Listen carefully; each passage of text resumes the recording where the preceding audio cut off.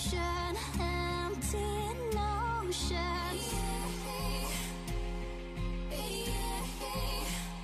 Like a roaring ocean, slow in motion. Lay down your troubled mind. We are only kind and will kindly cease to be as we intertwine with the universe and its cosmic symphony.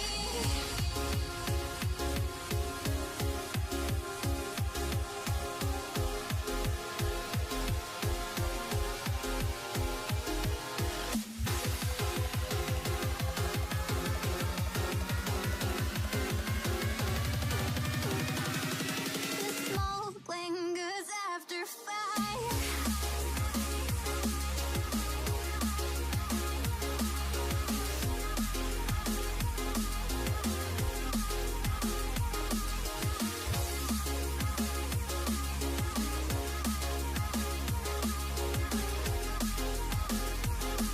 The smoke lingers after fire.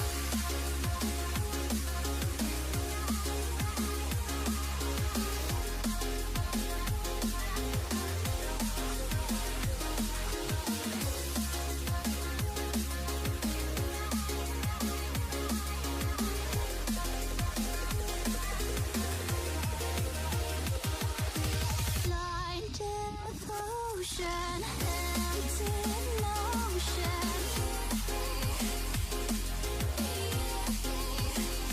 Like a roaring ocean, slow in motion. The smoke lingers after fire.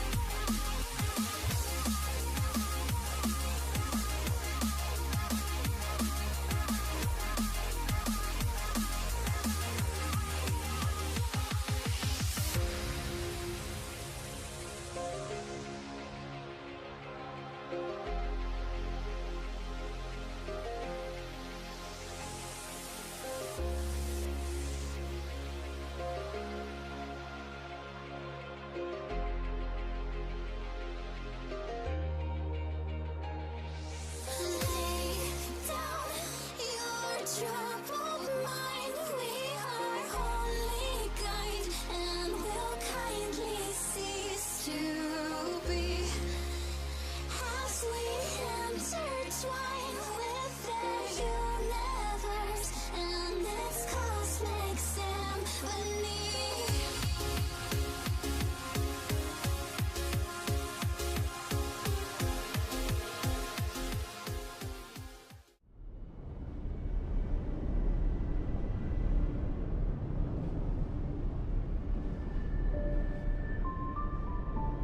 Oh, what is wrong with you? What is wrong with you? I don't understand you. I do not understand you at all.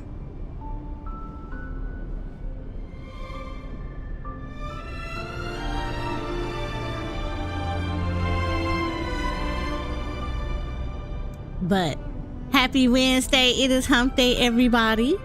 I am in PNG mode because one, I have a headache. And because I have a headache, I don't want to bring up the VTuber model all the way because it brings up the light and it makes it the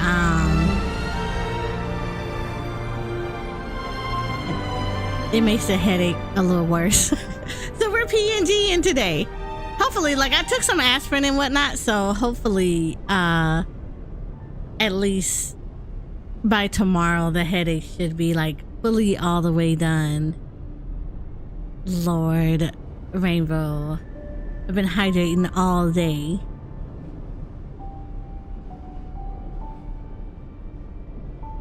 But I'm gonna hydrate a little more. So we are doing more honkaistarrails today. we finished the main story so far. We're at the interlude, so we will be doing side questing today. So we'll be doing all the side questing and stuff. And again, same thing still applies. If you've already done side quests and stuff, that's great. Please do not spoil. Do not come in here and try to backseat. In fact, it's kind of funny because it's a lot of people that I know in the content creator space that we were just talking about this. And one of the things that we're having issues with is people that come in. So I have to say this just because, look,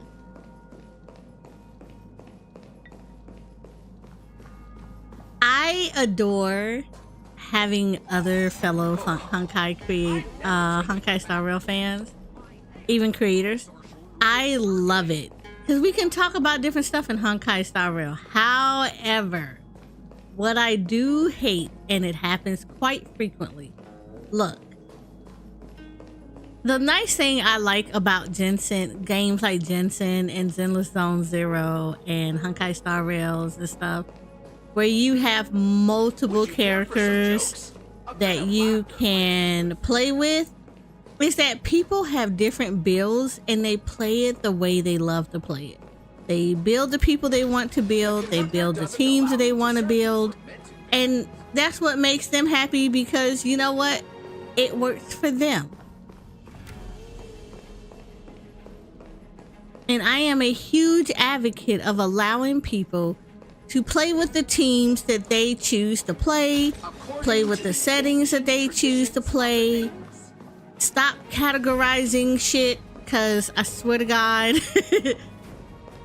having people come in and be like, oh, are you new to honkaistarrail because you run your battle on normal mode? Have you seen every honkaistarrail player out there? Not everybody and their mama speeds up the battle. Just because you do it doesn't mean other people do it. And yes, I probably played this game longer than most people who just picked it up. And probably have played this game more frequently than most people who just picked it up. I play games the way I like to play it because it makes me happy. I share my gameplay with everybody because it makes me happy. I don't care what your builds look like, and I don't care how you have your stuff set up. Stop acting like all of a sudden you all know how to make stuff work for other people. So like, yeah, that's always been a rule here, but it's going to be a highly enforceable rule. Do not come in backseating. I don't care. I enjoy talking to people about stuff, but if you come in here and try to tell me who I need to build with and what I need to build with, and you come in here talking about meta this and that and everything else, name mama, I'm gonna yeet you. I don't care about your meta. I guarantee you that unless you are C6ing every character out there or E6ing every character and you have their max light cones or weapons, then if you don't have any of that stuff, you're not meta. Go suck it. Like literally, go suck it. Suck it on an egg and sit on it. So, with that being said, we respect everybody's gameplay here.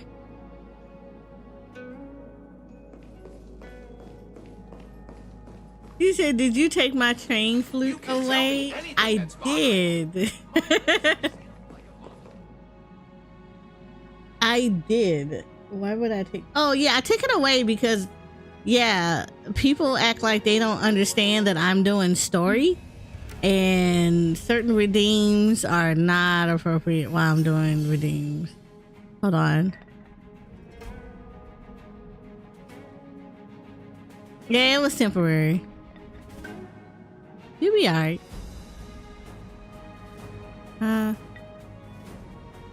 I did take away the head patting because y'all can't head pat him.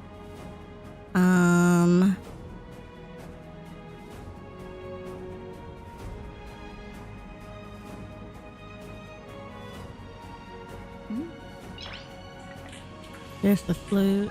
Nice.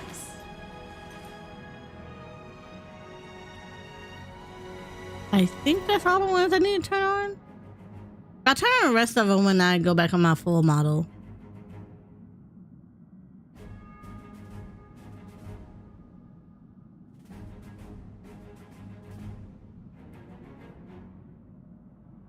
But yeah, so I think it's fine. I thought someone lost our privileges again. No. No, your privileges did not get lost again. It did not get lost. It's just simply like when I'm going through story of stuff, I cut off certain channel points redemptions because people can't read the room and they'll just start spamming stuff, and I try to do story as clean as possible. It's just like sometimes I'll forget to go back and turn all those channel points. Neat or on the rocks. But yeah, so only thing I'm asking here, and it's always been a thing here, is let's not critique characters or people line up or their team ups. People play these games because they enjoy it. They build the teams that they want. Hopefully, I hope people build teams that they enjoy, not just what you saw everybody else and their mama using. Especially if they're characters that you don't have or you don't enjoy. We don't believe, especially in hoyoverse games, we don't believe that there are characters that suck. If you tell me that a character sucks, it means that you don't play them enough and you don't know how to build them correctly, so you actually suck.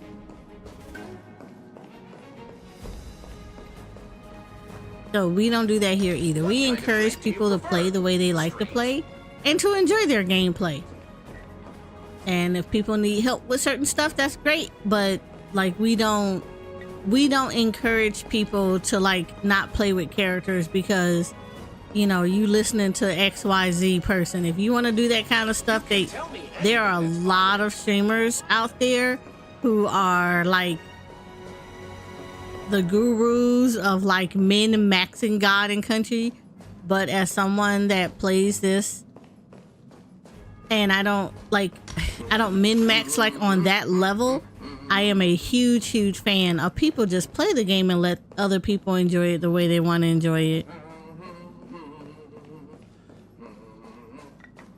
Like, just because you do stuff with one team doesn't mean that somebody else can't do it with a different team.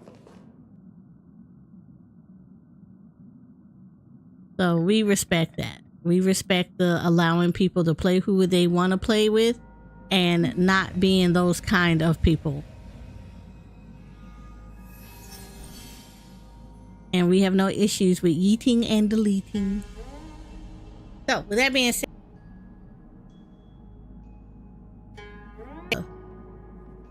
we are going to be doing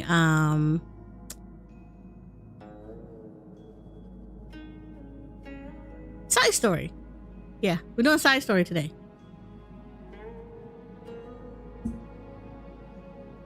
So I like talking to your Argenti. Have you heard of space racing?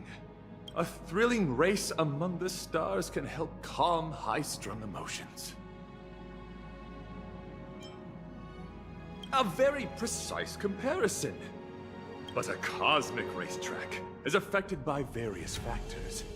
It isn't exactly as stable as a terrestrial racetrack. Space racing is a battle of bravery and speed. When the engine's power reaches its peak, one's passionate fighting spirit will also be ignited. The next time there's a race, if you and the express crew are interested in spectating, I will send everyone admission tickets. I hope that one day we will have the chance to meet on the racetrack.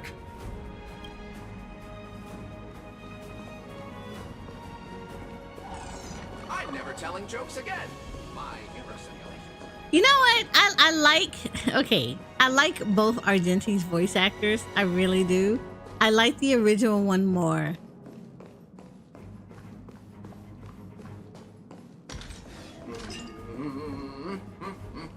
But both of them are actually really good. I just like the original one better.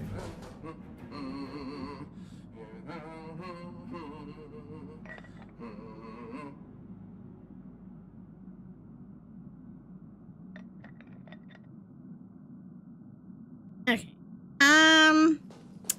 Let's do this. All right, we do actually got some side questing to do because I try to leave all the side quest stuff So we got quite a bit of side questing to go.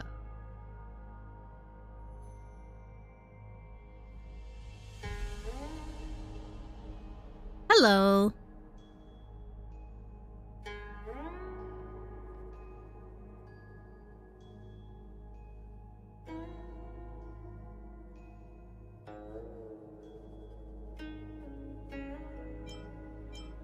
Yeah, we got quite a bit.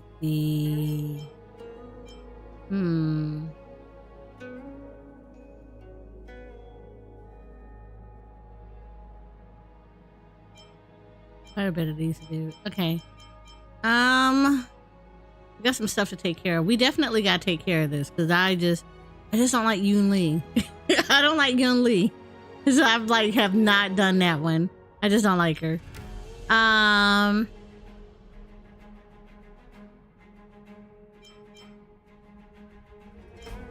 Okay, let's take care of. Let's do this. Let's take care of it. This is the bath. I don't really want to. I wish to listen to. Let's do this. Let's do this. Hi Kai, how are you? A few games of chess will while away the time. Okay.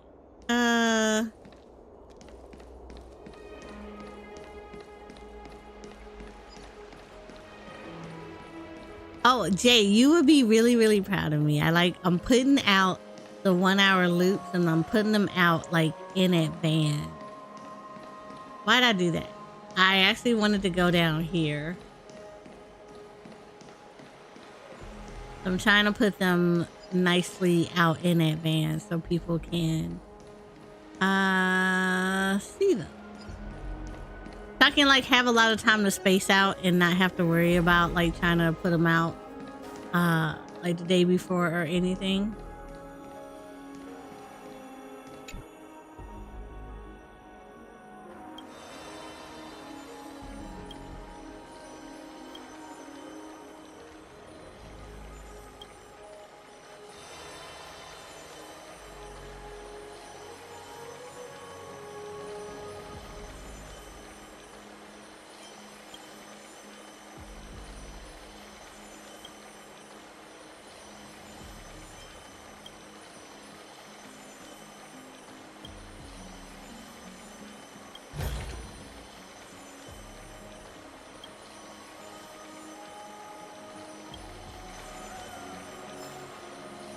Appreciate this opening it up for me. I want to do this myself.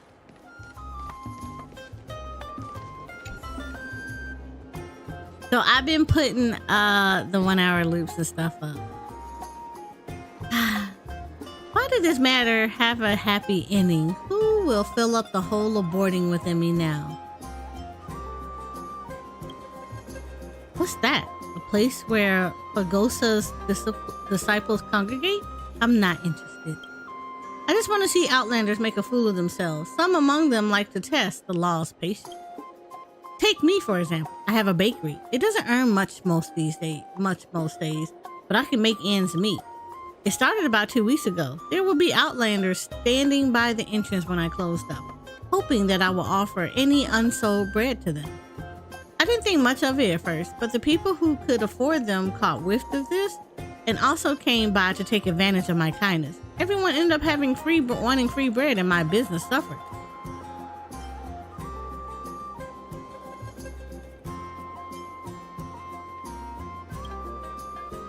Are they not? If they hadn't started to trend,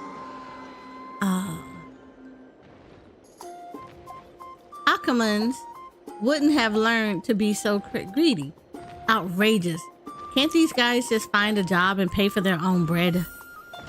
Wow.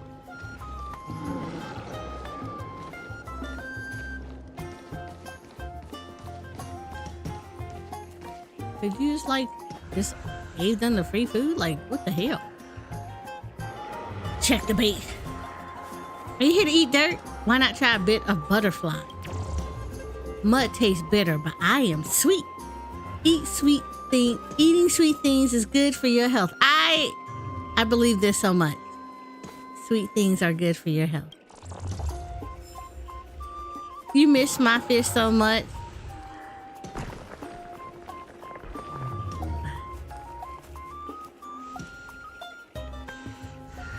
Look, Rainbow, I'm pretty sure they did not miss you.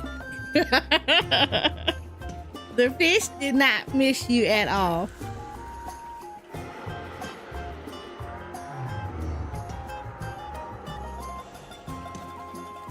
And on top of that, I should have replaced them while you were gone. You wouldn't have missed them.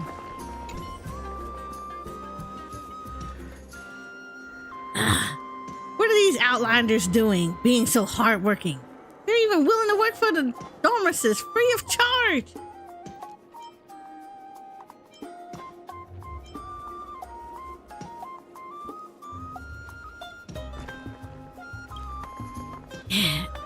It may be a virtue to citizens, but with the outlanders showing up, it spelled nothing but trouble.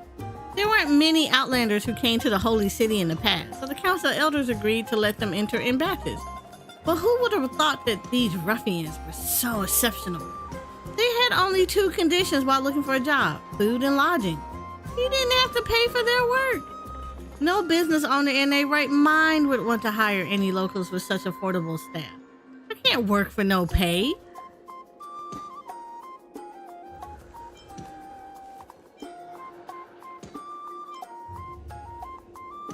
I mean, dude, create a new stall. Easier said than done. The market only so big. How many more stalls can it hold? Anyway, the Council of Elders is already discussing the Outlander problem. We can wait for official word before acting.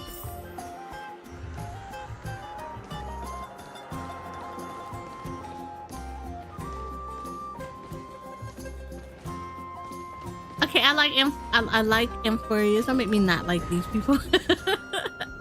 That old man sure has a silver tongue. It's not the first time Lilidor has tried to make things difficult for Outlanders. Well, that backfired on him this time. When the next drawing of lots ends, he'll probably still be struggling for a while. That'll be a funny sight to see then.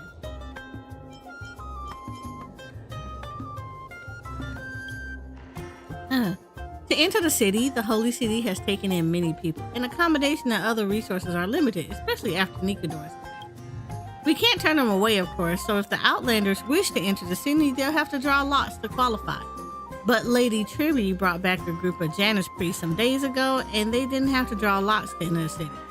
Talented individuals are a precious commodity in times of need. The situation in the city is complicated. Everyone seems to have their fair share of arguments. The citizens are locked in their bickering, and the Council of Elders will likely reserve judgment for now. A word of advice: learning to think for yourself is essential, just like me. Did I sigh at you? I did sigh at you. What are you gonna do about it? Huh? Rainbow, what are you gonna do about it? Nothing.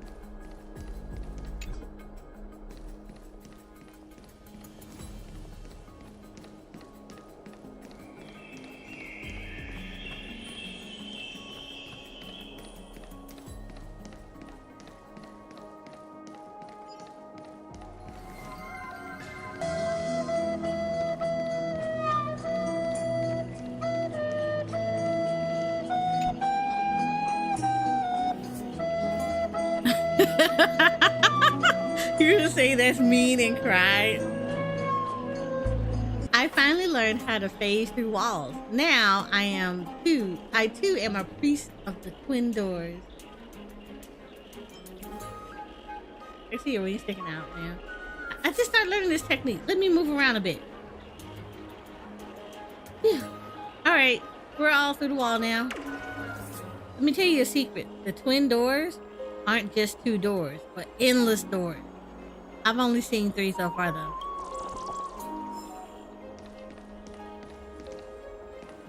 It's about time you do some exercise.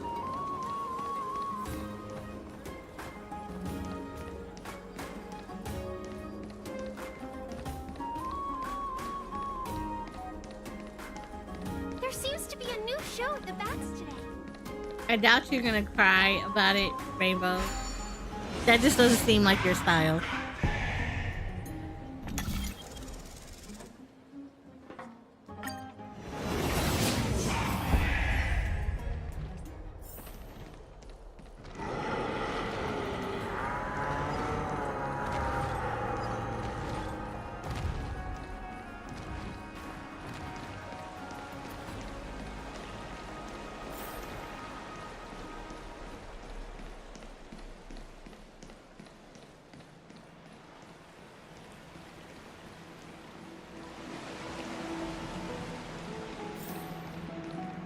It's back to the Grand Baths.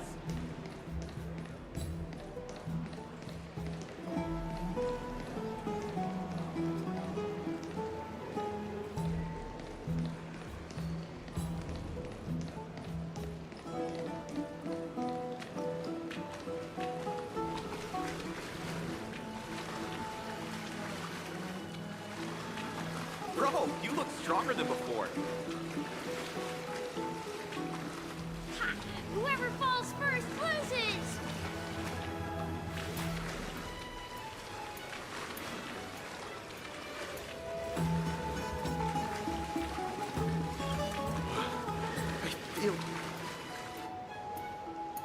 It's you, young friend. Come on down. The water is just right.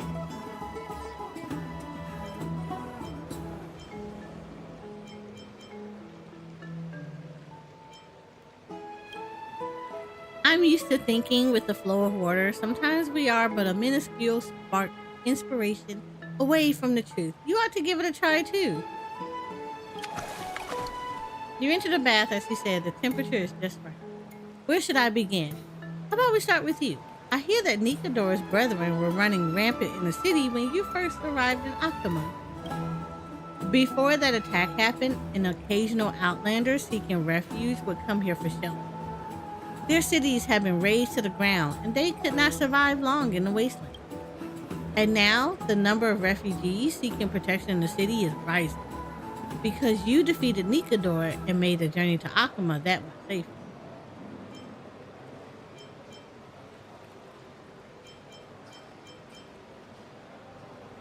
The yellow remains silent. Resources during disasters are scarce. Akama can't take in too many outlanders. Welcoming everyone will only plunge the city into chaos. Right now, most of these outlanders have been situated in a shelter far away from the city wall. The conditions are much better than the wasteland, with the city guards protecting the place, but it will never grant them a sense of security akin to their home. So the Council of Elders came up with a temporary solution to allow only a small number of outlanders into the city, decided by drawing lots. This method may be unfair to those who object because the council has rigged the process to select strong men who have mastery over special skills and proficiency in heavy labor stand the highest chances, while old folk with children in tow the lowest, even if they require more assistance.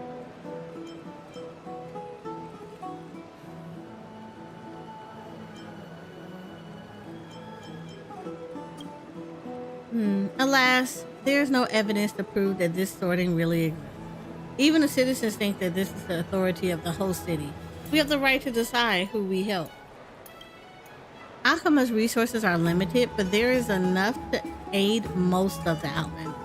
The real question is, are we willing to pay the price? If a group of strangers was starving at the gate and they could live with a mouthful of food, Akama would be more than capable of saving them, but you and I would have one fewer bite. One fewer bite of an apple, for example. I like apples. An apple a day keeps the doctor away. Then, are you willing to relinquish an apple on your table in exchange for a stranger's survival? I mean, if I have plenty of other apples, yeah.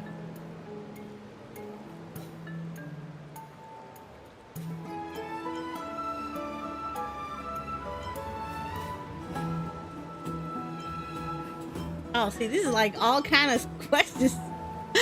Let's see. I'd be willing to forego any number of apples to save a life. If it was just one, I'd be willing. I only agree to acts that don't harm my interests. That would depend on what they'd have in exchange. I mean, to be fair, if you're asking me specifically, I wouldn't mind foregoing a number of apples to save a life. I mean, this is hard times for everybody, so like if I got a little bit extra to share, I would. A most noble answer. I knew you possess a precious kind soul, but we cannot force all the citizens to make the same choice. The answer to this question incurred further discord. The city's people are locked in variable conflict to this day. How I see it, at least, is that Akama should be tolerant.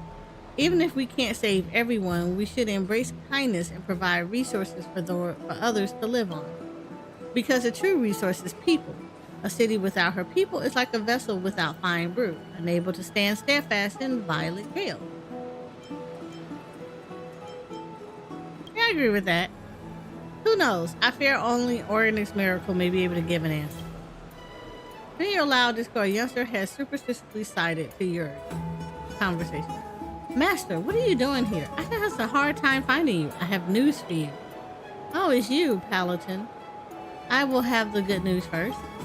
Unfortunately, I have only bad things. An Outlander group arrived at the city gates not long ago. They did not attempt to enter the city.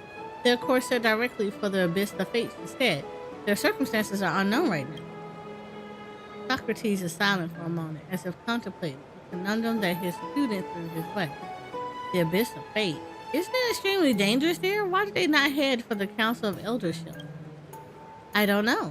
Perhaps they have a conflict of faith with Akama, like that priest of Noldus. Good thing you're here, young friend. How about we survey the situation personally? May I trouble you to come with us?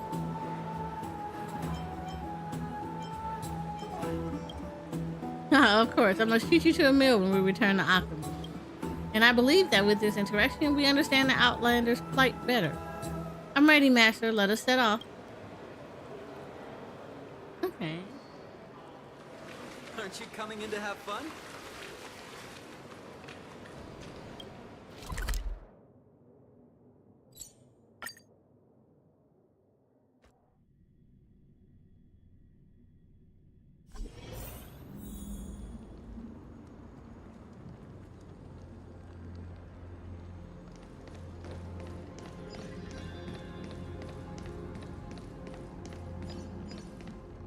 Oh my. We fight and fight. Master, look, those things.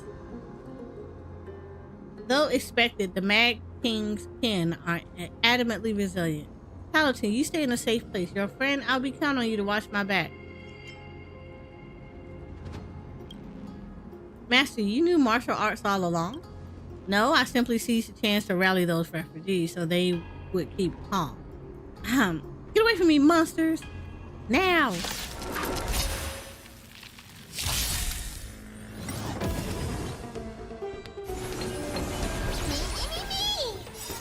Radiant Spirit, heed my word. Show no mercy! Don't move, okay? Here, this thunder! Bust, or maybe I'll take it all.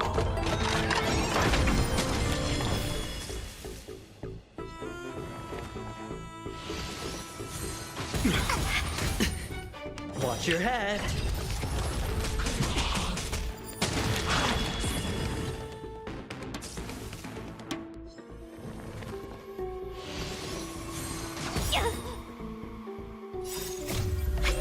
Faces in 1,000 places.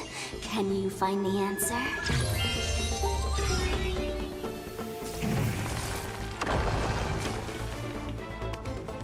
I'm about to say, Rainbow, did you walk into your house on 14? I meant to ask that question.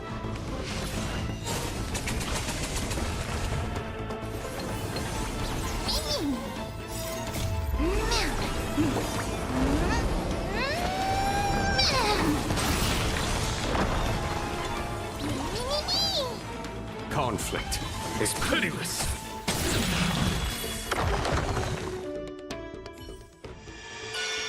Oh, okay.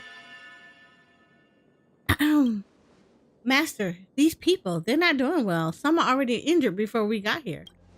Indeed, and from the looks of them, they haven't had a proper meal for a while. Who's in charge here? Here. A woman holding a child emerges from the crowd. Thank you all so much, especially this gray-haired hero. How can we ever repay you? That can wait. Why didn't you go to the Holy City's designated shelter? There are centuries garrisoned there. Isn't much safer than here. Shelter? Guard. I overheard the guards before talking about some Drama's workshop incident, drawing lots, resource allocation, and whatnot, so I didn't dare ask them to clarify. I think the burden on the Holy City is already heavy enough. Even if we begged the guards to let us in, it would only add to their trouble, and in the end, it would just lead to an unpleasant situation. If that's the case, we might well look for a place nearby. Look for a nearby place to rest our feet, to see if we can fend for ourselves. But who would have thought? Mama, will we die? No, baby. It won't happen as long as Mama is around. But Uncle Anthony and Sister Aisha, they really look like they're gonna die. My tummy is hungry too. Didn't you say that we have something to eat once we got to the Holy City? Mama, when will we get there? I'm sorry, darling. I'm sorry. The woman crouches and holds her child tight, tears silently streaming down the corners of her eyes. Socrates softly clears his throat and pulls you to the side. Anyone who just suffered so much hardship would find it difficult to keep their emotions in check. Let's give that mother and child some space. The Outlander situation is much worse than I imagined. If we keep turning a blind eye, they will at least survive for a week. That is, if they aren't attacked by wild beasts. What is the tragedy of life?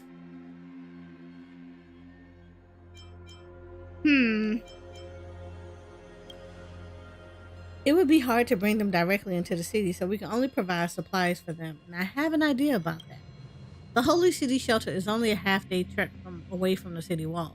There are guards there, so it'll be safer. It's just that the way these refugees are now, getting there would be difficult.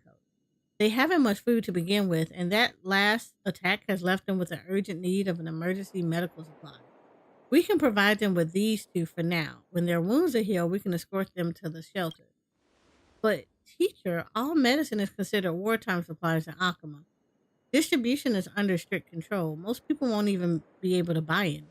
I know. I will think of a way, at least to guarantee their survival. The good news is, food isn't strictly regulated. You can easily get enough food to feed these people for a week at the memorial market. So I suggest we split up. Alex and I will secure the medicine, while our young friend buys some food, back after which we will reconvene here. Hey, do I really need to come along? I was thinking of doing the procurement with this gray-haired hero. I need a helper. Remember my instructions last month? I'm getting old, and there are many things that I need to help. If there comes a day when I haven't the strength to walk a step further, you'll have to take my mentor, a carry-on guide, and the people of Aqua. As you wish, teacher.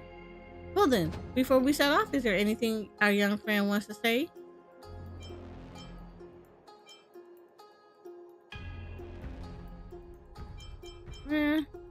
Thank you, young friend. I really appreciate you accompanying me on my errand. When this is all over, I have to thank you in earnest. Didn't you say you were going to treat her to a meal? Don't forget my share. Then we'll meet later, gray-haired hero.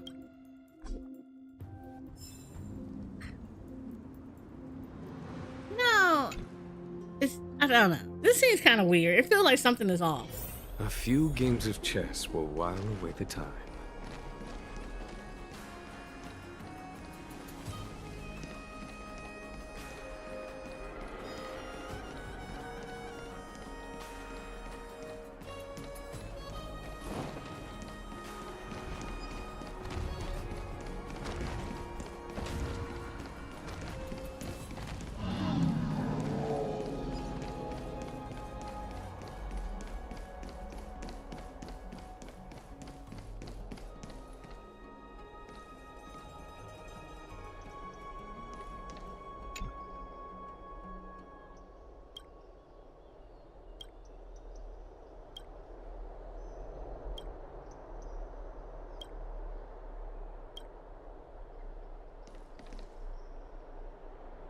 Oh, yeah. Okay, I don't want to talk to them yet. Not that one over there.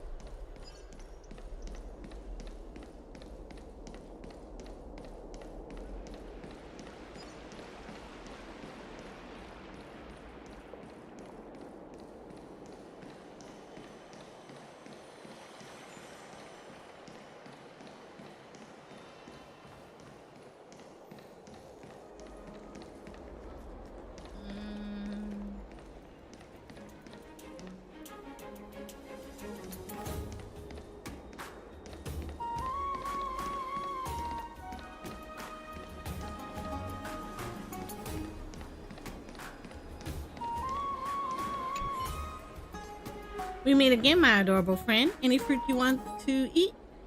I want to create a food. Not fruit and vegetables, but food. You sure know how to create a quandary in me, little friend. But this won't vex me at all. Just wait a while.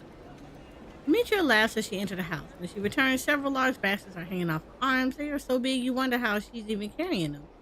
Besides fruit and vegetables, there are also meats and bread in the basket. As for their quality, you can only vouch for their mediocrity. After parading them in front of you, Demetria sets the basket back from behind the counter. She's probably tired from having to carry them. What about it, little one? If you wish, I'll sell them to you for 4,000 balance coins.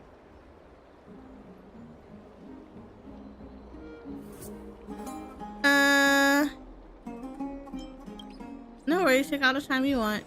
Okay.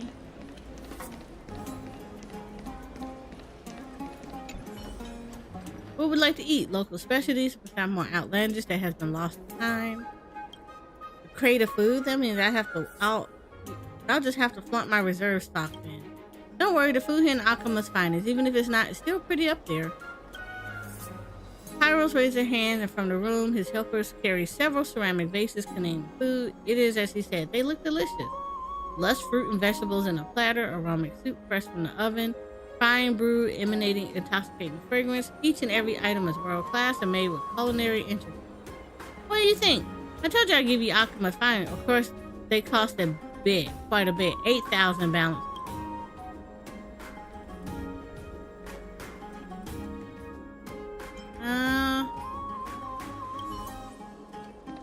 Okay, you're 4,000. You're 8,000. Oh, you already look wrong. This shopkeeper appears to have popped up overnight since you don't remember seeing her at the market.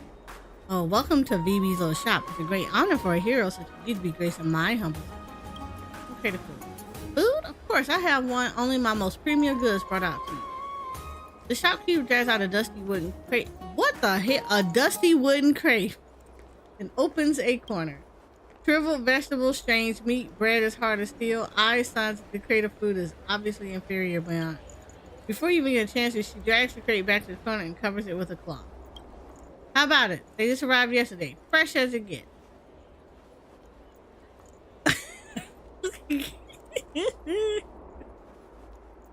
Between all the PC troubles each time, I have had a chance to at least do that. Oh, that's good. I don't want you to lose your house. How could you? I spent all that effort searching for it. You shouldn't accuse an innocent. It's not expensive either. Only 2,000 balance coins. Cough up the coin if you want it. It is very cheap, but its quality remains spectacular. It is a decent option if I intend to use substandard food to get... No. Forget it. Forget that. It won't make a difference. Gosh, your call. Yeah, girl, you suspect as hell. Okay. Let's go to Dimitri. Okay, where do you want the food? I can help with that. After politely declining the shopper to help you bring the baskets back to the abyss. Yeah. You're over here trying to kill people with dusty ass.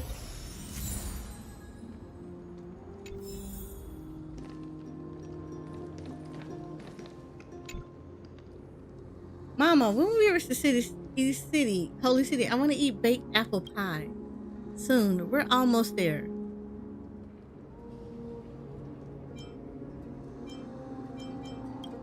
Huh? You mean...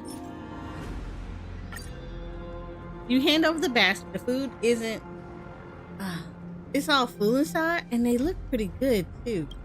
Mama, apple. It's an apple. Yes, honey, we can make apple tarts today. They're not baked apple pies, but they taste just as good. Thank you for supplying us with food, Hero. I will distribute them to our companions quickly. Darling, say thank you to this kind lady. Thank you, kind lady. The girl grabs the biggest and freshest apple in the basket and shoves it in your hands with a grip. Miss, you should have the biggest one. Silly child, why would our benefactors be satisfied with just an apple? And it was theirs to begin with. Before she can finish her sentence, a friendly runs out in a hurry. The mother and child tactfully excuse themselves. Grave news, Hero. Master. Medicine. Yeah, catch your breath first. Alright, I'm calm. You have to listen carefully. In the beginning, Master said he had a way to get the medicine, but I had to be the one to transport it out of the city. He directed me to an alley and told me to return to take the medicine from him when the quint had passed.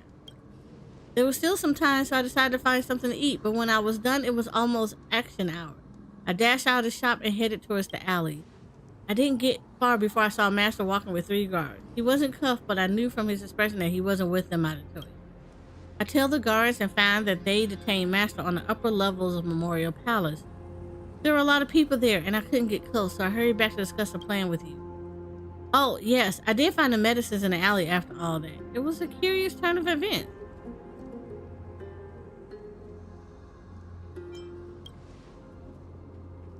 I'm not saying you're not asking questions like how the medicine got to him. Master bade me retrieve the medicine from the alley, and then he was arrested by them. Don't tell me. No, there must be some misunderstanding here. You're the hero who fought along this crisis here. Please, you have to explain Master's case to them. I'm sure the guards will listen. With that said, he takes out the medicine pass and runs up to the outlet. I swear, hoyoverse, for the love of God, stop having those little parts where they just like hurry up and go past.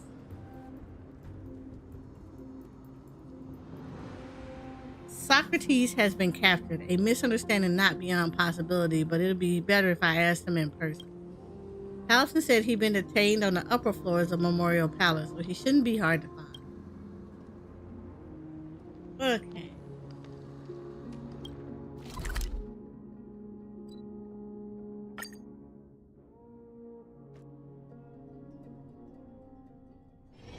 A few games of chess will while away the time.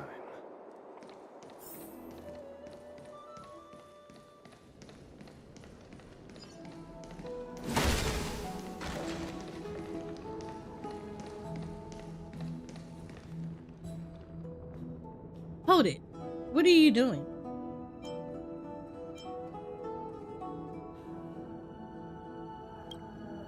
It's the Outlander hero who fought alongside the 2 crisis heirs. My apologies. I can bend the rule for a short visit for an esteemed guest. I will inform you when time's up. Okay, Socrates. What are you doing? This room layout is quite cozy. There are no bars, no restraining devices. A modicum of respect has been left for whoever gets detained. You're here, young friend. Socrates' eyes are somewhat avoided, as if he's reluctant to have you see him in the state. He said you were caught by the guards. He wasn't lying. As for the reason I was caught, even I said nothing. I'm sure you can guess the gist of it. To help the Outlander secure medicine, I slipped into the Holy City supply warehouse. It is theft. I understand very well that I was committing a crime, and as for how it ended, it was simply my just desert. As to whether it was worth it, my only regret is that I didn't manage to transport more medicine out of the city into the hands of those who need it. I'm sorry for disappointing you. I may have to renege on the promise to treat you to a meal. You're not the only one with this question. As a citizen, why did I risk everything to help a bunch of strangers? Because I too hope that in my time of need, someone will lend me a hand. A sage once said, if you want someone to be kind to you, you must first be kind to others. I think this is most appropriate here. Of course, there are always people who think they'll never find themselves in hardship, except who can ensure that Akama City walls will stand tall forever? Dude, there's gotta be a better way to do it. Of course, as an outlooker, As an onlooker, we can always find moderate reasons to convince ourselves that a better idea would surface if we just waited a while longer. But those who need help can't wait, and neither could I. I am an old man. I don't have the luxury of time nor patience. Okay, so what you gonna do? According to the city laws, they will make me stand trial. There's a high chance that they won't be lenient. The price must be paid for doing the right thing, even more so for an ambiguously moral act like mine, conducted to save my own savior complex. I'm fully ready to accept its consequences. Before the final moments arrive, my only wish is to eat another apple. Apple? Yes, apples are my favorite fruit. An apple a day keeps the doctor away. It's a pity we didn't get to know each other better. Otherwise, I would surely discuss the wonderful flavor of apples with you, along with many other matters. Oh, that reminds me. The girl in the abyss gave me an apple. Should I give it to him? You know what? Let's give him the apple. Oh, you actually have an apple on you? This is one of the 10 essential idiosyncrasies among sages. You learn fast. Thank you. I will have no regrets now. Socrates gleefully crunches down on the apple. See, this is what I'm talking about. Why do they beat us up all the time? Vision time is over. Outlander hero, it is time to leave. What store is it fit? It's not up to me to decide. The public court will handle him. According to Socrates, he trespassed onto the holy city's warehouse, all to help a group of wounded outlanders. We have already dispatched people to investigate. This may affect the sentence. The trial will be held at Capella Plaza in 3 days. We also invite you to attend to witness the justice of the holy city's law. 3 days later at the Plaza. All right, fellow citizens, order. I am Elder Etro from Dawncloud, priest of Peloton. I am presiding over this trial, representing the will of the Council of Elders. The reason we are gathered here today is that the dearly respected public speaker, Socrates, trespassed on the holy city's warehouse and committed theft. According to the law, theft is a crime punishable by imprisonment, but in light of the motive of this case, it cannot be so easily judged upon based on precedent. And so, as per the tradition that we uphold, we have opened up the public court for everyone present to be judged. May Taloton's justice be with us. The citizens' applause rise and crescendo in response to his opening till the elder gestures for the clapping to cease. The controversy in this case lies in the fact that Socrates risked his own well-being to help a group of wounded outlanders. However, is this enough reason for his sentence to be reduced or even acquitted? To my right is the prosecution's representative and owner of the warehouse, the wealthy Liludir. He believes the punishment should be harsh to prevent future supplies from leaving the city. To my left is the defender's representative and student of the accused, Scholar Paladin. He believes that the sentence should be light, considering the actions of the accused did indeed save many lives.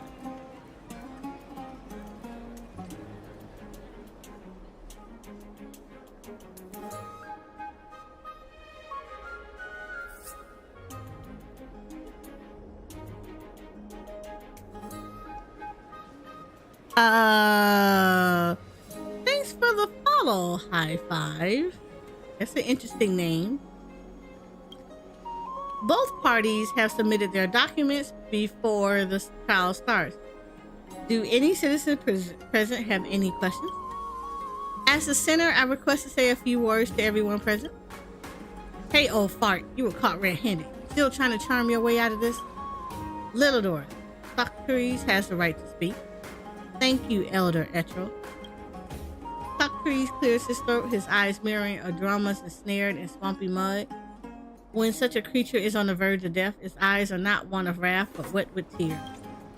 In the golden age long past, we were once divided as city-states, separate from one another. In the warring age not so long past, we once again divided ourselves as city-states, which became the reasons for our battle. I'm sure everyone is very familiar with this stretch of history. But the black tide does not discriminate between cities. In its eyes, we are all humans, insignificant existences. In the present day, there are no other cities left. Their names, that which we are so familiar, scattered to the wind. Which is why, in reality, outlanders don't exist. Which city do they hail from? The question posed before us is merely about whether we want to help a group of people who need it. As for my crime, precious time need not be spent on it. I can accept the punishment, but I only hope that everyone will take this chance to discuss the current situation with clarity. What stance exactly does the Holy City take with the underprivileged? Where exactly are we leading this eternal city? That's all. I thank Elder Etro again for this change. Now then, before the trial starts, do any citizens present have any questions? I am curious, how does our gray-haired guest view this situation? As the hero who fought alongside the crisis heirs, your thoughts may be of crucial importance. Wow. I guess you're asking me, huh? During the turmoil that had occurred in the drummer's workshop, I chose to support the Outlander and thus gain Socrates' appreciation. Later, Socrates invited me to discuss this. I professed my sympathy towards the Outlanders at the bath and the memorial palace. After that, we once again met in the abyss, the Outlanders who needed aid.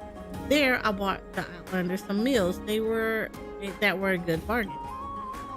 From what I did, I think my standpoint is pretty obvious. You raise your hand, meeting Socrates' gaze of respite as if saying, young friend, stay true to your heart.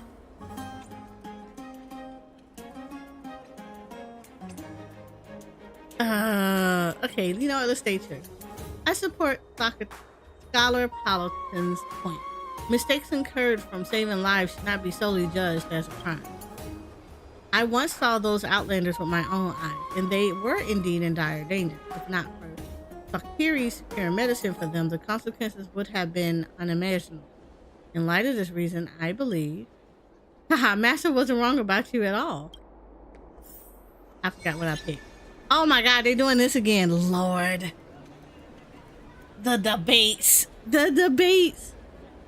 Gray hair, you're supposed to be an Outlander hero who must have had something grandiose to say before the people. I never figured you for a javelin troublemaker.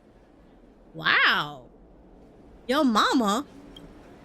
Representative Little, if you have any objection, please respond to her without contempt. As everyone knows, theft is a crime, let alone selling regulated goods to Outlanders. How can this be considered a benevolent act? There should be another charge slapped on top of his crime. He didn't sell anything. If it were to me, I would have Socrates executed. That'll set an example for other potential criminals.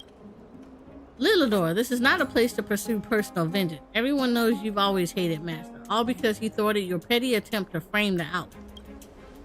I only have Akima's interests at heart. Otherwise, by the next entry hour, the Holy City's warehouse would have been plundered again. So many people present. Maybe I should try to appeal to the public on it.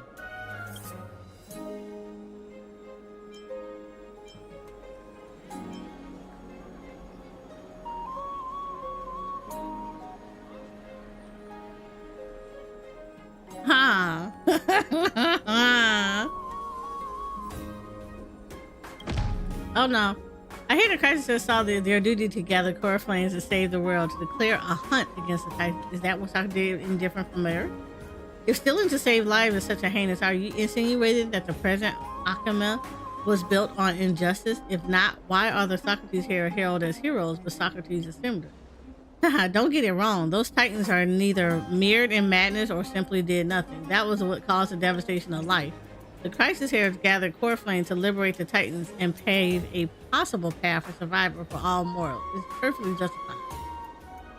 But when we have our holy city citizens mistreated outlines, have we harmed them? We merely turned them away at the city gate.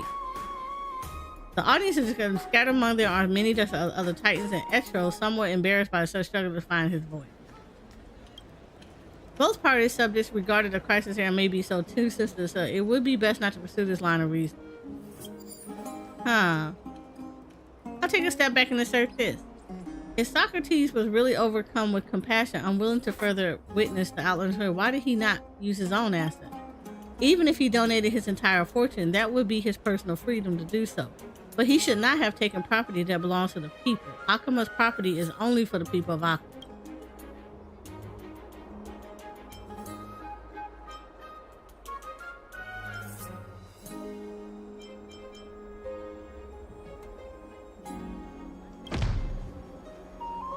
There we go. You mean an occupant is determined the moment they are born? If the first time you open your eyes, you aren't within city walls, you'll never have a chance to join the holy city. Don't forget, the crisis heirs who save the city contain out.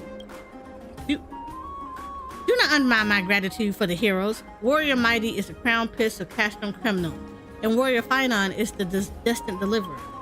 The contributions they made to Akama are not even 10,000 Outlanders can dream of garner.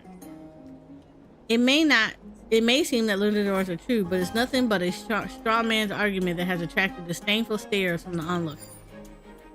Everyone knows the Holy City resources are limited. They can't be expended necessarily.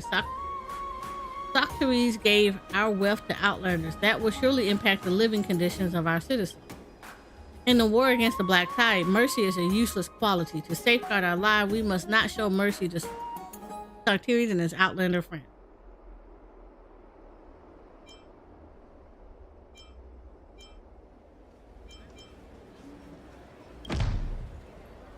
I went to a city-state called Gerillo, where they had never triumphed in the battle against the storm, yet they already had plans to rebuild their home. This is something you have never once considered. As long as time flows, the resources that Outlanders create will one day exceed their consumption, and the citizens' lives will be improved. Do you not all wish to see such a day? Your rhetoric reeks of sheer idealism. Wilders attempts to salvage the memento, but he can't stop the crowd from imagining that possibility. Yes, what else would inspire people more than a united front and creating shared fortune? I want to debate. I am the smart. As the final syllable drops, Elder Etro stretches out his hand and halts Lilidor's subsequent elaboration. The citizens recall the exchange that just happened, fervor still pulsing through them. Before realizing it, you've replaced Paladin as a defense attorney and garnered more support. Well, the discussion has concluded. Everyone please cast your vote. Before we conclude, may I add a few words? Aglia? Hello, Elder Etro. I think I'm not too late. Aglia's appearance spurs the spectators once more. Few civil cases can catch the attention of the crisis. Everyone's early discussions have been conveyed to me through golden threads riding the wind. At such a critical time, instead of arguing over whether the holes in a garment are right or wrong, perhaps we should consider how we should mend them instead. Failing to punish Socrates, it will be unjust to the city, to the people, and the law.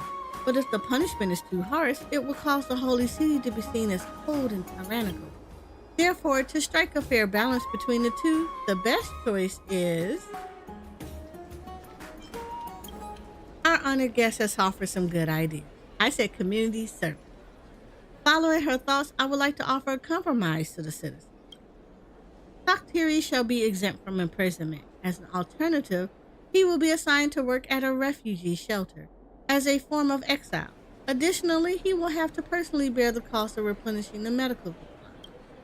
To some citizens, such punishment may be more daunting than spending time in prison, so there's no need to worry about others following suit. That is all I have to add. Everyone, please begin voting. Please, hold. Lady Aglia, I still have a question. How do you intend to deal with that bunch of Outlanders? A faint smile crosses Aglia's face as if she's been anticipating this question all along. The fate of the Outlanders do not lie with me nor the Council of Elders, but with the citizens. If you support them, offer a helping hand. If you oppose them, speak directly. Even if you're not connected by golden threads, expressing one's mind shouldn't be too hard. Just like this old one. His stance is clear. His actions have indeed made an impact. Some have benefited, while others have faced judgment. If every citizen was like him with the class of wisdom and will, a clear path would emerge. Now it's time to declare your stand. Please continue, Elder Etro. Then, citizen, please raise your hand to vote. Finally, 60% of the votes support Socrates' exile. The guards escort the old man away, but he and his student quickly pack up their belongings and leave the city. The citizens at the plaza start to scatter with people digesting what just happened. In what direction should the city head towards? No one seems to have the answer, but at the very least, it heads towards tomorrow.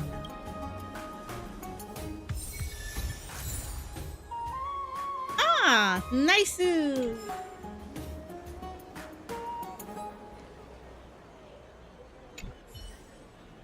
I hear your entire speech, honored guest. Perhaps you're more suited to be in a debate arena than I imagined.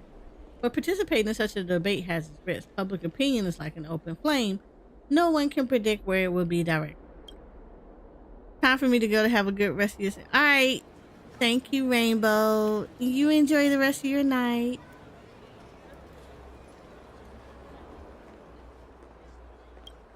The guards of the holy city escorted all the outlanders who could be found. Of course, they were not brought within the city walls, but to the shelter.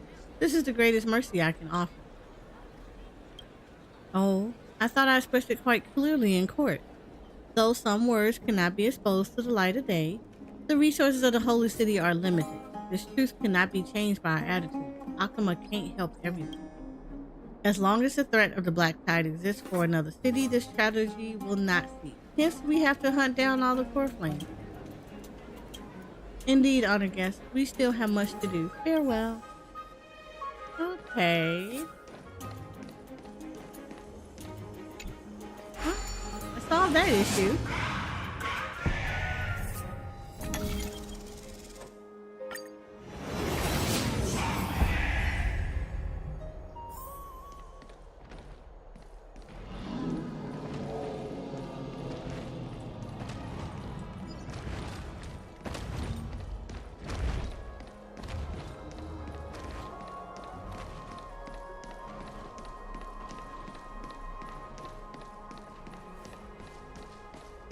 Okay, here's good enough.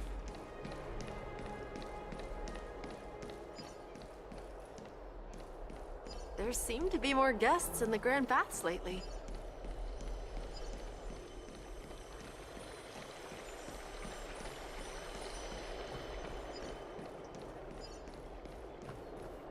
Oh yeah, that goes into the bath.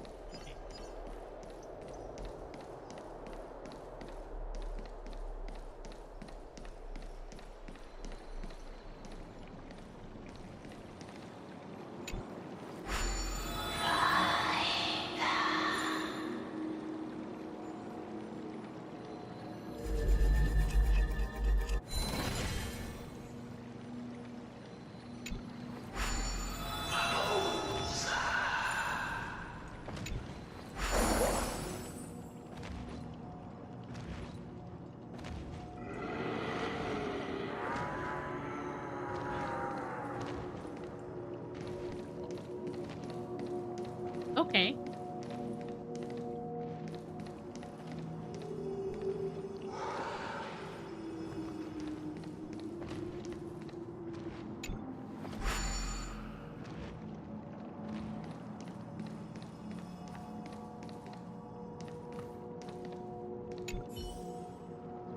Hello, esteemed Outlander. Was that photo of Castrum Criminus helpful to you? Yep, it was. That's good to hear. I've always felt somewhat guilty towards you, so knowing I've been able to help eases my mind. Though Lady Aglia has forbidden me from further exploring the world beyond the sky, my curiosity remains unabated. If you're interested, feel free to chat with me anytime. I'd be delighted to share my latest discoveries with you, esteemed Outlander. I don't like him, because he literally did almost get us hemmed up. I don't like him.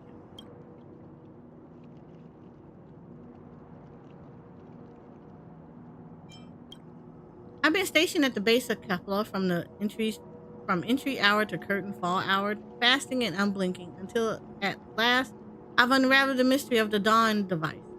That is, the light emanated by the dawn device is not constant.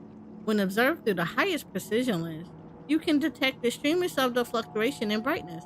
Although these changes are not readily apparent, they are indeed real and measurable. This indicates that the traditional method of timekeeping is utterly unsuitable for modern Akuma.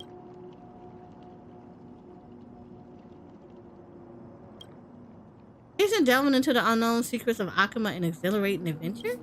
Well, actually, I had sworn in front of Lady Agila not to explore the world beyond the sky. I need to keep up appearances, at least for the time being. Oh, okay. Exactly. By sharing a discovery, we could revolutionize the long-standing calendar system in Akuma. Imagine this, the 5 periods of the day established by Kappa, Kapale, and ancient times and widely recognized ever since are now proven to need modification. What a startling discovery. You gonna get hemmed up again. I should jot this down quickly. Wouldn't want to let it slip my mind. Is this so hard to grasp? Never mind. Let me explain it in detail. Akama adheres to a traditional calendar, dividing each day into 5 distinct periods based on the mistaken belief that the light from the dawn device remains constant and cannot be used to determine time. But I have proven that the light from the dawn device does indeed change. Could we then base a new calendar on this discovery? Am I, Dominus, actually correcting Kapali's original creation? Be that as it may, I know people are accustomed to this method of timekeeping and are not keen on any changes. As an explorer, I'm driven to seek the unknown. Even if it yields no practical results, I'm determined to prove that my conjectures are correct. What do you plan to do? I will go to the Council of Elders with my conjectures and invite Grove scholars to witness my findings. I'll give lectures in the marketplace and hold discussions in the baths. I want everyone to know about them. Sharing exciting discoveries is the first step towards change. Wish me luck, esteemed Outlander. Oh, you about to get hemmed If only I had wings, I could soar through the sky.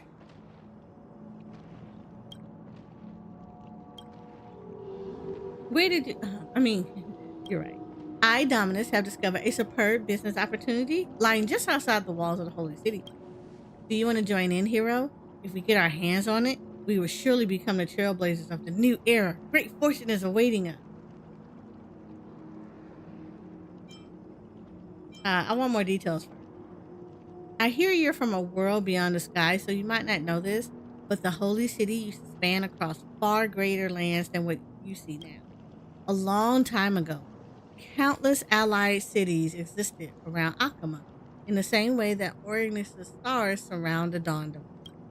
Akama was a true eternal city back then. People did not think of it as their city, but rather a motherly city. When one stood on top of the hill and looked outward, everything you could see was our territory. Then the black tides raged stronger. The area within the city walls became the only safe place, while all other regions gradually grew deserted. Isn't it? But it's also thanks to these events of the past that we have an opportunity to strike it rich. When Nikador was still active, everything beyond the walls of the Holy City was living under the Mad King's shadow. Their giant spear, even sent some states buried several feet into the ground. We're not going to reach those places for sure.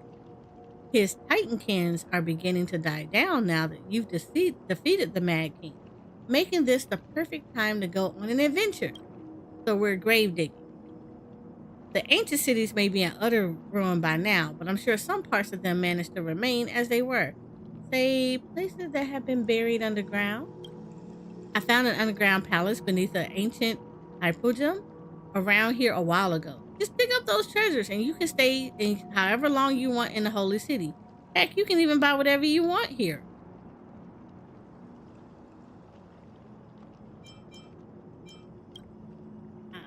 Yeah, is this mess safe?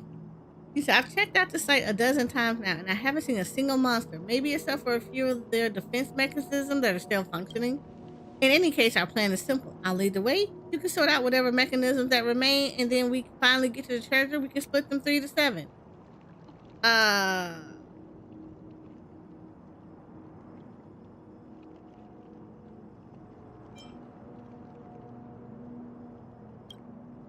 30%.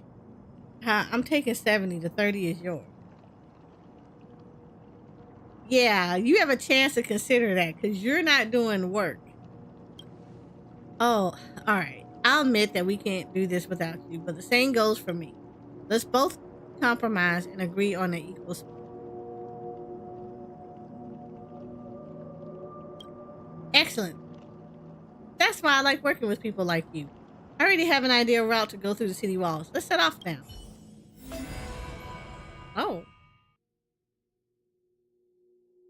Oh, this is a little event. Okay. This is the map I drew of the hypogen. All the rooms have been marked on it. It said that the hypogen goes very deep, but we'll start exploring from the shallower level. As this is your first time delving down below, you best follow after me.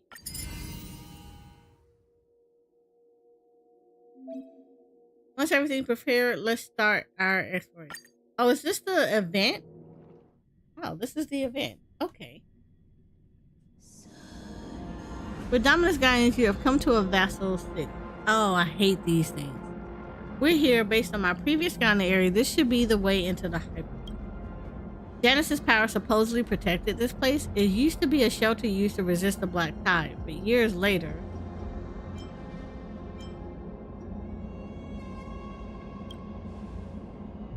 That's to be expected. They were built around the same period after all. It's a pity that people back then ended up abandoning this hyperdome before it could serve its purpose. People later realized that the black tide does not retreat once it takes over a location, so even the most robust of shelters would not hold out. Rather than making themselves comfortable somewhere safe while waiting for death to claim them, they decided they should prevent this disaster from even occurring. So it only stands that there's a high chance of finding valuable treasures in there, provided we can break its seal. See that thing over there? That's a prophecy tablet, a creation of ordinance. Its containment mechanism is the very thing keeping this gate locked. This should actually be the authority of Janus, but seeing how close the three Titans of Fate were, I guess it does make sense for them to share their powers. Anyway, as long as the tablet is active, we're not going to be making any progress. Since you're a hero who fought along the crisis airs, I assume it won't be difficult for you to break the seal. I'll be waiting for your good news then. Oh. Okay. These are them. The prophecy tablets are creation of ordinance. Solving the puzzle will make the prophecy come true. Combine the fragments in the operation area to match the patterns on the left and the line. Okay, this is they tell us this mess all the time. Okay.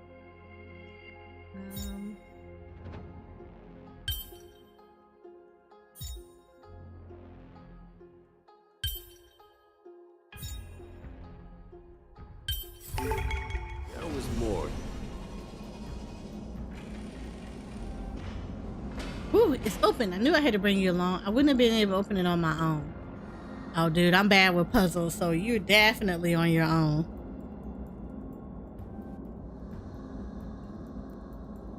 Alright, I have no idea what we're going to encounter once we walk through there, but that's the spirit of adventure, and just the thought of it excites me.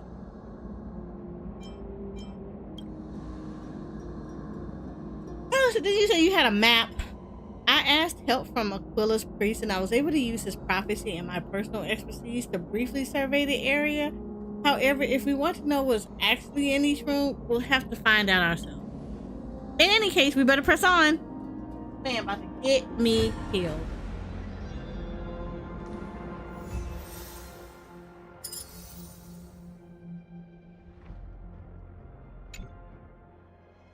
Okay, that's the thing. All right.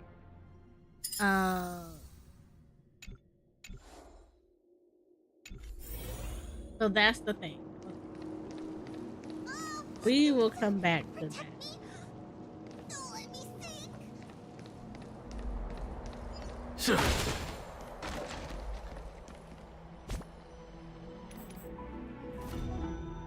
So that's that.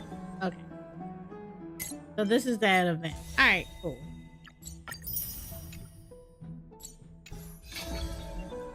All right, cool. We'll come back to that. We got 32 days to get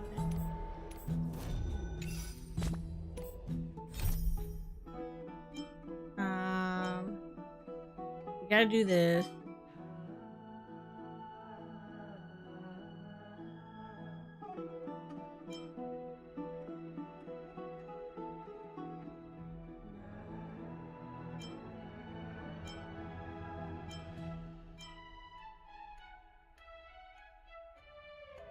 Oh yeah, I gotta do this golden skate, so I hate these. We're not doing that.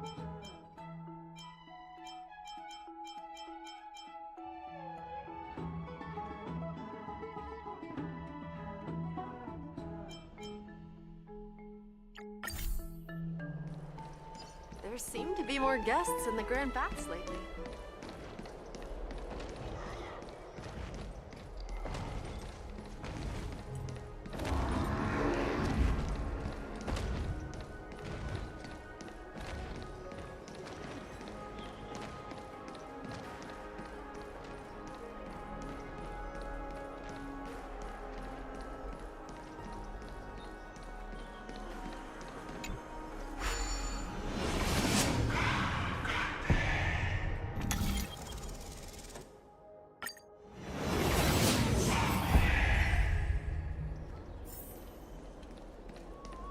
I did come across them. Mighty. Okay, I wanted to find him. Okay, at least I know where he's at.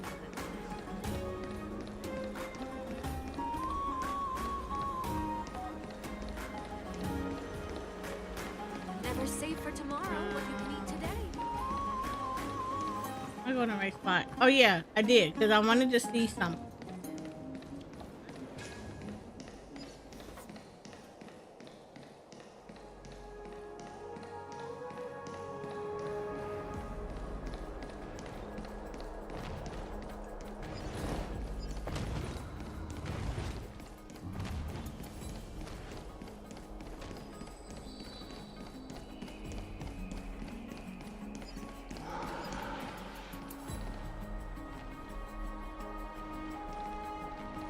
Is it time to go to the palace?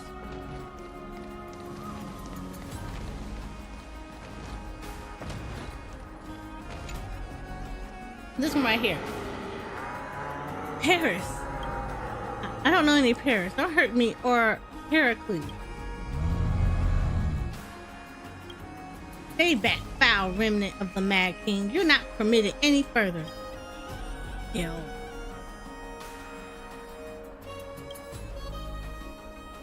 Who are you? This place is dangerous. Get out of here at once. Wait, I think she was the hero that hunted down the Mad King with the crystals. Wait, what? Perfect. Please come and help us. Oh, damn it. I should have said beg me. Beg. Radiant Spirit, heed my word. Show no mercy!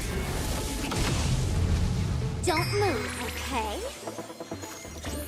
Here is thunderous.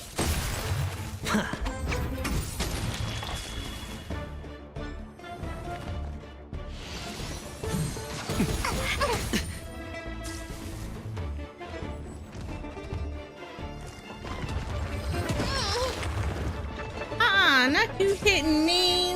We're not doing that.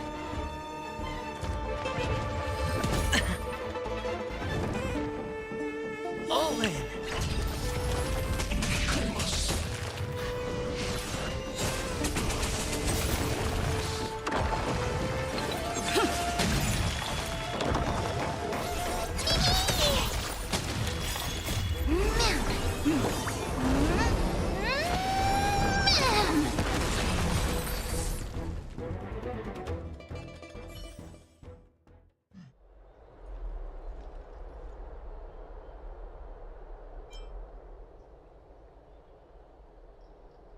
Oh, he cursing and Titan. Faced with the unstoppable power, the injured Titankin runs and flees, slipping into the Evernight Vale outside the city. Its staggering and broken form is so pathetic that you lose all urge to chase it down for a victorious counterattack. So you simply watch as her shadow disappears into the border where the light vanishes altogether.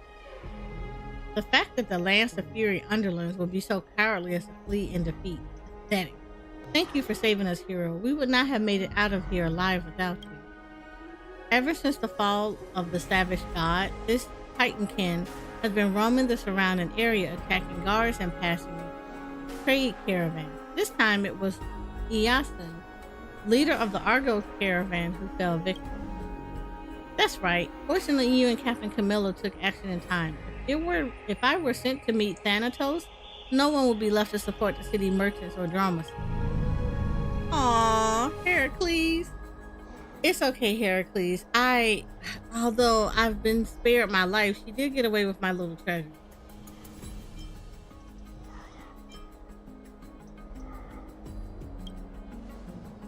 There is no mere ordinary object. It's a divine object of Menestia, and it is the golden thread of rebirth that she weaved herself.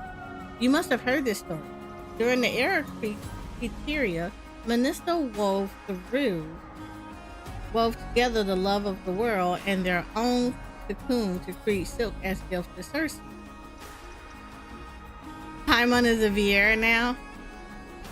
This is cute. This is definitely not Paimon at all.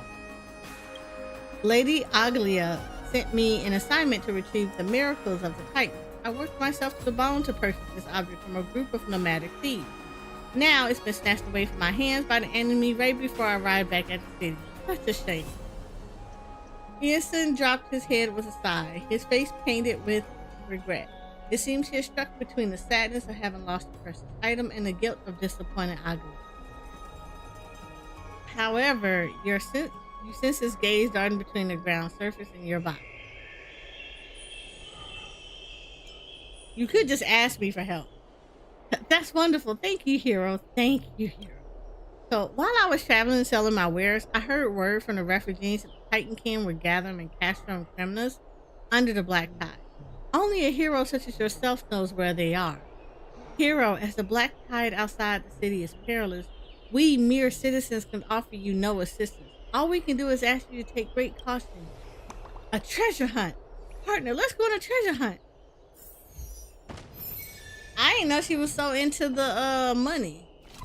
Ma'am, why are you into money, Miss Ma'am? You sounding very Paimonish.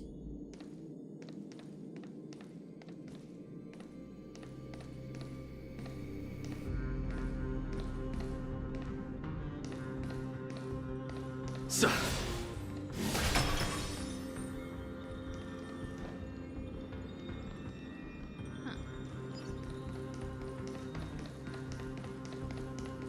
Sure.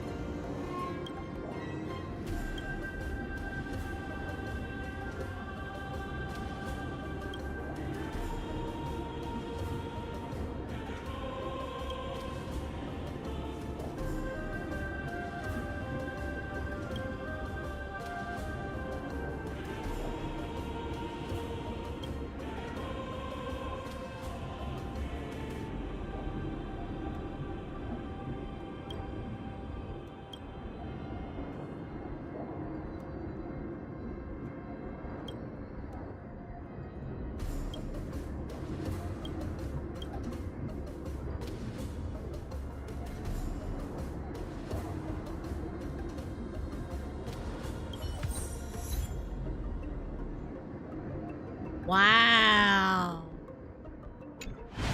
That's what happened to his mama?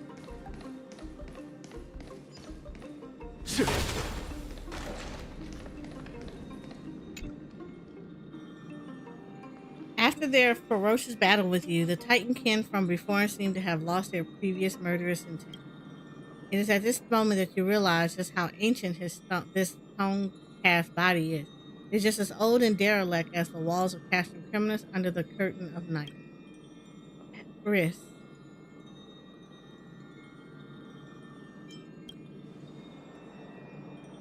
The golden thread. Paris. It was stolen.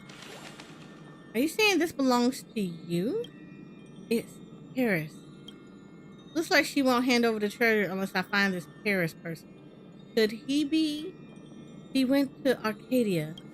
Alright, off we go to Arcadia to find... Wait, where's Arcadia?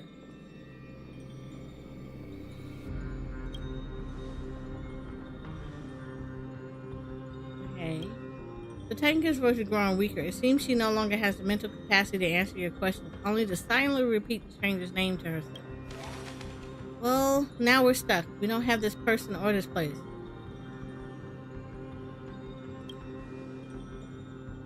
Go back to her past to find clues? That's a great idea. But this statue lady's memory is too blurry. We need to find other fragments of it if we want to see into her past. Partner, let's go to Memorial Market and collect some memories related to Paris and Arcadia. Okay. Oh, so just so you know, I try not to read these out loud. They can get quite lengthy. However, essentially, Midia's mom was killed by his dad. And he actually killed his dad because of that. He killed his mom. So he actually got revenge on him. That's why he doesn't really care. Like, that's why he ended up getting banished. But Few games of chess will while away the time. because he killed his dad to get revenge on his mom, but like you found out that it was basically a plot.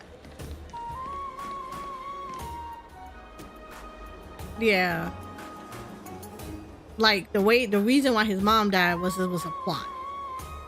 Because they was like there was another memory where she first challenged the king during the festival. And when she had challenged the king, they were evenly matched. And that was the reason why she became his queen. And so when she was fighting him for her son's life, clearly, there was no reason for her to lose. But I guess when she died and they checked her, they realized that she had been poisoned prior to the fight, which made it easy for the king to kill her.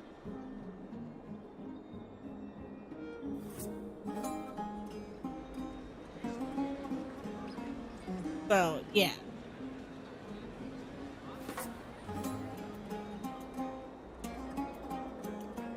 Whew. And that shouldn't have been a thing. Killing her should not have been a thing.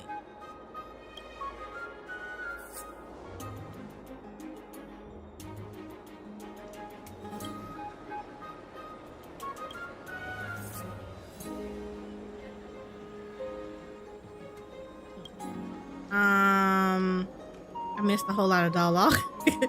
But I'm certain that he doesn't live in Akima. People from all over this holy city have frequented my story, and I remember the name of every customer. Arcadia. Arcadia? Is that a fruit? Sorry, young one. I don't sell Arcadia. But you can find some seeds. If you can find some seeds, so I can ask my friend in the Garden Wisdom to plant some, then you can come and buy some next year.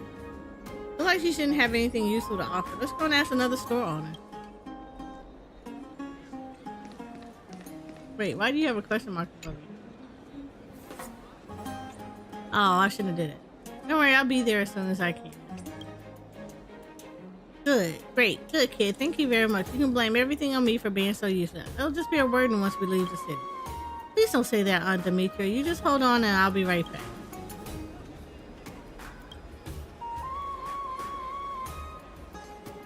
It's this you here, youngster. Sorry, but I have something urgent on today, so I'm not opening up for a while. Are you an esteemed guest from the Outlands? I've heard about you, someone who could use the power of Onyx to observe the past. Can I hire you for something? It's an easy job. Accompany you around town and use your powers to investigate a few things. We can haggle about compensation. Come on, I should be the one giving payment, but would you be willing to consider our assignment?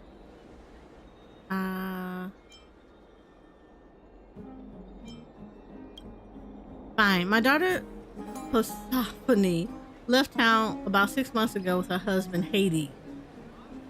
Very Greek, hoyoverse. Very Greek. I mean, good lord. And an expedition team, and they have yet to return. Based on reports from other members of the team, just as they were about to head back, she and Hades said they wanted to go back for more samples. They split off from the team for just a moment, but didn't make it back to the meeting spot at the agreed time.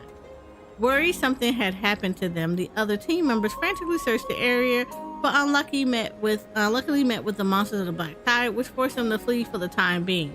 They went back many times later and been looking for them everywhere too, and then just yesterday I had this dream where they were arguing in a makeshift camp they rigged together, which might be where they disappeared to back then. It had to be a revelation sent to me by Oracle. Once she heard about this, Auntie Demetria asked a few more adventurers to go find them, and they really did find a makeshift camp jury rigged together, just like in a dream, but with nobody in it. So I asked Katie to check in on things for me. No matter what, I just need a resolution for myself.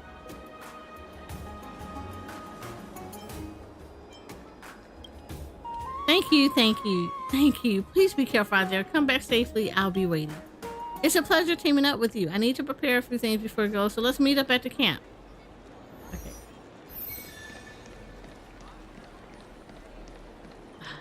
Why am I touching this?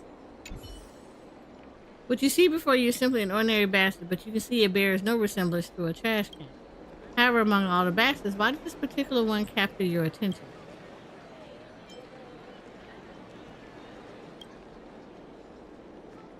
It's commendable that you recognize this is no ordinary basket. However, this is my private domain, impolite one. Rain, wind, and sunshine are guest embraced, but not uninvited kings. You understand?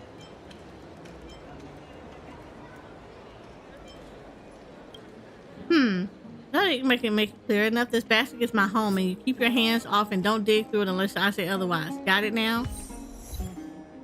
Wow. And then she's called a weirdo on top of that. That's the funniest part.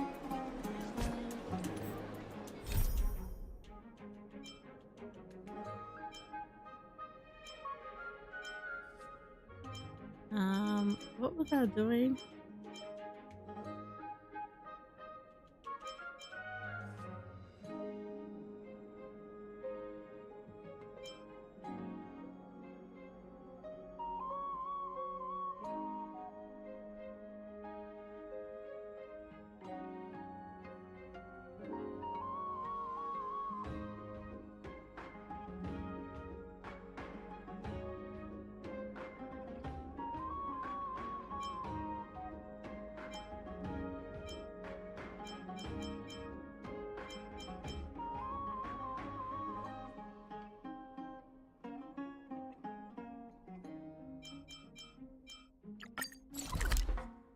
Alright, that's where I am.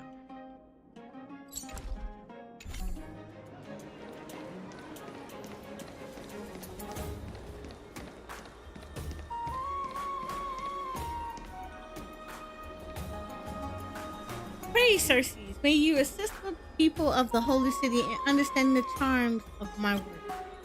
Ah, a customer. I was just praying to Circes to give intelligence to my fellow citizens. Is there a book you are after? I want to ask a question. Of course, imparting knowledge is the very mission entrusted to my family by Circes. I chose you. I will share any knowledge I have. You heard of Arcadia? Arcadia? Dear customers, I see you must be a most experienced reader. Arcadia is a common setting people love to use in ancient adventure stories. It's the golden land under the protection of Menestria. It's a paradise for poets, artists, and those in search of romance. The main characters in these stories would meet their true love here and receive Menestria's blessing. This is all recorded in the classic work, Secret of the Golden Carpet. Speaking of the Secret of the Golden Carpet, that story of a prince eloping with the princess of an enemy state is truly a masterpiece. The Testophonia begins to endlessly talk about the story to you. If you don't get back to the matter at hand, she may end up recounting the entire epic. How do we get to Arcadia? As for its location, every story says something different. Some say that it's at the center of Emporius. Some say it's in the ocean depths of Phagostia. Some even say that it's on the back of a flock of butterflies floating high in the sky. As for which is true, I have no idea. They're all stories after all. What about Paris? Paris. I've never heard that name. Wait! You rummages through some things among slate scrolls. It seems that the most inconvenient thing about working with slate scrolls is that there is no front cover to help identify them quickly. Phew. I checked poems, mythology, plays, and adventures, but no mention of this person. Looks like I won't be able to help you. I didn't realize Arcadia was such an amazing place. Although descriptions of the story probably still aren't enough, and we still know nothing about Paris. Go find someone else to ask. Why she has a book, but oh boy, okay. I'm not gonna ask questions. Okay. I know that those who revere Menestria are fond of the so-called golden thread dress, but weaving clothing out of a malleable gold not only makes it very expensive, it also makes it very hard for wearers to move in. Would it not be better to use dyed silk or cotton? But everyone says that Menestria silk is made of gold. Using dyed silk would just be a forgery, wouldn't it? Compared to the creation of the Titans, dyed threads and metal threads are all merely works that imitate the work of the god. Do you not think that obsessing over the quality of an imitation and ruining the clothes and intended beauty is a sign of disrespect to romance itself? I see. Thank you for your guidance, knowledgeable Aglia. Ah, a customer. Hello, dear customer. Are you here for an item of clothing to suit your physique, or would it be an answer to a question that you... Whoa, you saw right through me. I know you're a lady of great learning, Aglia. Aglia, I'm certain you know about what we say. Okay, have you heard of Arcadia? Arcadia? Now that is a name that stirs memory. A long time ago, this name spread through the streets and alleys of Akuma. People said that it was an ideal city that was protected by the chrysalis of gold. In the era of strife, people flocked to it. Then, do you know how to find this place, Aglia? My apologies, I do not. Much like clothing, legends are often things that come and go with the time. Arcadia is already a story of the past. Many disciples of Manicia don't even know his name. It would be the case according to one story, but in this war-torn world savaged by the black tide, a flock of butterflies carried that city to a place that no one could see. What about Paris? What about her? You know that? Paris? There is indeed no citizen of Akuma by that name. I imagine they're a member of the garrison. You know where they are right now, Miss Aglia? Well, it has been decades since I last heard that name. I was away from the holy city for a time, and upon my return to Akuma, they were no longer here. Decades? Is he still alive? I cannot say for certain. The duration of life is hard to predict in this world. Perhaps there is just some method to escape Thanatos' touch, or perhaps there is a land that death itself cannot reach. Lady Aglia! Lady Aglia! What's wrong, soldier? Easton has returned with supplies, but refuses to enter the city. He says that he is waiting for someone. There's a chance that he failed in the task that you gave to him. Could I trouble you to come and see him yourself? Dear customer, it seems that we must leave our conversation here for now. I hope you find the answers you seek soon. I bid you farewell. These descriptions, along with the statue lady's memory, should be enough for us to return to the past. Let's go and find the statue lady. Okay. Does it really work?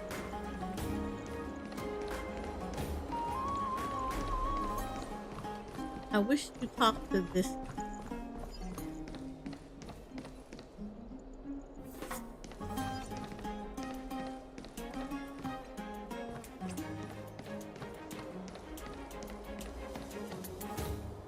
Oh, how do I get up here? Oh yeah, I forgot. That's how I get up. Nope, don't want to talk to you.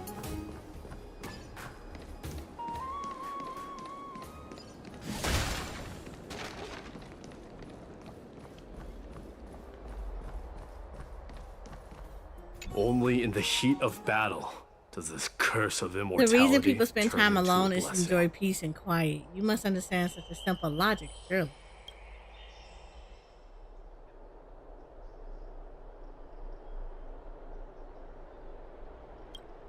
Fine. What do you wish to say? What kind of titan is Nikador? As is known to all, Nikador is the god of war, the god of fear, and the god of glory. Of course, there are those that see Nikador as foolish and violent. They call Nikador the Mad King. It does make sense. To a flock of sheep, even a yarn from a wolf is enough to send them into hysteria.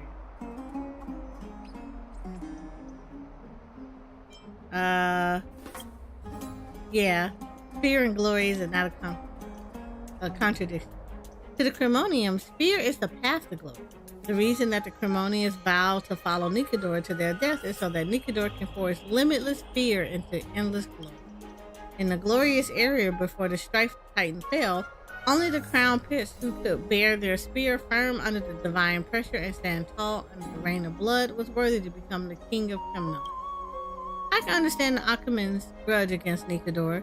However, I do hope that you will understand that Nikador has gifted more than just suffering and fear to Emporia. Before the Lance of Fury fell into madness, they served as the guardian of Emporia. The power of strife is also the queller.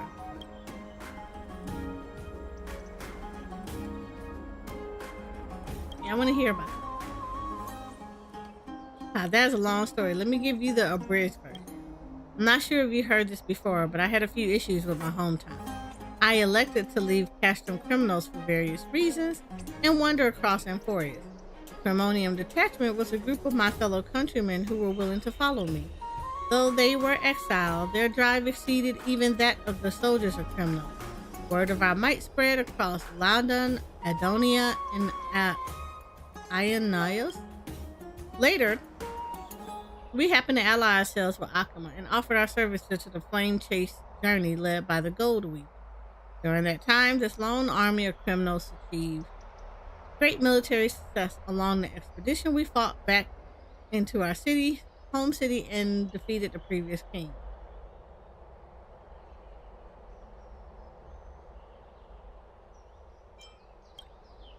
Do we miss home? I left my hometown at a young age. Though I carry the blood of Castrum Criminals, I bear no affection for that kingdom. As for my kin, the Cremonians show how much they miss their home by fighting without restraint.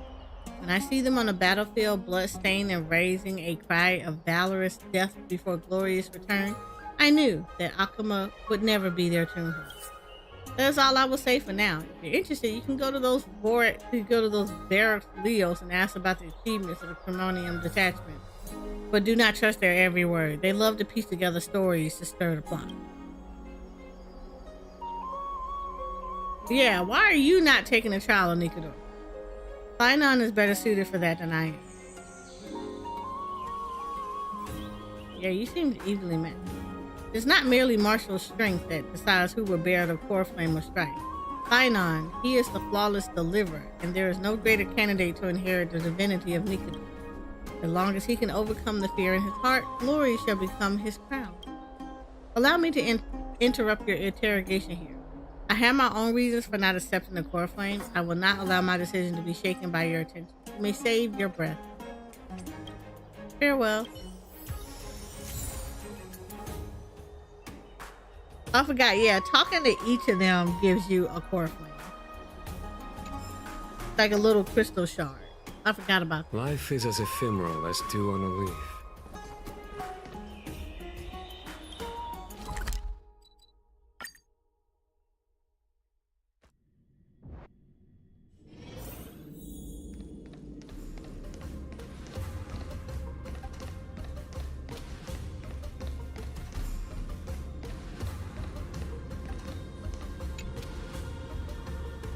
Alright, Adia. In the time that you were gone, it seems that the Titan Can has become even more desperate than before. You can sense from her voice that her vitality is slowly fading. All we can do for now is try to understand what she wants and help her meet the person she longs for. Let's go, partner. Let's find out where this Paris guy and this Arcadia place are. Okay, you waving hands and opening the door to the past.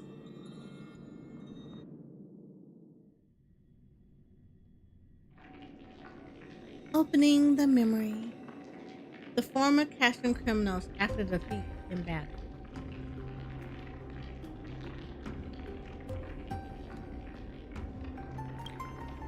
This is the river mouth irrigated by strife. It is not raindrops that flow from this river, but the blood of enemies that dampen the field of unceasing wars. I was born in the city of Nikador, a castle that floats below the Evernight Vale. The people here know nothing of mountains or oceans. Their mountains are piles of burning ash that litter the battlefield, and their oceans are a sea of blood that flows from their enemies. That's right, that is exactly the kind of place that Castrum Criminals is. My father, if you can call a creator father, was Nikador themselves, bringer of strife. My siblings used to tell me of a prophecy that Nikador has told their ancestors, valorous death before glorious return. Only offering your life to the battlefield and becoming a sacrifice to strife is a fate worthy of pride. There is no pride in victory, and defeat is an even more disgraceful act that tarnishes criminals. The god told their ancestors, the filth of criminals must be washed clean in blood.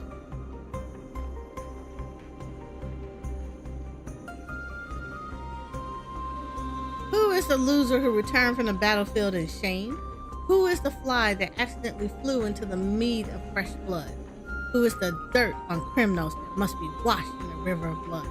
Who has failed the duty of Nicodor of strife? It is you, the Titankin that they created themselves. Your bloodlines are as noble as a gladiator, raising their weapon high in victory. Your mission is as noble as the priest that pierces the belly and viscera of offering.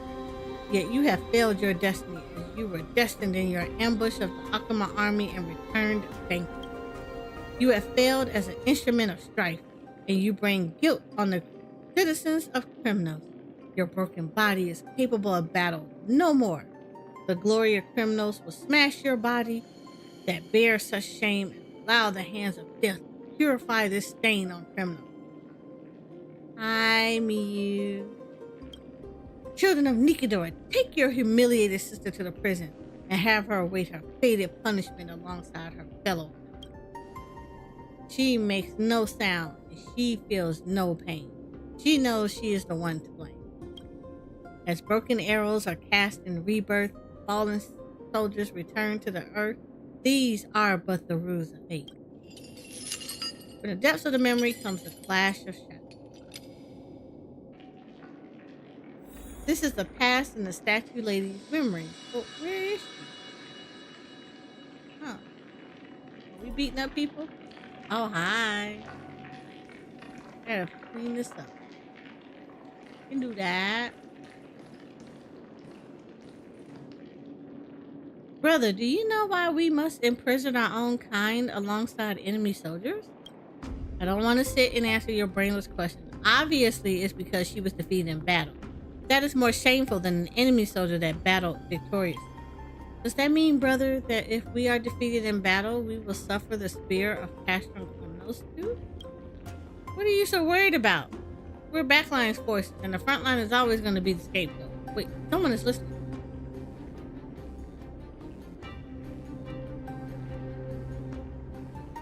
Nah, I'm here for fight. Intruder, brother, we have to stop them. Wait, there's something not quite right about them. Perhaps they carry the blood of Nicodor. The Fuhrer or philosopher keenly senses the aura of strength emanating from your body. They have no idea that their god will be slain by you in the future.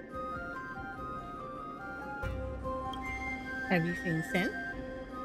Wait, I don't think just us two can stop them. Why don't we just pretend we never saw them yet? Huh?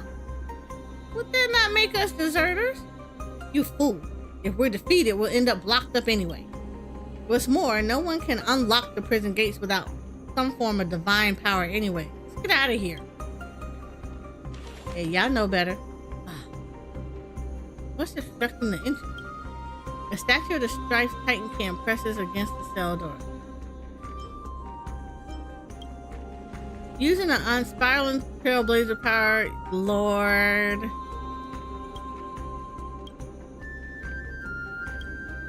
You're hopeless. I remember that the soldiers here rely on a divinity within the shrine to function, but it seems none of the statues storing divinity are activated. The swords they're holding should be a medium for transmitting divinity. Let's see what happens when these big guys stick their swords. Okay. I get you. I get you, ma'am.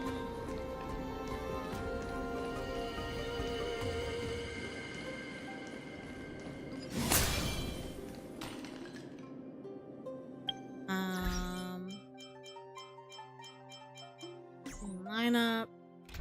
I guess we kind of want to switch back to Acheron.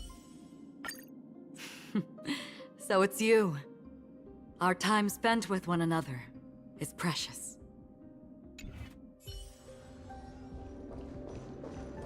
Stream forth the gleam of old blades. Oh, that's why I gotta go anyway.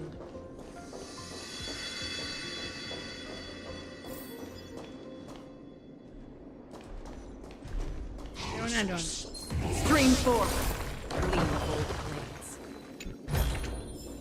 Don't forget to let your friends in on the action.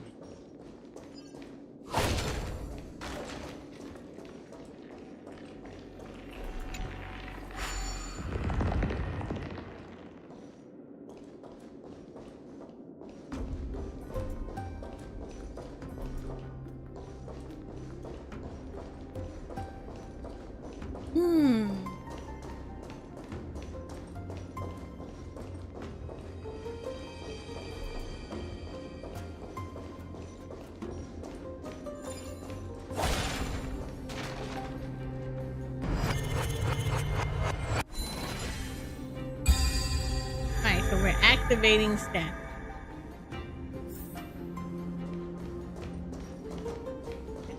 Here.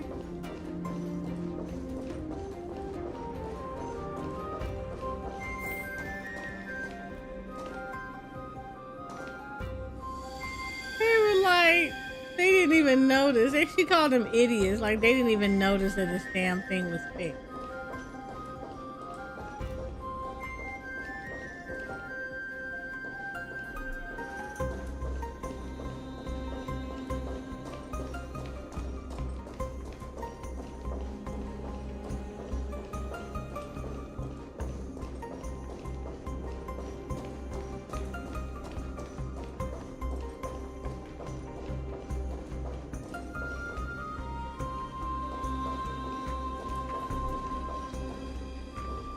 I have to go this way.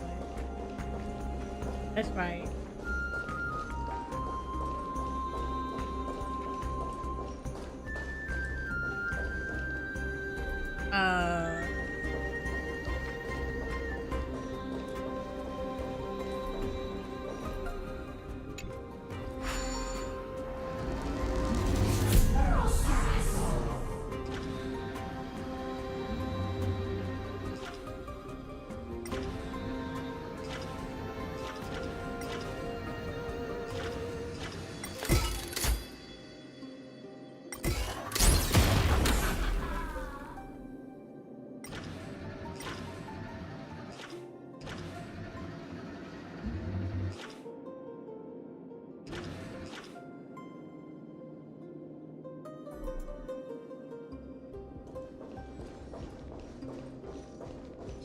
Stream forth the gleam of old blades.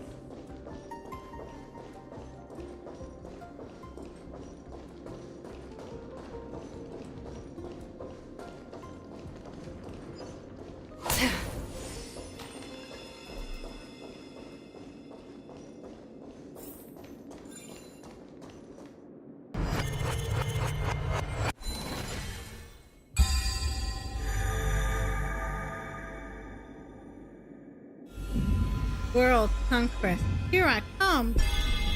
Okay. Activate fourth one.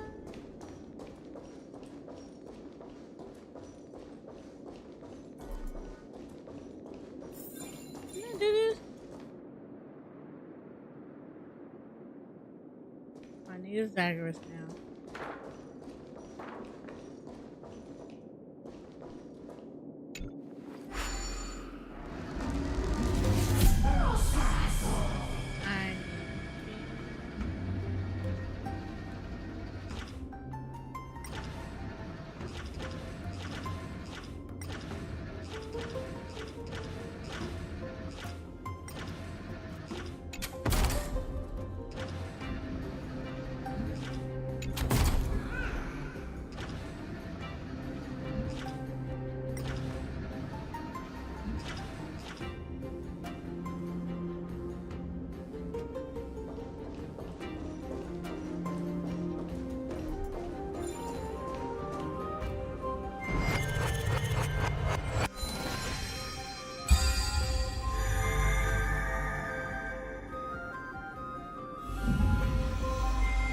World conquest, here I come.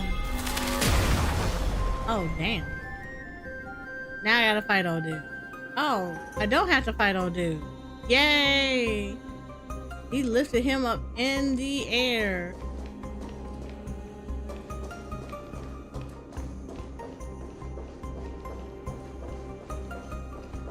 You said, yeah, what about that life?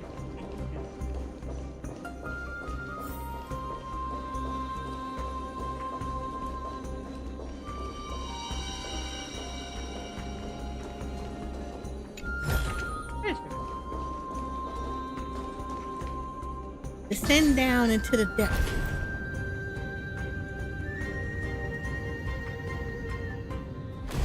Ooh.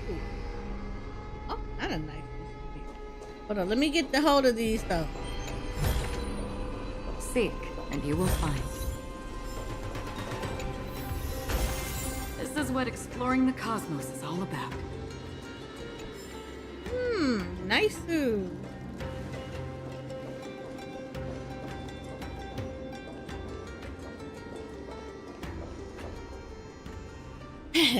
They all say that Castrum Criminals is a rough and boorish land, but I see that it is not. Not only did they bring a friend for us prisoners of war, this friend happens to be a beautiful young girl. I am not a friend. I am merely a failure that must swim the river of souls alongside you. As I was unable to send your entire army to its death. Nor am I a young girl. My armor was simply cast in the shape. Great Manistia! This statue combines the fine physique of a woman with the finesse of sculpture. Your unyielding and tenacious beauty is reflected in your face. If you ask me, you are the most beautiful girl in this city. Sir, how long have you been in this prison? She literally said that she is a whole statue.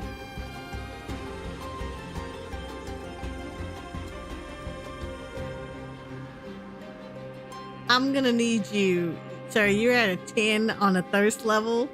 I'm gonna need you to go down to a 2, and I'm gonna need you to take a very, very, very cold shower. Maybe spend some quality time by yourself, because, sir, me thinks you've been in prison a little bit too long.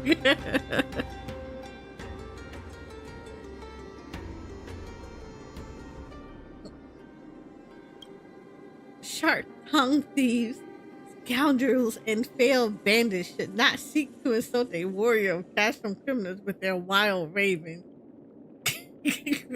Right, Jay. That is literally lewd. Like, I'm done. You have so many nicknames for me, miss, but I would prefer you to call me by my name, Paris. Ma'am, did you...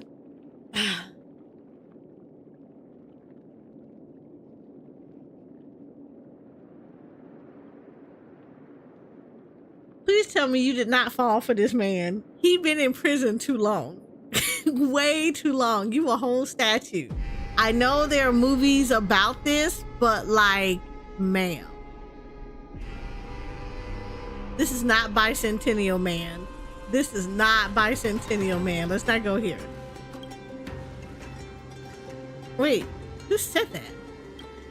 Someone has broken in. You do not wear the armor of Castrum Criminal, soldier. Who are you?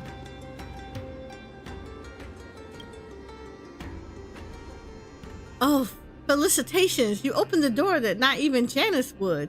You are greater than Janus themselves. You dishonorable coward. If you wish to escape, do it alone. What? Have you battled so much that your brain got knocked silly? If you have a brain in there, that is. Look, sir, you go from like trying to riz up a statue to calling her brainless. I'm gonna need you to figure it out. Have you not heard that they plan to make us sacrifices to dice our bodies and cast them into the soul melting golden blood to quell the rage of Nicodor? So what? As a creation of Nicodor, defeat is the greatest blasphemy against my father. It is only natural that I should cast my body into the waves of death to apologize for my failure. Are you serious? If they are the type to be appeased by seeing others diced and cast into a pot, would that not make them the titan of cooking? Oh Lord. Not us talking about food in this time of like, yeah. Life lesson, y'all. Don't go to prison. Because when you be there too long, this kind of stuff will happen.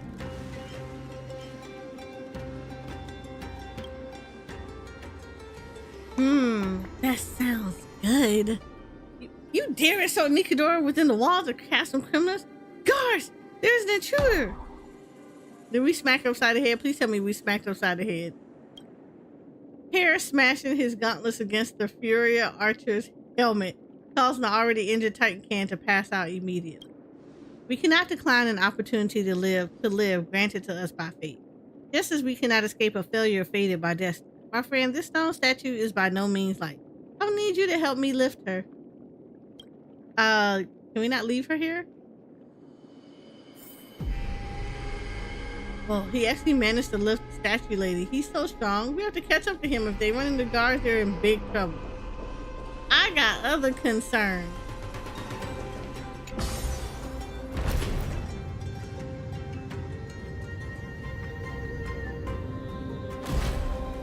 Oh, hold on. I should check to see if there's like a little bug down here.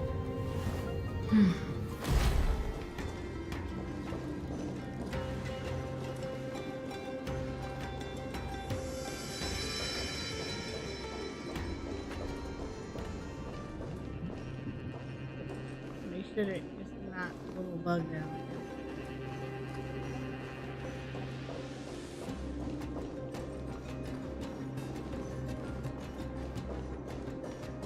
No little bug.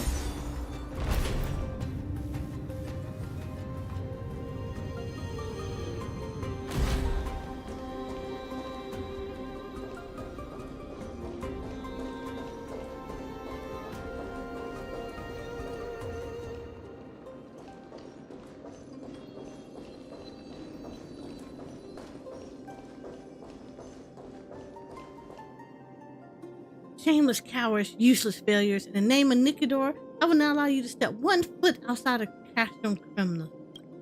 Oh crap, oh crap. My friend, what do we do? You're still trying to escape? I see. It's only when a sacrifice's limbs have all been sliced off clean that these cowards will finally accept their fate. That might say, first. That's the spirit. That is not the tongue of a mere citizen. Take them out for us, hero. Stop right there, outlanders that plundered the sacrifices of our Lord. You will become seasonings in my father's honey brew. Sir, you got a lot going on, sir. Existence is fleeting as the dawn's dew, destined for oblivion. Let's pick it up a notch. You got entirely too much going on. 1,000 faces in 1,000 places. Can you find the answer? Going all in. Tabs on me. Bust. Or maybe I'll take it all. Watch your head.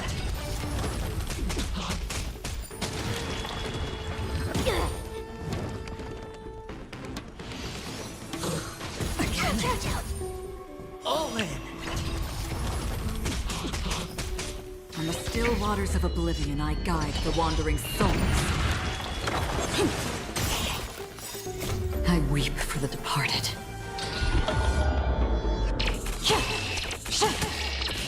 Dusk's reign, it too shall fall. Don't move, okay? Existence is fleeting as the dawn's dew, destined for oblivion.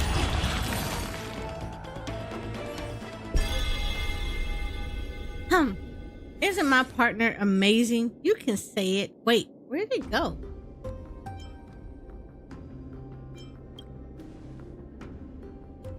This parrot guy knows nothing about loyalty. We still didn't get him to ask. We still didn't get to ask him anything about Arcadia. Forget it. The memory fragrance is floating towards Akuma. Let's continue following the memory.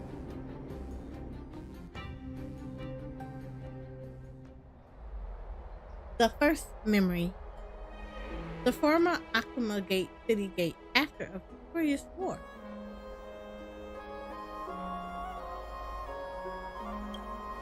Oh, warrior who stole my life back from the hand of shadow, when you return from this ties brought by strife, Elder Onina, your wisdom is the stream that cleanses dawn cloud. You mustn't allow a speck of dust from outside this great city to infect the clarity of this pool. Captain, do not mock me. If it were not for the soldier who is yet to return, this pool would have long since been engulfed by the black cloud. But the soldiers who fought off the enemy have already returned triumphant. That Paris that you wait for has not yet returned, which means his fate is likely one of misfortune. If that is so, how can I bring myself to return to Dawn Cloud and live my days in peace? If he fell on the sands of the battlefield, I shall resign my post as the elder and spend the rest of my days before the city walls in remembrance of him. This is session of yours. I cannot tell if you are crushed under the weights of Peloton or bound by the golden threads of Minister. You, Captain, go and see who is that approaches the city gate.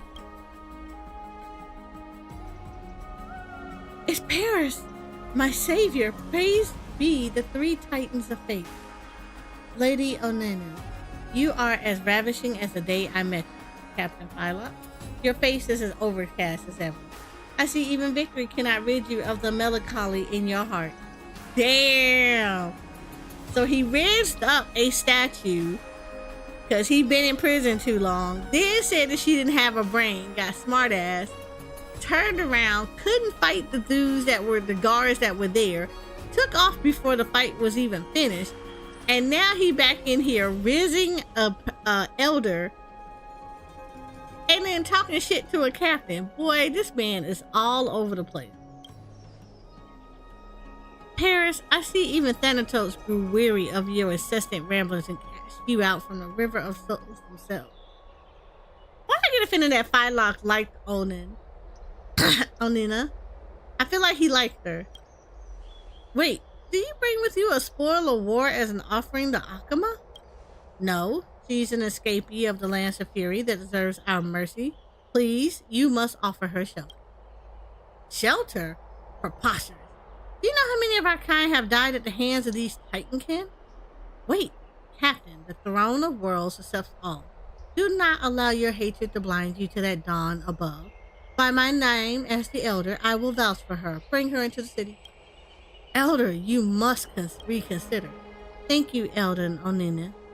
Your kindness broadens even the heart of Kefala and crowns this holy city with even greater nobility.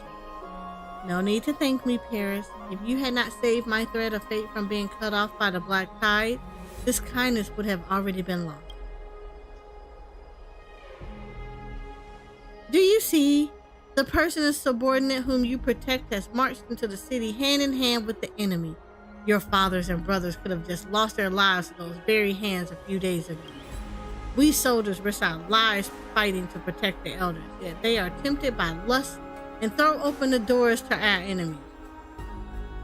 Man, you sound salty, sir. That's right. With the interference of the golden thread, even Peloton's scales become tilted in direction from Janus loses his way. From the dust of the memory comes the vibrant bustle of the Farkas. He like her. Him like her. Paris must have already taken the statue lady into the city. Where would she be able to receive treatment? Oh, dude. I already got the ID of where. 18.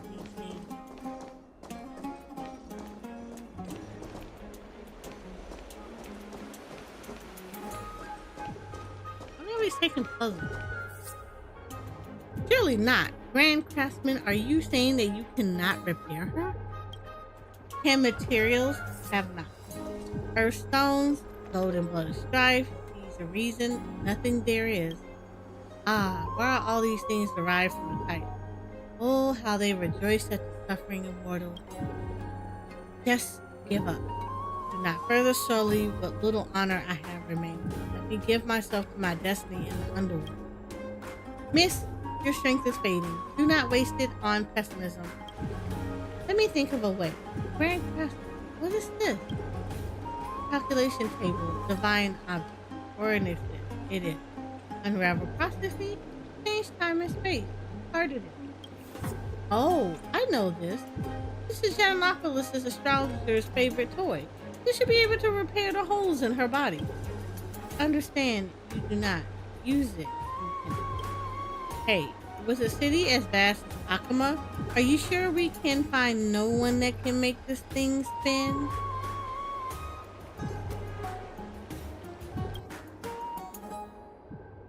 Ah, my savior from before. I never expected you would defeat the Titan King. I mean, I just knew you'd make it out. As you understand this thing, I must ask you for help once more. Fear not, Paris will not let your efforts be in vain again, and they will be greatly appreciated. I can't help but feel like this guy is shady. Whatever, let's help him for the statue ladies.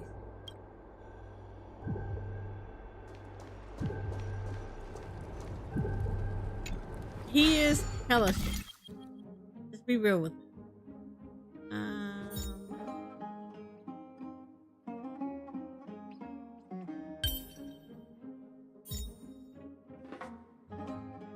I don't really want that. Yeah.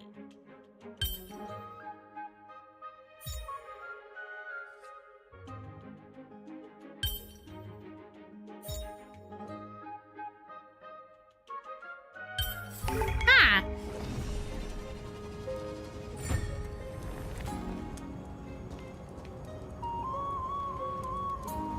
My savior, you are truly amazing. After all my years in Akuma, I cannot fathom that I knew not of a hero as both wise and strong as you.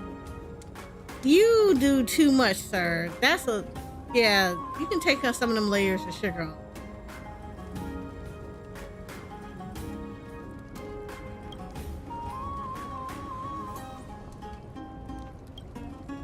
Why are you trying to save me?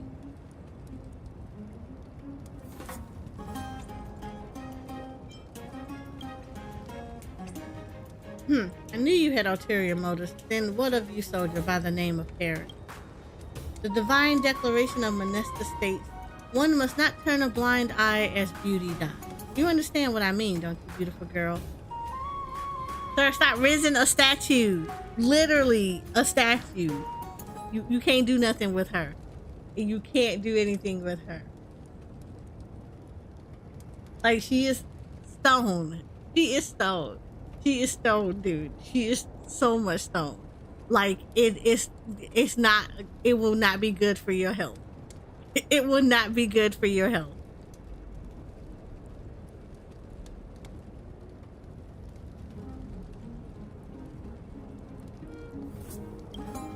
You are exhausting. Thank you. Tell him exhausting. Say, no, this is a no-fly zone.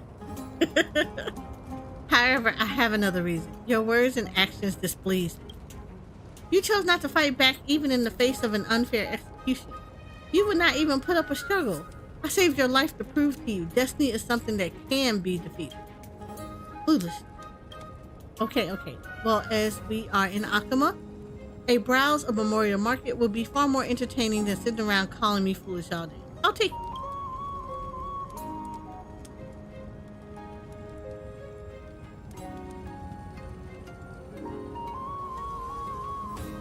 This man is literally rizzing a statue. I'm done.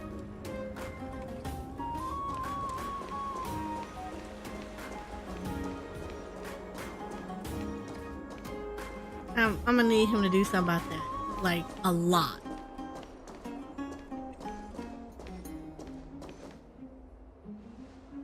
Hey, Granny Metanella. How's business? Heavens, young Paris, you're alive. I was all prepared to give offers to Thanatos for your safe passage. Oh, then I thank you for your kindness. Seeing as I have returned alive, how about giving these offerings to me instead? Fine, take them. Hold on. Am I seeing things? Is that a Nikador Titan can behind you? Fear not, Granny. He is a guest of Akuma. I see. My apologies. Welcome to Akuma, dear guest. Do you not hear me? Haha. Here in the land of Akuma, we are under the protection of Kefla. There is nothing to fear here. You said seafood, Thanos. I'm done. I have never left the city in my life, so all I know of capturing criminals is what I've heard, like how you live only to fight and do not harm the land. I imagine the only fruit you ever tasted is what you have pillaged. You are in Akuma now. Let me treat you to a feast. Would you care for an apple? Maybe a Mediterranean fig. I don't need it. You must not refuse her generosity. Granny Metanella is normally extremely stingy, but my race is built only for battle. We have no organs with which to feed. Say this again for him because he's literally like sweet talking your ass the whole time. Tell him you have no organs. He ain't getting nothing from there. Ah, such a pity.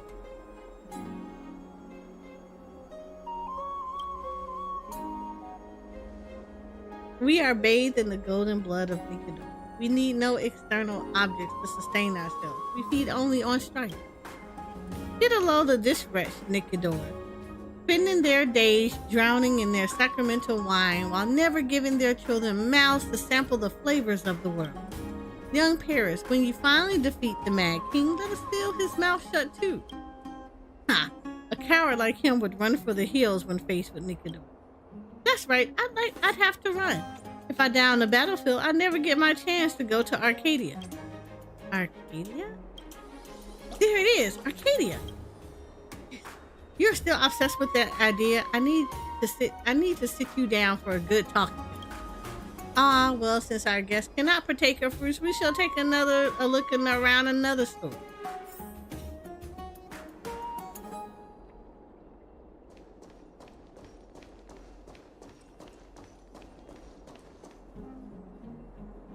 Praise Circe. May you grant my descendants wisdom that their writings never grow cheap. What the hell? Oh, Calpe. Praying again? Paris! You're alive? Thanks heaven I saved the new secret of the golden carpet here for you. Just a second. What is it that you brought with you? Hey, this is a guest of Akama. Don't be so rude. Oh, I apologize. I have only ever read of the Titankin of strife in battle reports and stories. Got a little started. So, this secret of the golden carpet you mentioned, does it say anything about an Arcadia in it? There it is again. Arcadia. It does not. I imagine writer have moved on to other interests. Nowadays, people want to read about the heroes of Chrysos' heirs, doing battle with the monsters of the Black Tide. This kind of utopian storylines has grown old. They have no taste. Wait, I meant to ask, what is this Arcadia? Do you not read in Castrum Criminals? Arcadia is a wonderland woven by Menestri. It was one of their gifts to Circe. Safe under the bindings of the golden thread, the lance of fury cannot pierce it and the hand of shadow cannot touch it. Ha! It sounds like no more than a story created by those that fear strife and death. No, Arcadia definitely is it, because I hold in my hand a golden thread of rebirth from Arcadia itself. Paris produces a spindle from his robes around with a number of golden throws glistening in the dawn light. Oh, I never expected you to reveal your treasure to others. Golden thread of rebirth? I once rescued a princess as she fled from the Black Tide. As her thanks, she gifted me this national treasure. Every day I can hear it whispering to me, calling me to go to the distant land. One day I will find this place. I will escape this endless strife and ever-looming death and enjoy an eternal romance with the one I love. It better not be with her. Please don't let it be with her. Ha!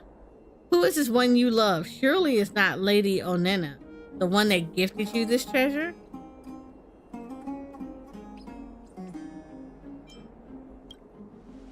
Yeah, sometimes don't joke like that. If I had not saved her life, I would not have the right to speak with her now.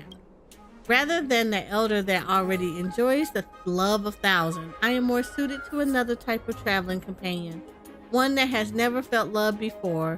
One that has never understood the true meaning of romance. It better not be with her. She has no organs.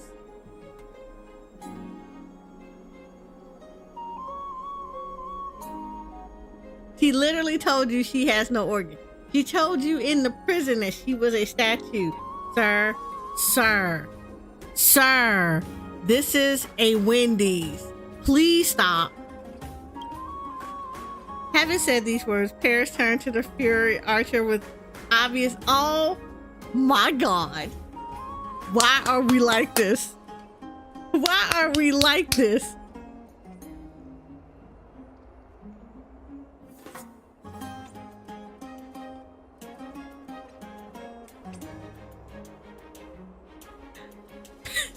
I can't.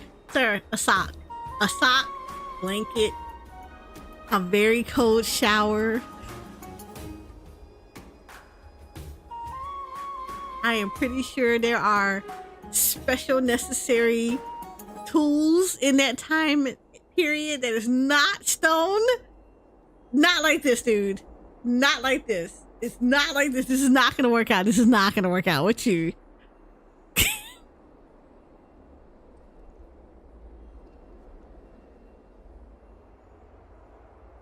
Oh my God. What? But why? Jay, he was in prison way too long. he was in prison. This was, wow. I'm done.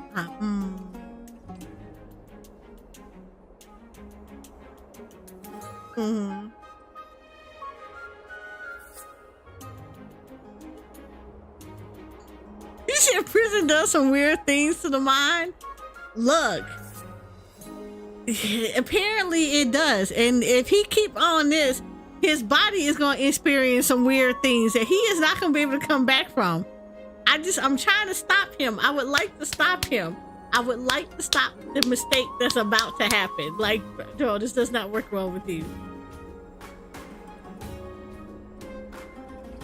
Because everything that happens in your head doesn't mean it's going to work right in real life. This is what I need him to understand. This is not going to work.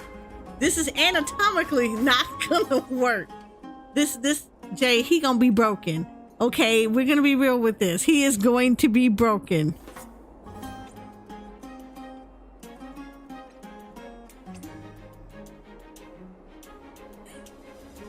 It's going to be a nasty memory that he is never going to forget. Why is nobody stopping him? No, somebody needs to stop him. They need to stop him for real. Be she an enemy or an outsider, I hope that I could become her romantic... Sir, she has no organs.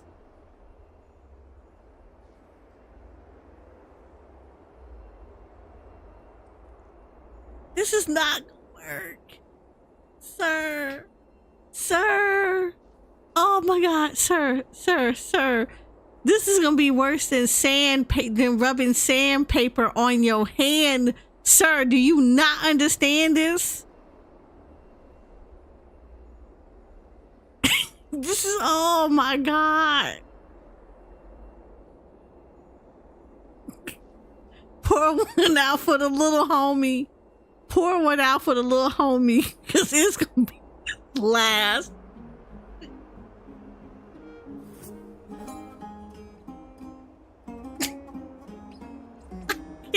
I can't. His poor little homie ain't got a chance, Jay.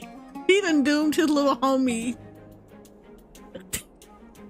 That I could wind that perfect golden thread around her body and finally break the cold fate she once faced. Bro, my God.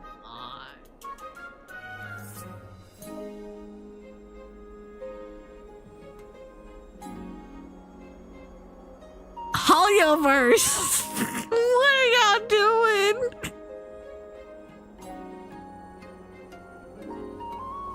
This is 2025. Y'all really did this. New me who this? I'm done.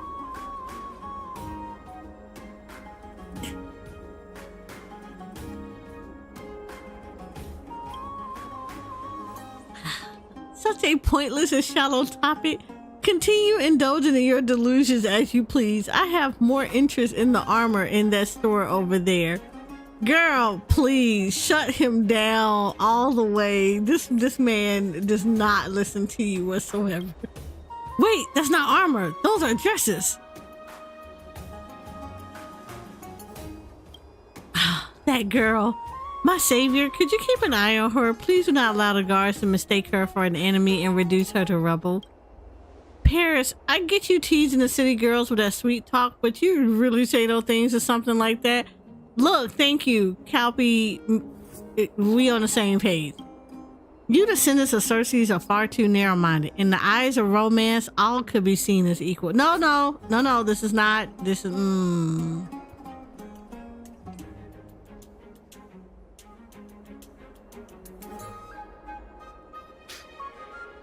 It is not. This is not equal, sir. No.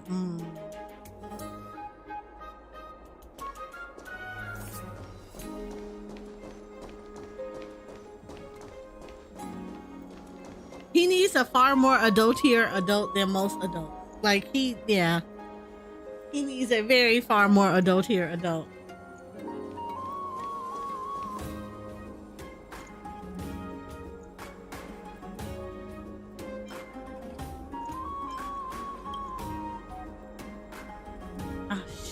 There is a familiar scent nearby. The city of Akama, there are so many butterflies here. They are nymphs. They are titankin like yourself. That's Aglia. Aglia from the past. She seems no different to how she is today.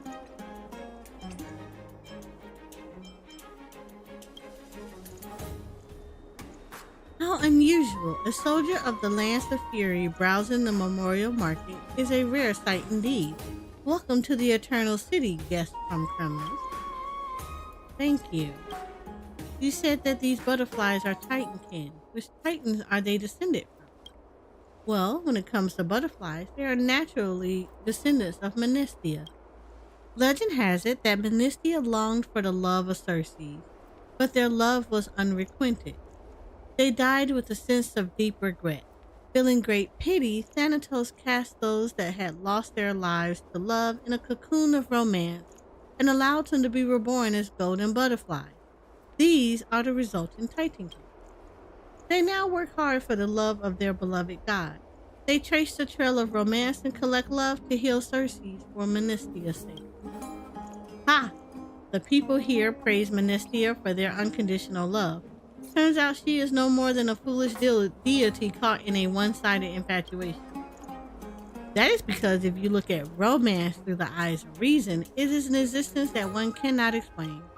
If you ask me, immersing oneself in a fantasy and forcing that onto another person is no more than acting out a self-produced tragedy. Such a selfish romance is no more than strife that one alone suffers. Perhaps you are right. Many of the things that bring romance to our lives are in fact so unremarkable they are almost crude. However, this is something that those who have fallen in love struggle to realize for themselves. They see a swamp as a sweet spring and rough twine as a golden thread. But like parasites, the larva of love dwells in the hearts of all. We know not when they will metamorphose into butterflies and change our perception from clarity to bedazzlement. This is the blessing that Menistia grants to all, though it may also be a curse.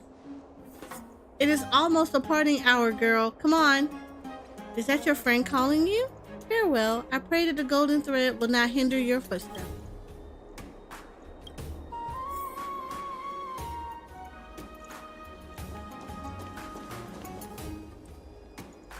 Aglia, we got some questions about your people. I got questions about your people. They doing the most right now. What do you think? Isn't life in the holy city much happier than a life of constant fighting or casting criminals? It is, but I feel pity for this happiness that you feel. The strife of the world prepares to break through your city walls, yet your citizens are immersed in a false sense of peace. You enjoy this tranquility without any shame at all. Compared to the bloodthirsty lions bred by the Lance of Fury, you are more than a flock of sheep coddled by the love of Kaphalin. But it is the right to enjoy tranquility that brings the people of Akama together. Your pride of lions has already abandoned you. Why not wrap yourself in the wool of a sheep and enjoy the happiness of a flock for yourself? I'll take your silence as tacit consent. My savior, I will bid you farewell. I must go and find a bed that can sleep a titan. Yeah, I got a question for you. And all of it is, have you lost your mind? Oh, please tell me, Savior. I will tell you all that I know.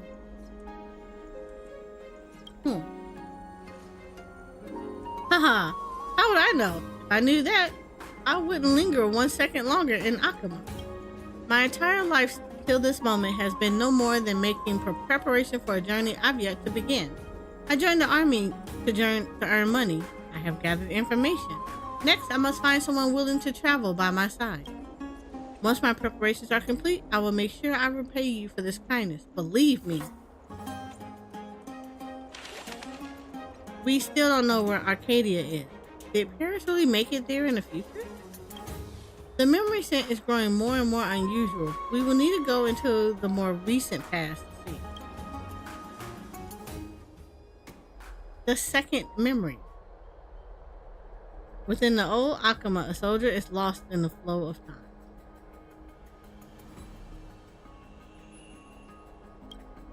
Perhaps the lack of battle meant I also felt the flow of time less acute, but my days in Akama have flown by like an arrow. The people of the city have accepted me, and the soldiers that once abducted me became my companions. They constantly affronted me with something that I could not properly describe. It was something that I had never felt in my hometown, a type of kindness. However, in the face of these emotions, I felt my stone body evaporating more and more hollow, as if the warmth of this kindness was evaporating my golden blood of strife. The idol born for war have fled the battlefield. Their fate deviates from course. When the ship's trajectory is no longer followed, its passenger souls become lost and remote. When I fight on the battlefield, I need not beg for the willow sprig of Ceres, nor drive away the flying insects of Menestia. My worries find solace in the blood and sand, and the call of the horn guides me forward. But in this holy city, the spring water of Memorial Palace has washed clean all the blood and sand. The song of dawn clouds silences the horn. Standing under the clear sky, I instead find that I see nothing at all. Girl, where are you? I finally found you. The palace's month of joy celebration is so lively, but why are you hiding here alone? I have never attended a ritual like this and do not understand your customs. I fear that my presence will ruin your enjoyment. Haha, oh great chalice of plenty. The most important thing during the festival of Phagosia is to not observe any etiquette. Come, even if you don't have the tongue to savor honey mead with me, you can listen to the songs of celebration and laughter with me. Very well, then I shall allow an unbridled man such as yourself to show me the joys of indulgence. If the noise that you bring me can fill this void, I would not resist sinking into the bottomless, nameless creation. You once raised your bow of fury and marched one on step by step, launching arrows deep into your enemy's chest. Oh, the glory you gained, all of it now in vain. Ma'am, don't fall in love with him. From the depths of the memory emerge the sounds of a lively party. Praise for Gosa. Wow, are they having a party? This place is so busy.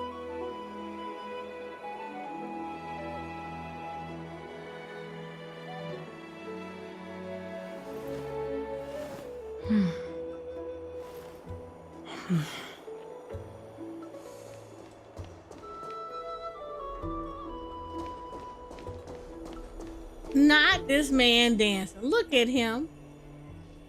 I'm done.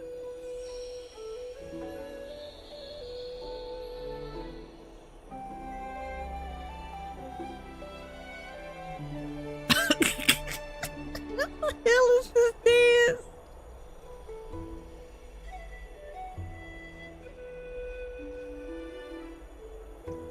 I'm so done. I'm so done. You should get on down, Paris. Man, oh my god. No.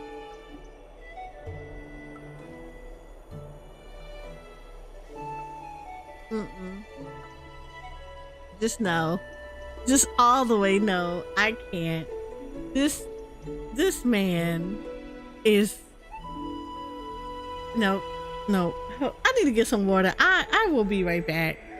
I will be right back. He is. I need water because that's just wow.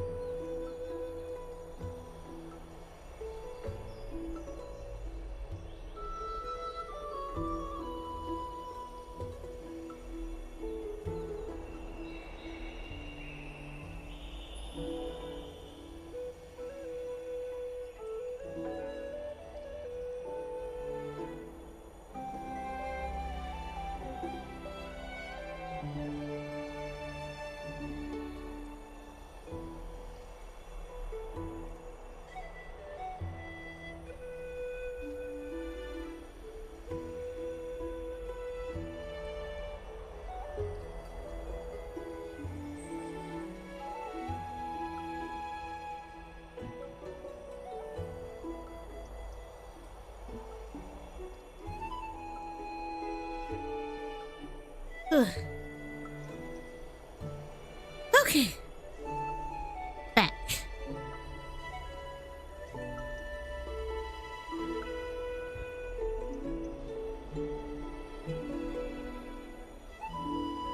Whew. Alright, Paris, you done did enough dancing. Thank you. That's it. You're such a great dancer, Paris. Okay, if y'all say so. No matter how great I dance, it is the one that you have all seen before. However, we have a rare guest here today that may be able to show us a new dance like no other. Miss, come dance with me. Paris, stop raising a statue. Me? Come on, it's not difficult. Just move your body to the rhythm. Don't be shy. Let us see the dance of Castrum Criminals. Hey now, you're not still so attached to your past you cannot do Akuma the honor of a dance, are you? Fine. I'll try. Haha, not bad at all. You call that dancing? Wait, girl, look out! Yep, she crashed. Oh no, that's not good. I'm sorry, I didn't mean to. The sound of the start of the statue shattering to the ground brought the entire atmosphere to dead silence. As the laughter faded, the bubble of whispers began. That was carved from the sacred rock of Georgius. She mashed it like it was nothing.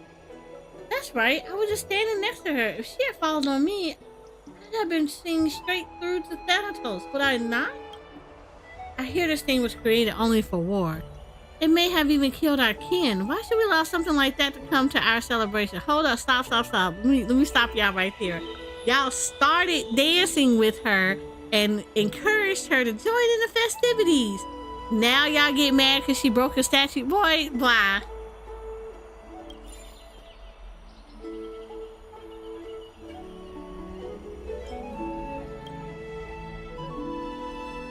Hey, what are you saying? Everyone, do not insult our guest. This Titankin, this lady is a guest of Akuma. Do not bring your prejudice into the city of Asepa. Captain, the bodies of Titankin immortals are not the same. Is allowing her to frolic here freely not endangering the lives of citizens? You have a point. You hear that, Paris? You should not have brought her here. Alright, we'll go. It's not like there's nowhere else in Memorial Palace for us to enjoy ourselves. Hold on. She is one of us now. She must obey our law. The Memorial Palace is a gift to us from Fagosi, and the precious property of Akuma. According to law, the garrison must detain any criminal that damages this place and take them to the court for sentencing. Huh? Surely it's not that serious. Don't forget, she is a guest of Elder Onena. Are you saying that as a guest of the Elder, she is above the checks and balances of Peloton? He's right. You think an outsider being above the laws of our holy city is justified? That's right. Take her for sentencing. Judge her for her damage to Akuma alongside the past offenses she has committed against our people. Do you see the will of the people? Do not use your personal affairs to interfere with the justice of this land any longer. That is, unless you can restore this damaged item to its previous glory. You're able to fix it. You're right. We can fix it with Arnax's power. My savior, it's been a while. I had no idea you were at the celebration too. Stranger, do not allow your drunken reverie to speak nonsense for you. How would you possibly restore these? I just gotta want to throw hands with this boy real quick. Just a little bit. I just want to take you out to the side to talk. Just for a second. Just for a second. We're gonna go out for a snack. This hero can enter Castrum Criminals as they please and wield the divine power or ordinance. They would never deceive you. My savior, quickly show them your talent.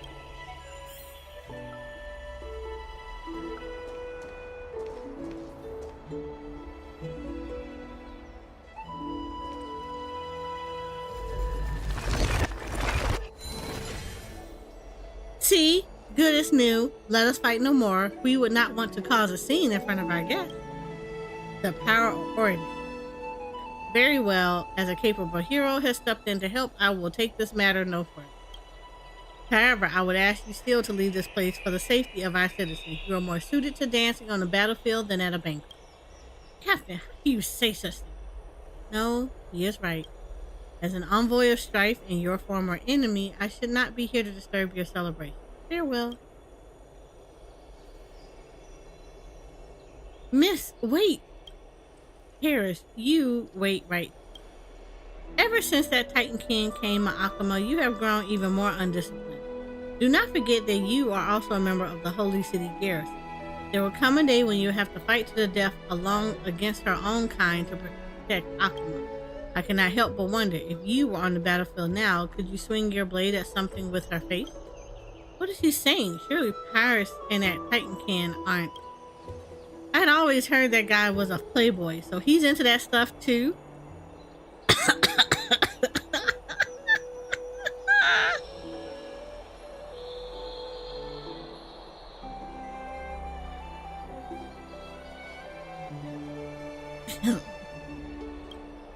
I do not know. To this day, I have never had the courage to fight Titankin enemies. But what I do know is that this Titankin is no longer our enemy. You should not use your words as weapons against her. Oh, Chrysalis of gold, weave your silk over the eyes of my fellow no longer. How can someone as blind as him hope to face the approaching strife?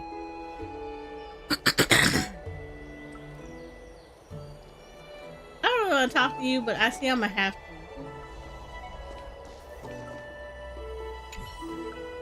The elders and the soldiers no longer hold the safety of the city people most fear. They prioritize their useless sentiments.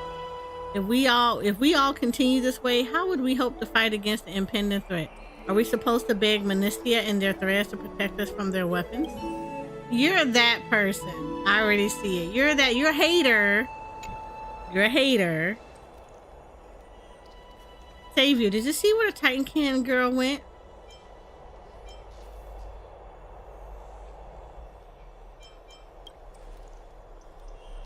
I guess you're right. I doubt she left Memoria Palace. I'm sure the captain's words just now really hurt her. Savior, please help me find her. I imagine she must be near the market.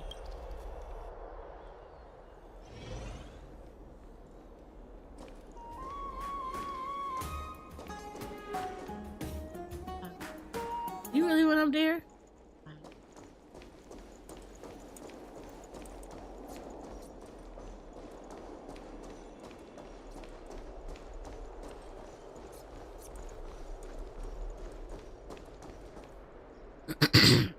The Furious Archer sits alone, staring at Kefala in the distance. This carved stone face shows no emotion at all. Can I help you? I am indeed thinking about what that captain said, but I am not sad. I am thinking about whether what he said is true. Humans are different to us. Kefala has bestowed you with infinite possibilities. Your bodies can be used for any kind of work. You can worship any Titan you choose, and you can do whatever it is that you please. But we Titankin are not the same. My body is created for strife. I cannot taste food, dance with man, or create future generations. You should tell that to Paris. I'm just saying. If it were not for Cersei's power overflowing in the world, I would not even have the right to thought or language. Perhaps I should return to the battlefield. That is the only way that I can truly know who I am. A warrior that does not even have a name. That is my fate. Girl, why is it that you are still speaking of fate? If the chains of fate were truly unbreakable, you would have long since been reduced to gravel and castrum criminals. Garrett, what is there to fear about fate? The Titan that bears the scales in themselves is themselves confused. The Titan that pulls the curtain is blind, and the Titan that guides the way is lost. They are no more than 3 blind mice that guide the strings of fate. Ha! You cower on the battlefield, yet wield the courage to curse the gods of fate. I believe this courage of yours is misplaced. The gods would never pierce my heart with their bait personally, unlike the warriors of Castrum Criminal. What's more, they cannot find it in themselves to assist their most devoted disciples. Do you think they have time to address a rambling mortal like me? This is true. To the Titans on their golden thrones, we are no more than insignificant ants. So why not curse them with me? Come and vent your dissatisfaction with the arrogance of fate.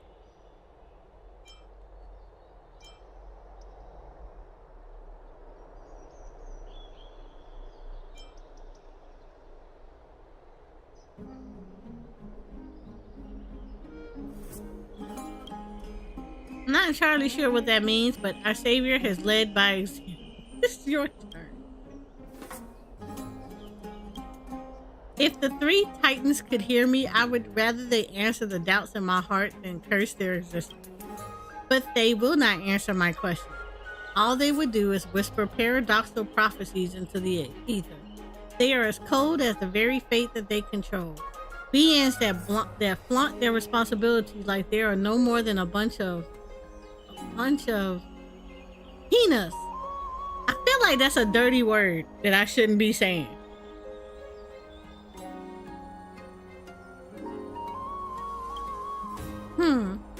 Whatness?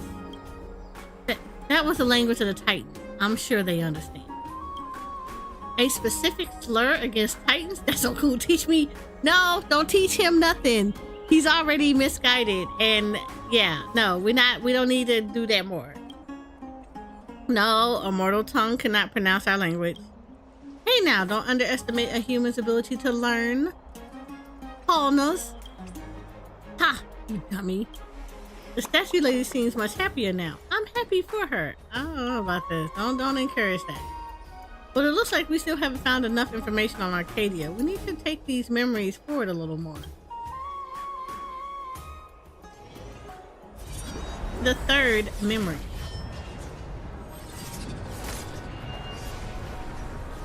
Long time later.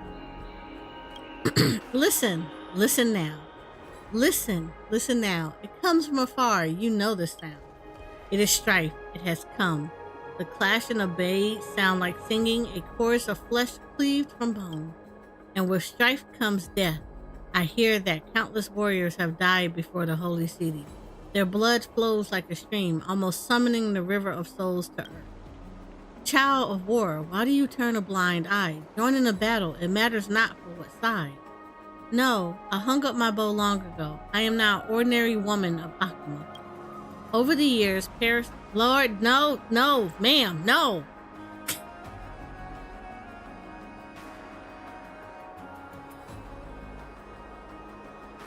Over the years, Paris taught me the tranquility and happiness to be found in human life.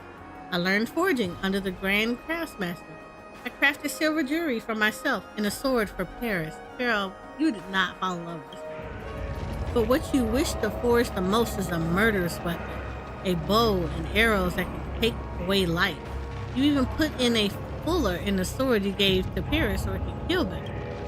I learned to cook from Mr. Kelpie's book. I create dishes that humans love and prepare delicious recipes for my... Ma'am! No! Not like this! Not like this!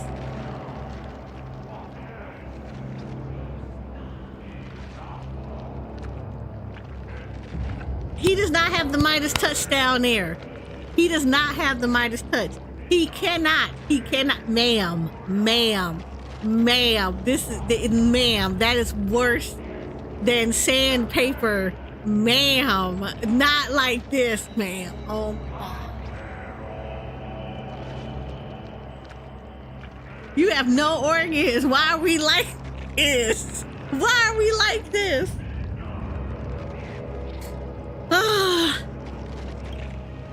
But you come alive the most in the moments when you're slaughtering livestock and your favorite scent is that of raw blood on a chopping block. I also learned how to embroider from Granny Metanella. I wove dresses for myself and tapestries for Paris. The tapestry shows the people of Akuma breathing their last, with those from Castrum criminals wielding the bronze weapons. The countless bloody battles that Akuma suffered under Nikidor's rule, all because of you, have been woven to life in the tapestries forevermore. You want to fight. You want to kill. You want to draw your arrows and shatter helmets and armor, making them bloom red flowers as heads shatter out onto the strife and trample the weak bodies into mud that stains the white marble brick beneath the beautiful sounds of chopping flesh and cutting bones. Go toward the strife, fear, hate crying out, mountains of bodies burning all around you, entrails and limbs of the defeated, and the sacrifice go to the strife. That's what it feels like, girl. You should have turned it down.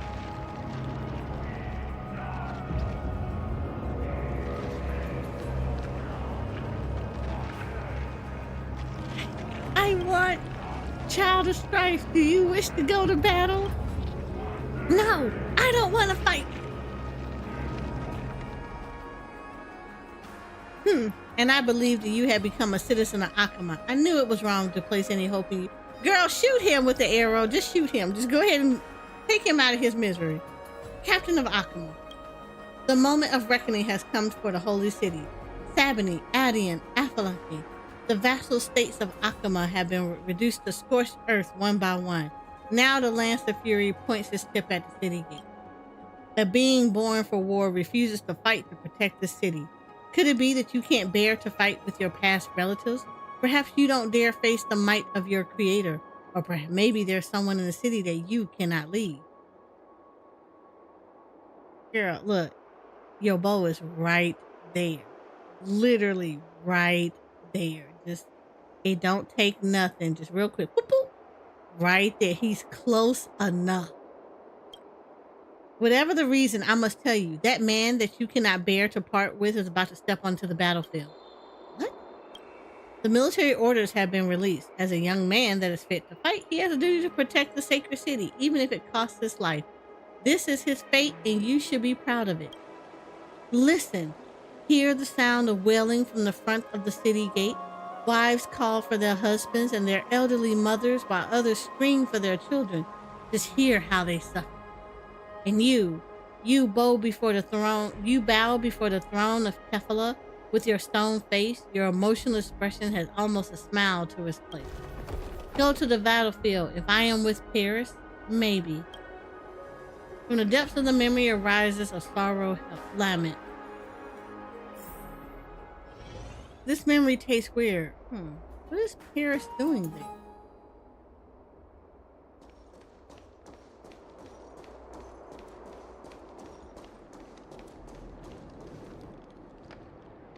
Oh, Menistia, please grant me a romantic miracle. Oh my God.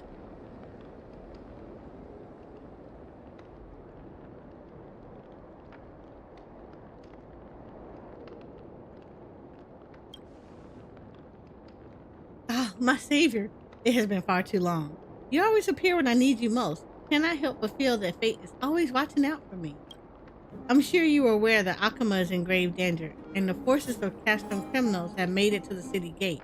Now we have to mobilize the guards of the city garrison to battle. The enemy forces are attacking with the revelation of Nikidor. I fear any soldier that faces them will meet a grim fate, but I don't want to die.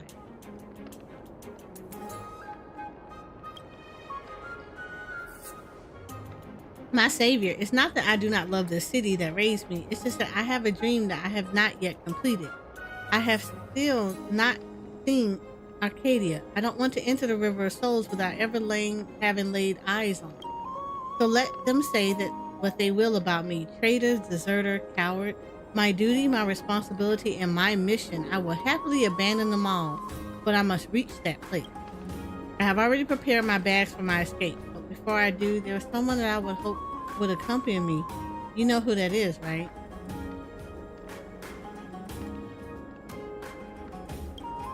I want to leave with her. Even if we die on our path, we can fly into the hands of Thanatos together on the wings of romance.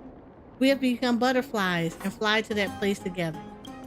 Lord, Savior, this love of mine has always relied on your assistance. In my heart, you are like an embodiment of Menista herself. Now I will confess my love and wishes to her. Please bear witness and give me your blessing and strength. This is the last favor I will ask of you. Looking for love in all the wrong places. Looking for love.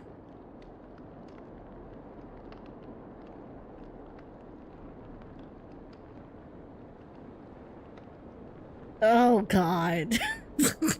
Dude, no,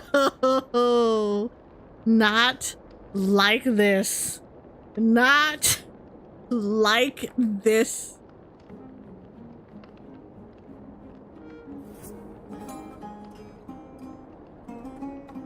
Paris. Paris. Hold on. Let's have a conversation real quick. Look.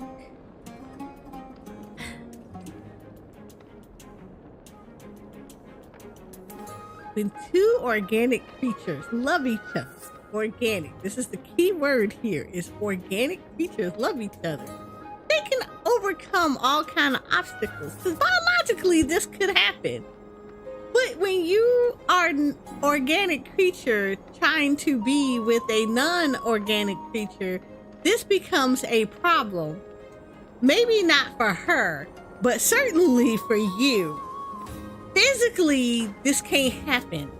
You don't have the Midas touch. It's not a gold member. It's gonna be like having a boulder dropped on your foot. This is not a good deal for you. This is not the good deal that you think this is.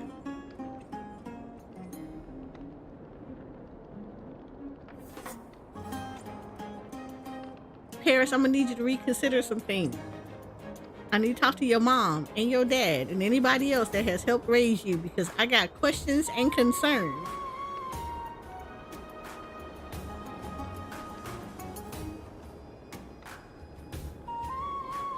Like a high level of questions and concerns. We're on top tier. This is like level 5. This is not a drill kind of concern. Because, dude, you have gone to the left with this.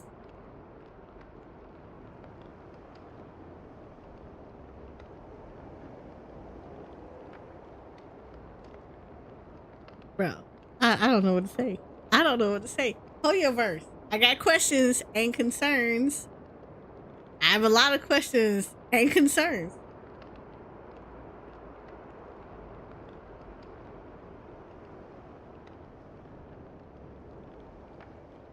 Bro, you go for it. You do you.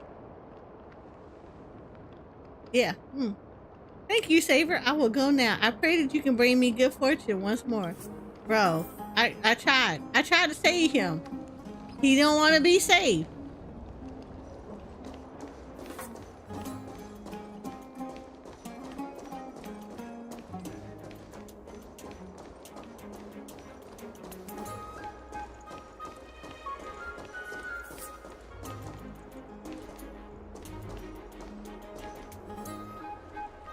Paris, I hear you're planning to go to the battlefield. Is that true? As you already knew. I did, and I have already made my decision. Wonderful, then let's run away together. Fight together, side by side. Oh? What? Fight side by side? No. Are you joking? I'll die on the battlefield.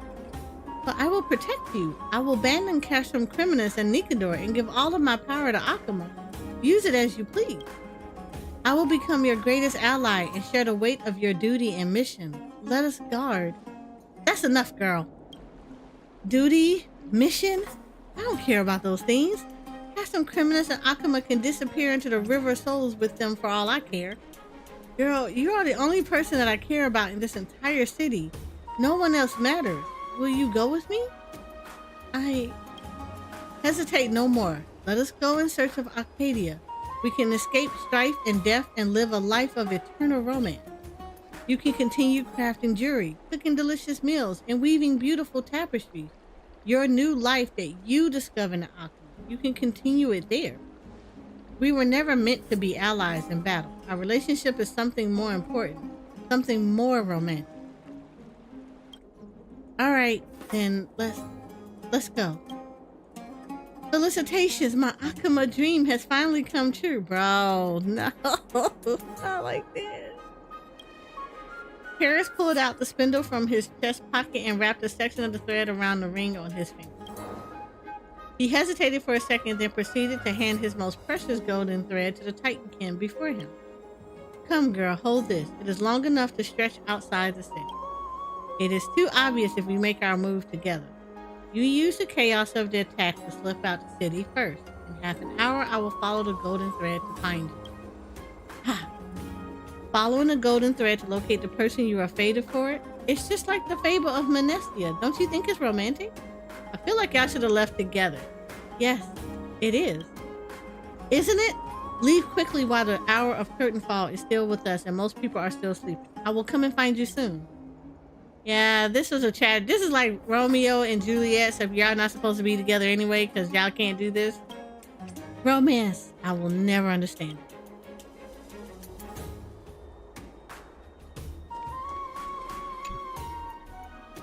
Oh, felicitations, my savior. This all went smoothly thanks to you bearing witness.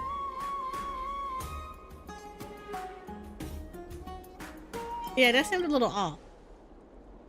Ha, she's always been the shy type. You know this. My savior, you don't wish to fight to the death with Nikador here either, do you? Why not come with us so that we can look after each other along the way? We're going to Arcadia now, right? Let's go with him.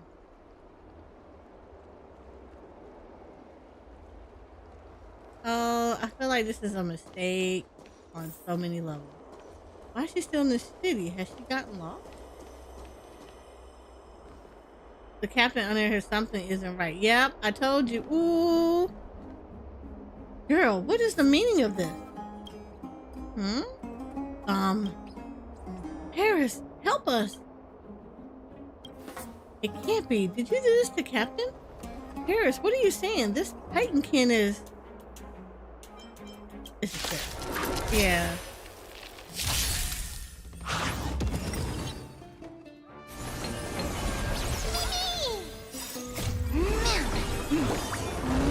Yeah. From the still waters of oblivion, I guide the wandering souls. Let's pick it up a notch.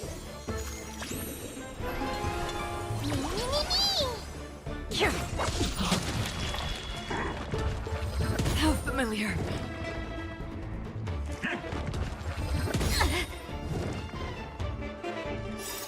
A thousand faces in a thousand places. Can you find the answer?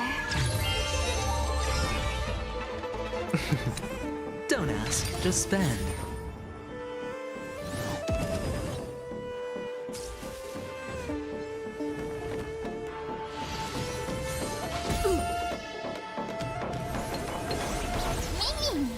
Existence as fleeting as the dawn's dew, destined for oblivion.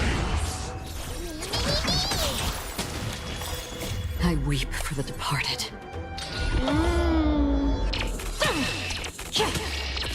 Dusk's reign, it too shall fall.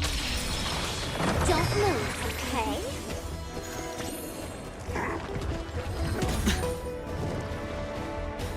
Can't lose this one. From the still waters of oblivion, I guide the wandering souls. Existence as fleeting as the dawn's dew, destined for oblivion. Let's pick it up a notch.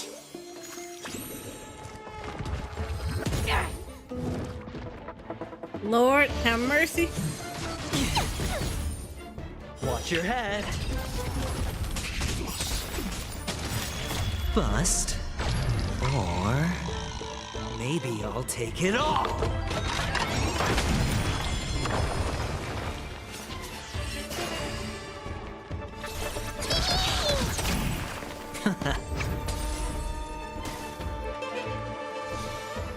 From the still waters of oblivion, I guide the wandering souls.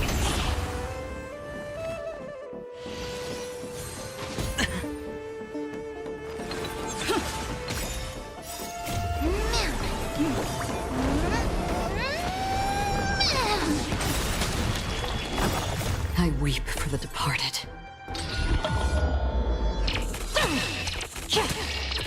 Dusk's reign, it too shall fall. Existence as fleeting as the dawn's dew, destined for oblivion. Yeah. Thank the heavens you're here, Captain, but how did the soldiers of Castron criminals get into the city?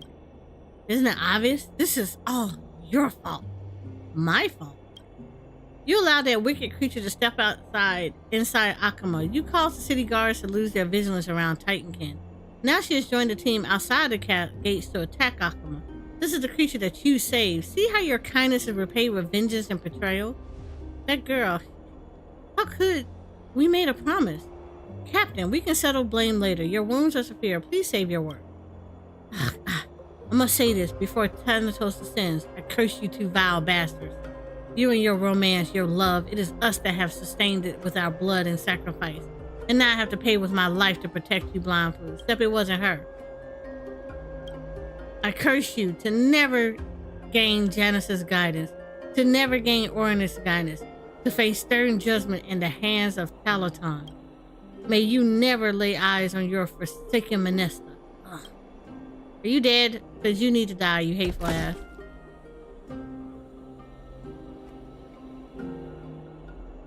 Captain? Captain? Elder, he has been taken by the hand of Shadow. Was this our fault? Is this the only happenings because we allowed the Titankin of Strife to enter the city? No, that's not true. This is all fate's fault. It is fate that caused us to show kindness and mercy to the wrong person. It was fate that brought this dire ending on the captain. Oh, but how are we supposed to cast judgment on fate? The Titan that presides over judgment also sits atop his throne. Elder Onena, I am sorry. I cannot take part in this judgment. I must go. Someone is waiting for me outside the city. You're going to desert us? You're going to flee with that Titankin that is attacking our city as we speak? Paris, you must not allow yourself to be wished by this bringer of calamity any longer. I've already allowed you to make one mistake. I cannot allow you to continue. But if you side with her, you will forever bear her sins. You will become a villain, hated by the people of Akama for eternity. But furthermore, the garrison guards will all place the death of Phylock on both your heads. They may even bring you back to Akama and see that you receive the most brutal of judgment. But if I don't have her, who else will help me escape my terrifying duties and responsibilities? Who will believe my stories and go in search of Arcadia with me? Me. Paris, my hero, I am here for you. Oh, Lord, not you too. Why would you give the golden thread to a vile, evil creature like that and not return it to its original owner? With my influence, you can be spared from the battlefield and kept far away from the nightmares of strife. Let us escape to Dawn Cloud and spend our days in peace under the protection of Kefala. Then, when the black tide falls and strife has been defeated, we can ride in our grand carriage as nobles and go in search of our city of romance. Arcadia? Don't do it, Paris. You committed to the other one. That's right, Arcadia. With the golden thread as my witness, it is a land known to the people of my hometown. I can help you find it.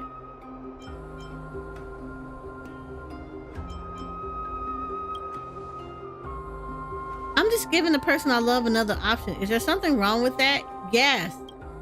Savior, I think on then. Oh, you're dumb. You done sat here and did all of the. Oh my God, I hate you. I hated you before. I hate you even worse now. I cannot take this risk. What if she really betrayed me? I, a normal man, am I not as frail as an ant before the Titankin? I cannot die. I cannot die. Exactly.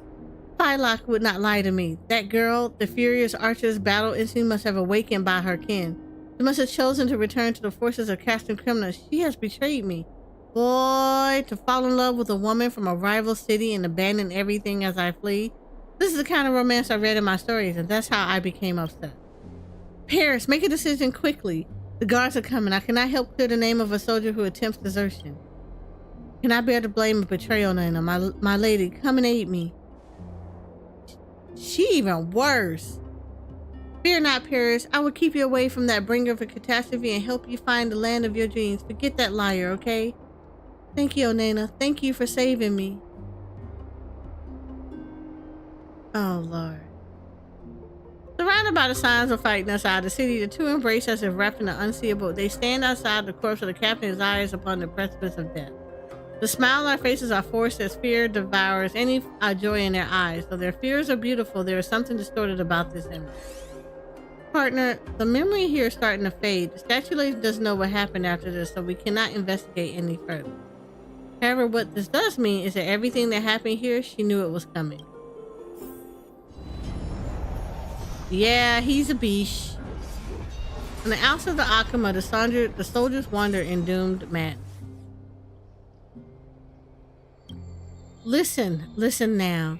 Listen quick, listen. This is a familiar voice in your soul. It is strife. Strife has come. The golden blood you were gifted begins to stew, and the faded desire boils up within you. Will you respond to the call of your soul and throw your body into the battle? Or will you hold on to this golden thread and escape into the distance ahead? I don't know. Both of these paths are my fate. One is my strife and the other is his romance. But the roar of your instincts deafens you on the battlefield, so you still opt to fire the arrow or shaft that you will.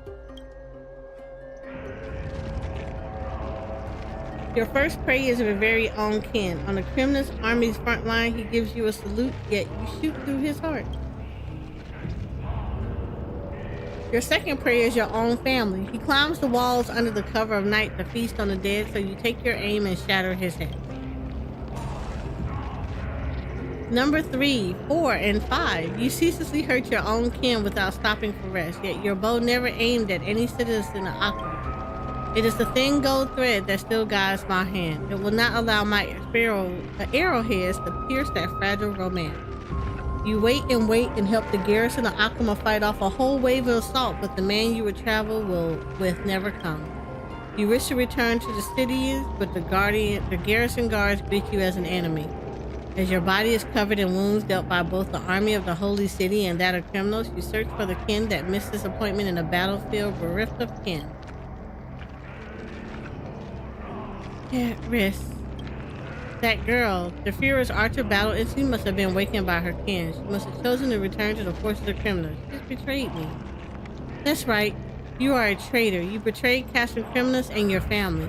Then you set to abandon the holy city that saved you. You're exactly the traitor they made you. Fear not, Paris. I will protect you. I will keep you away from that bringer of a catastrophe and help you find the city.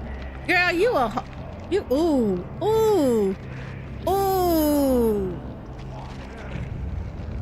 That's right, you bring calamity and you caused Akuma to fall. The city was kind to you, but you brought strife on them all. Let me cut this golden thread on my arm. I cannot have the traitor following us. Paris, I hope you burned in hell. Now the thread is cut, your hands will never again hold silver trinkets, kitchenware, or taffeta. All that remains are arrows and weaponry. I hope y'all did not have children. I hope you got a disease. And I hope old girl hair went bald. I hope her head went all bald. Now there are no more choices open for me. Only one path of fate remains. Go to the strife.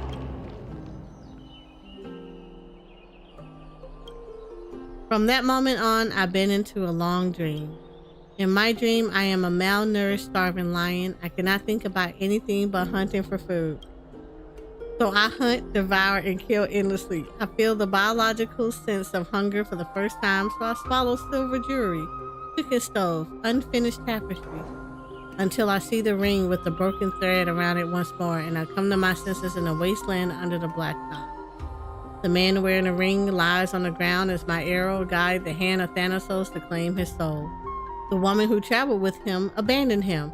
Their extravagant carriage, decked with flowers, sped away from his corpse without ever turning back. To this day, I still do not understand what this romance is that he said. You didn't put one in the back of her head? Like, you know what? Let me stop.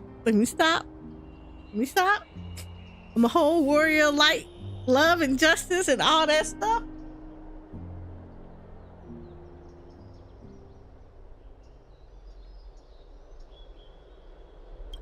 The divine works in a mysterious way, and they care not for what a mortal man prays. An expectation is impossible for one to make real.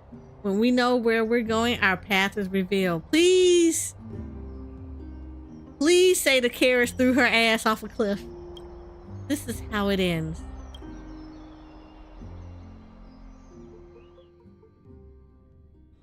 Paris, I don't even feel bad for you. I feel bad for her. Where that heifer at? I'm asking for a friend.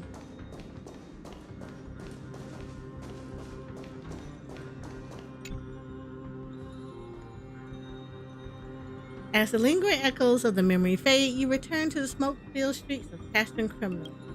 You've never found Arcadia, and Paris will never return, yet the nameless Titankin still lies before you, murmuring. This story, it ended differently to how I imagined. I just want to know who her kin is. I just want to take them to lunch. Paris. As the Titankin's speech grows weaker, you bring your ear closer, hoping to hear her final words. Arcadia, Arcadia. Where could it be? The Titankin of strife utters nothing more. She falls completely still as if she become a real statue. Partner, her memory, it's disappeared. Having lost her life, the Titankin's body is no different from a pile of rubble. You knew that before long, the blood-stained winds of casting criminals would whip up the surrounding gravel and reduce it to dust, carrying it far into the distance. Perhaps the land that this dust will be carried to is the true Arcadia. Does Cersei know that place? Will Minesta await them there? You do not know. All that you can hear is the echoing war drums of Nicanor.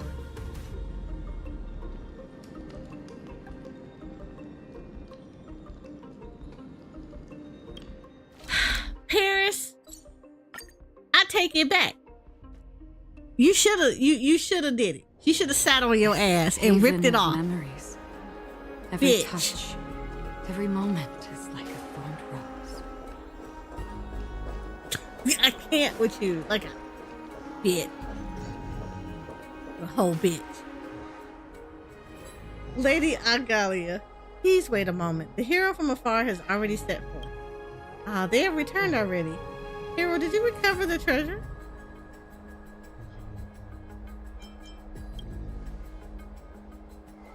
Thank you for your hard work, dear guest. I have never expected that this task would have fallen to you. Agalia takes the offering from your hand and closes her eyes as she feels across every golden thread on the center. Captain Ilsa, I have unfortunate news. What is it? Seeing a look in our dear guest's eyes just now, I fear this object may carry some special meaning. It would be that this object was considered extremely precious to someone before. However, if you are to judge it through the eyes of reason, it has neither divinity nor value. It is no more than a simple and unremarkable die.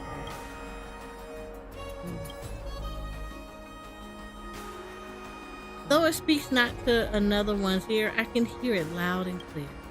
Beauty is in the beholder's eyes, and only those that believe it will see it shine. The threads of romance in the golden cocoon, a mystery known to only those attuned.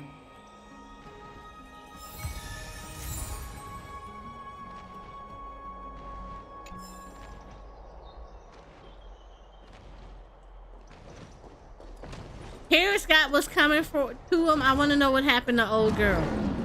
I mean, may she be infertile and bald and forever in like stepping on stone Legos.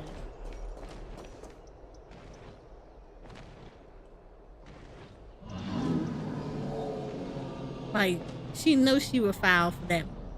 She knew she was foul.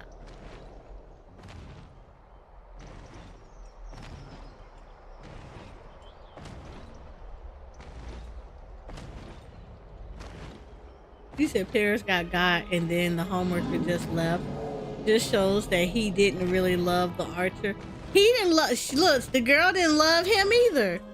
Homewrecker.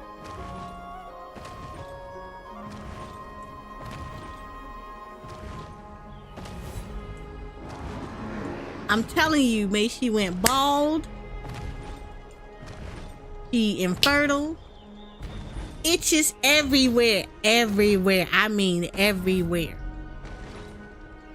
And she forever stepping on stone Legos that kids on the street just throw out there for her to walk on.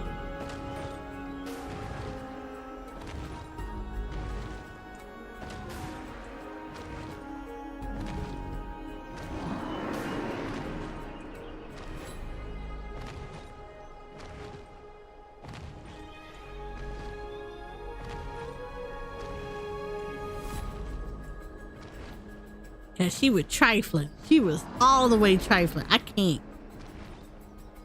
Paris, you a whole beast. You a beast. You are such a beast.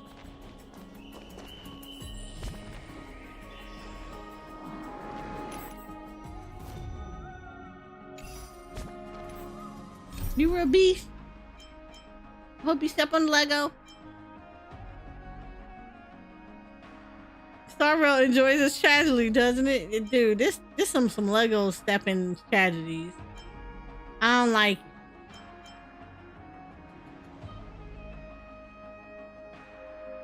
I don't know if I can take this in my life. This is too much. This was a lot.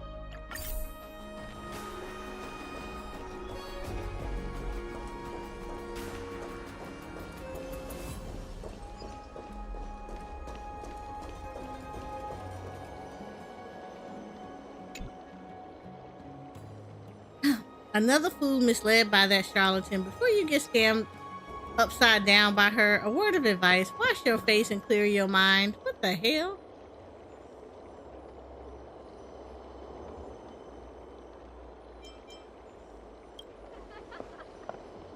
No wonder you're foolish enough to believe this supposed Oracle Dream Mother. Your eyes are just as useless as hers. It'll be too late if you want to meet Fastidia. When I arrived, I happened to witness the city's guard escorting that scoundrel away. So many years, and someone smart finally saw through her trick.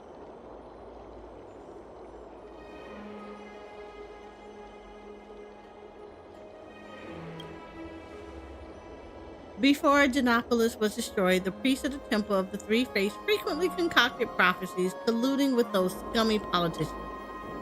They would even distort Orionus' prophecies for their own gain. It's just people who never experienced those times would believe foretellings of a swine from dubious origin. The ranting man details the various crimes of past priests, sometimes in anger, sometimes in tears. You better leave before he gets hysterical. Better go look for the city guards who detained Fastidia and ask about the situation.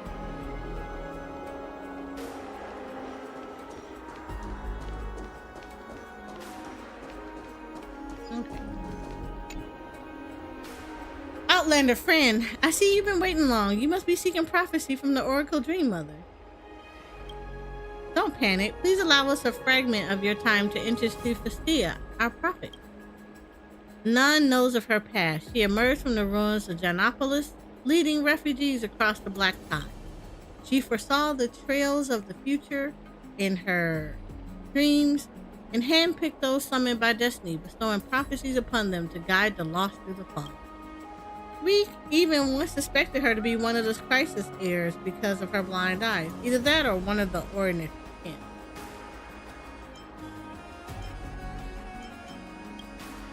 Anyway, she's a good person. If you don't remind me to return home earlier, my daughter would have been summoned to Thanatos' kingdom by the fire.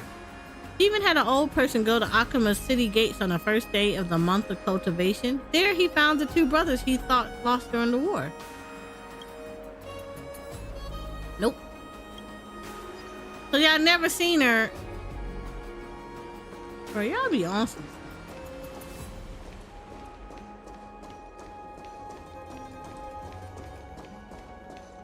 I like how Hoyoverse go for this is a really nice city. This is really cool. I can vibe here. And then you start to get to know the people and you like, y'all are all a-holes.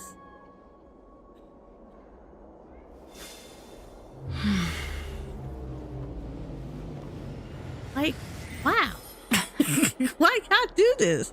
Like, this would happen with Sumeru. Sumeru was like, oh, this is so great. And then you were like, I'm going to burn Sumeru to the ground. I hate you guys.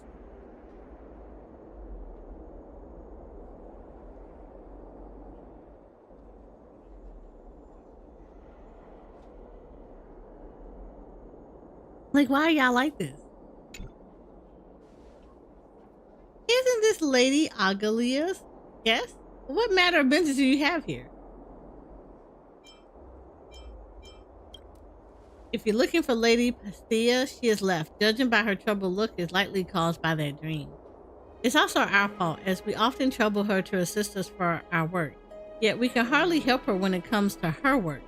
Genopolis' ghost, it would be great if we can catch it. Speaking of this ghost, you could say it and I are old acquaintances. When the Black Tide descended, my father took me and escaped, but the danger was greater than we could ever imagine. The people with us disappeared one by one in the darkness. Hunger and fear gradually turned into despair, but then Orionus' Titankin appeared in front of us. It said within a dilapidated temple of three fates, there's a prophet named Fastidia waiting for us. he will bring forth a prophecy from the Fate Titans, leading us to Akuma. Whatever happened next was exactly what the Titankin said. We found her among the ruins and she saved us with her prophecy.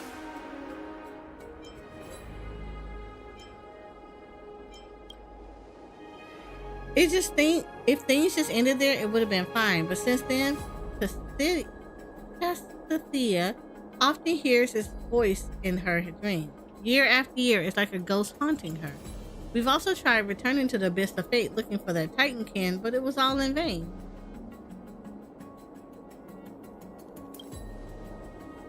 After arriving at Akuma, Lady Pestia quickly integrated herself. She offers her help to those chosen by destiny and routinely bestows her prophecies on us, like today. Citizens that were attacked by monsters, lost refugees, so far many have been saved by her prophecy. Even if those who slander her and call her a liar because they weren't chosen, just laughs it off. If only I can share some of her burdens. Let's stop the chit chat here. If you're here seeking a prophecy, it's better to do it some other day. It's probably a sign as well that you're not being able to meet her.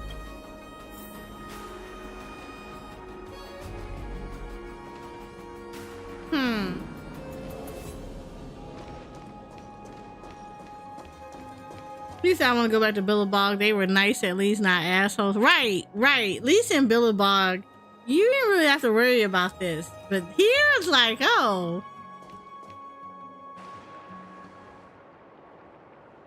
Even in the Lafu, they was cool. They was cool. You had a select few people that were like that, but for the most part, everybody in the Lafu was good.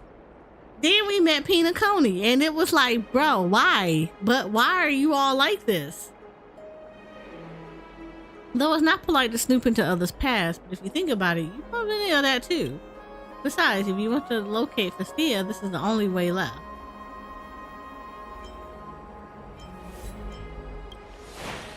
Why do you treat me like a pet? Mim's gonna get angry. I've heard most of the details. Since you asked me with such sincerity, I should help you mercifully.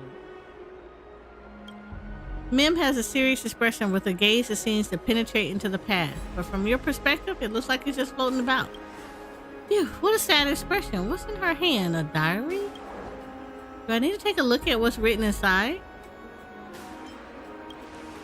She's opened a diary on her own. What messy handwriting. Yet another voice disappeared, and I still remember. Festia, you're the most despicable liar. It's you who fabricated the prophecy, and everyone perished because of you. The writing on this page is particularly swirling in circles. I'm so dizzy. Everything that's happening is Orgnus' punishment for me. I betrayed them, and I deserved it. Veil of Evernight, these blind eyes can no longer get a glimpse of your... She's writing with such force that she's almost piercing through the paper. I've given up. From the beginning to the end, I've never been able to break free from the shackles of fate. If there's a way to break free of it, I can only think of one. Oh shoot, something huge is coming. Yeah, I will return to the embrace of Thanatos. We have to find her quickly. Oh, we gotta follow Mim now. Okay.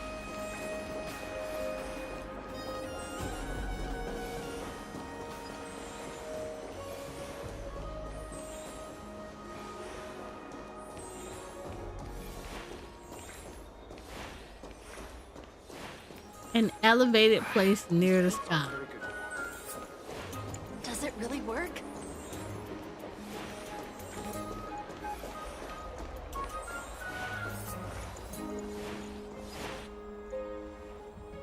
You made it. Panting heavily, you stop in front of Festia with only one thought echoing through your blank mind. You should cough, let me catch my breath, yeah? Don't rush, my friend. I'm not Menestia's butterfly. I will not flit away before your eyes. Before you start, let me guess your identity. You're the honored guest of the crisis heirs who was causing such a commotion at Akuma just a few days back, right?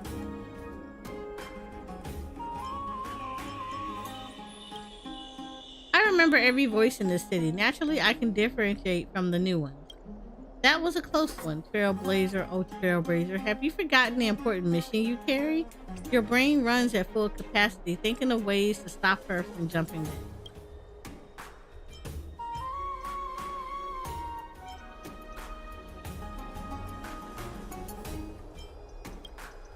Yes, even if the Evernight covers my eyes, I can still hear his murmurs from here, even if Orinus is far. As you said, although I am unable to get a glimpse of the dawn device that Kefala is carrying, the warmth of his light still brings me joy. Really? This is not a good habit. May Orinus bestow his blessing upon you and bless you with blissful sleep. Castilla wears a serene smile on her face, but you knew it was just a sign of numbness.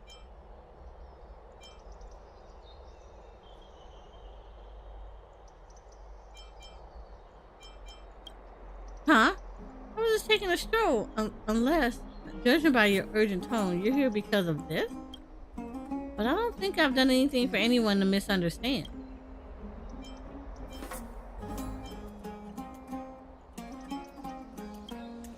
You tell Percy everything you've seen along the way, including collaborating with Mim to sneak a glance at the diary. Only her reaction is entirely different from what you expected. You're saying that Mim can access my memories? Oh, sorry, allow me to collect myself. The situation with the diary, I can't really explain clearly now, but I hope you can call upon that friend you call Mim to help me find someone. That spirit? That's Orinix's kin? The slumbering Orinus often conceals fate within their murmurs. The murmurs traverse the celestial veil and sometimes become sounds beyond the reach of ordinary people. I can hear their murmurs and glean prophecies from them. Yet for many years, my dream has always been plagued with another noise. Although it's very muffled, two words are clearer than anything else. Castilla life. Orinus, are they angry over my betrayal, hence their netting of such punishment? If that's the case, why did they send their kin to guide others to save me from the room? What is destiny? This question feels like a knife, gouging out my eyes and leaving them at the room. I can hear the whispers of the future in my dreams, yet my eyes can only gaze into the past. Everyone in the holy city takes care of me, yet their searches yield nothing. If it's you, perhaps Ordinance blessings will lead you to it.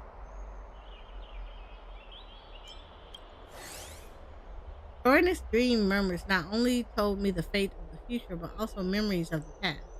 As long as you can bring me the echoes from beyond the sky left behind at the abyss of fate, I'll be able to find traces of his whereabouts and hear the truth from his mouth.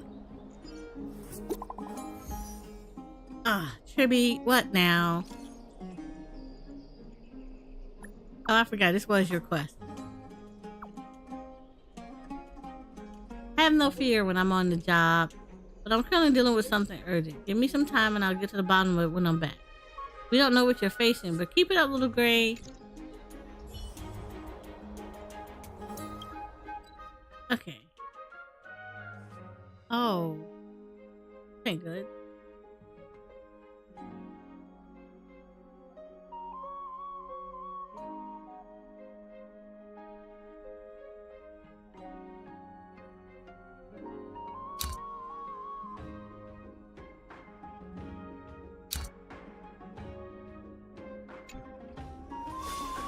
Okay, I guess I gotta leave.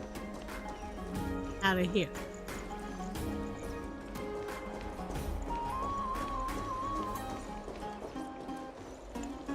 Does it really work?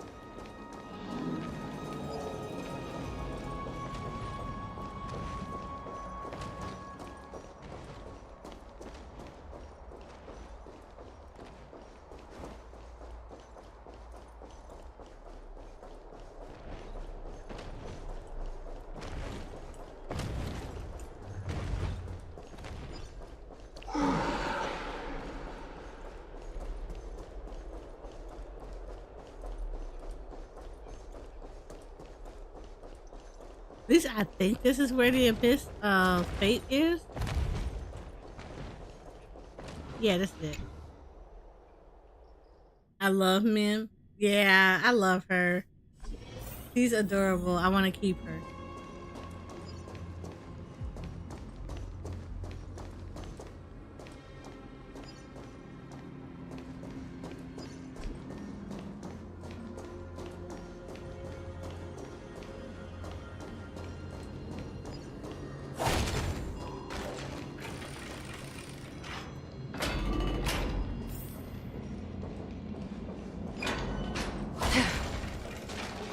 Make sure I'm not missing anything out of here.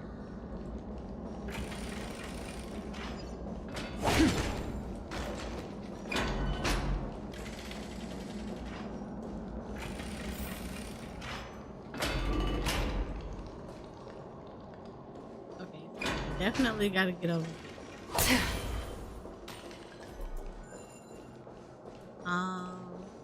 Oh yeah, because I said I had to definitely come back to these areas.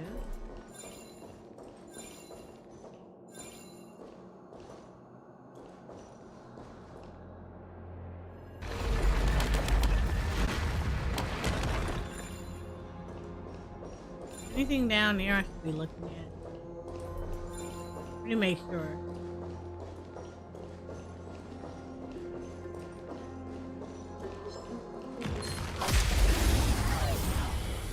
That was the wrong one, but okay.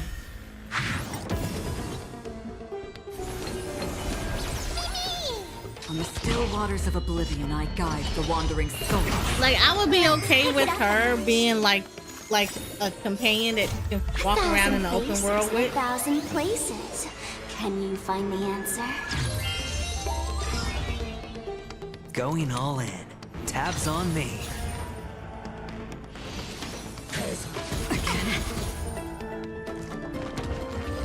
No dirty tricks, all right? All in.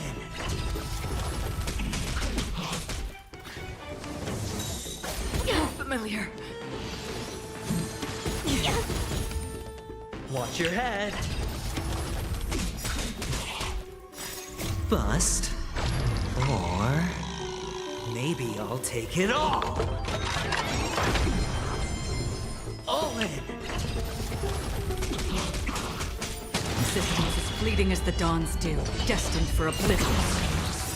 I weep for the departed.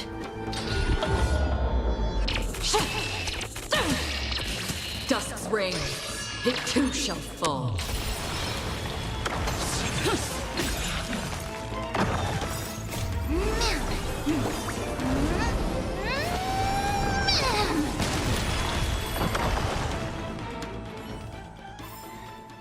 Another blood debt repaid. Okay.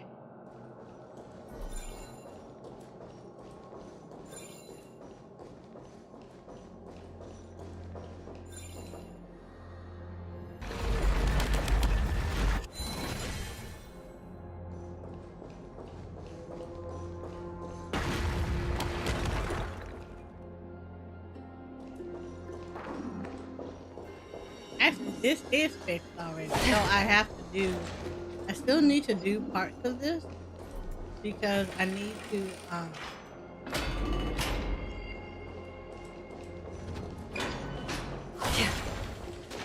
there's like treasure in some of the other areas, so I definitely need to go back and fix some of this.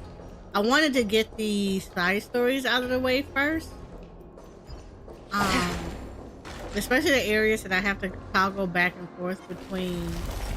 Stream 4. The gleam of old blades.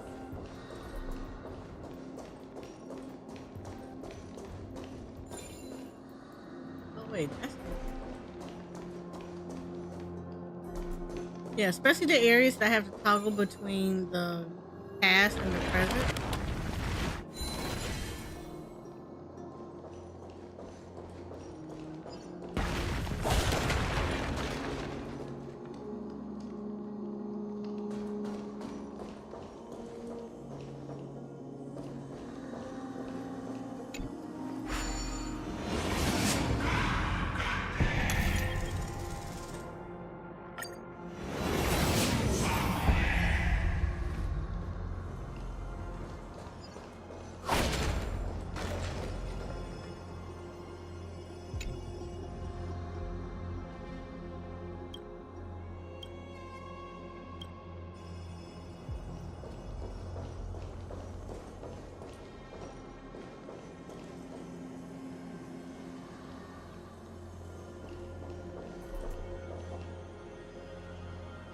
Yeah, I forgot I did fix that. But yeah, I need to. This is part of the reason why I'm getting the side quest done, just so I can door the explorer just a lot more and like get the treasures and stuff. Because a lot of these areas are I have to toggle between the past and present.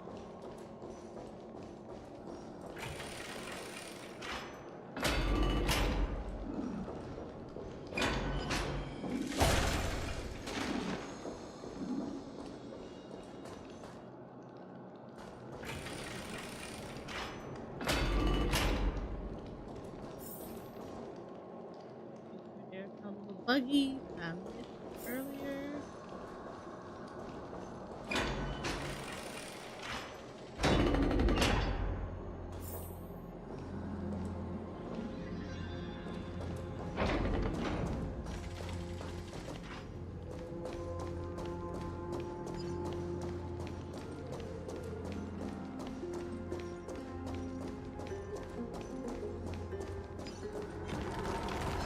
Stream 4.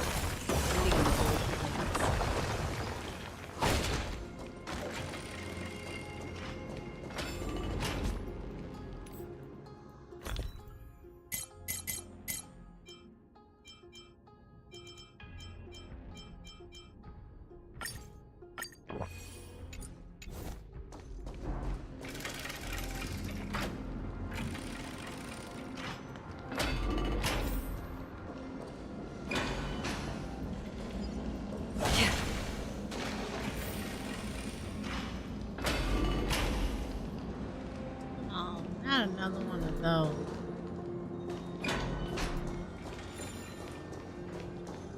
Stream 4.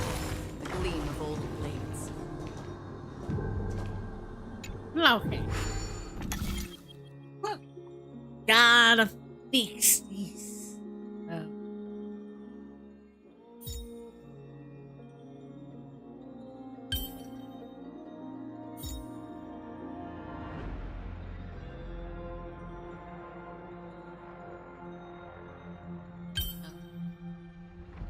Reset.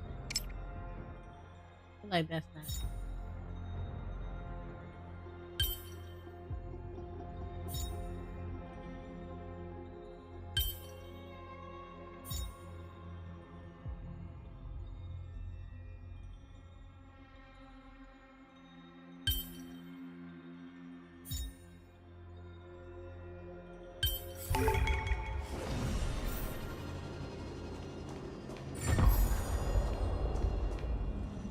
Memory fragment. Okay.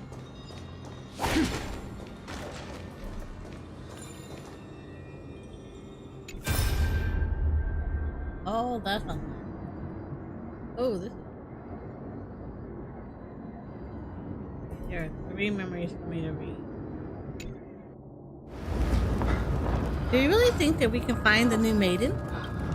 Since the fall of Janus, the fate of Titans have persistently answered our prayers with silence. This makes it hard for me to not believe that it's their punishment for humans who take the lives of their own friends.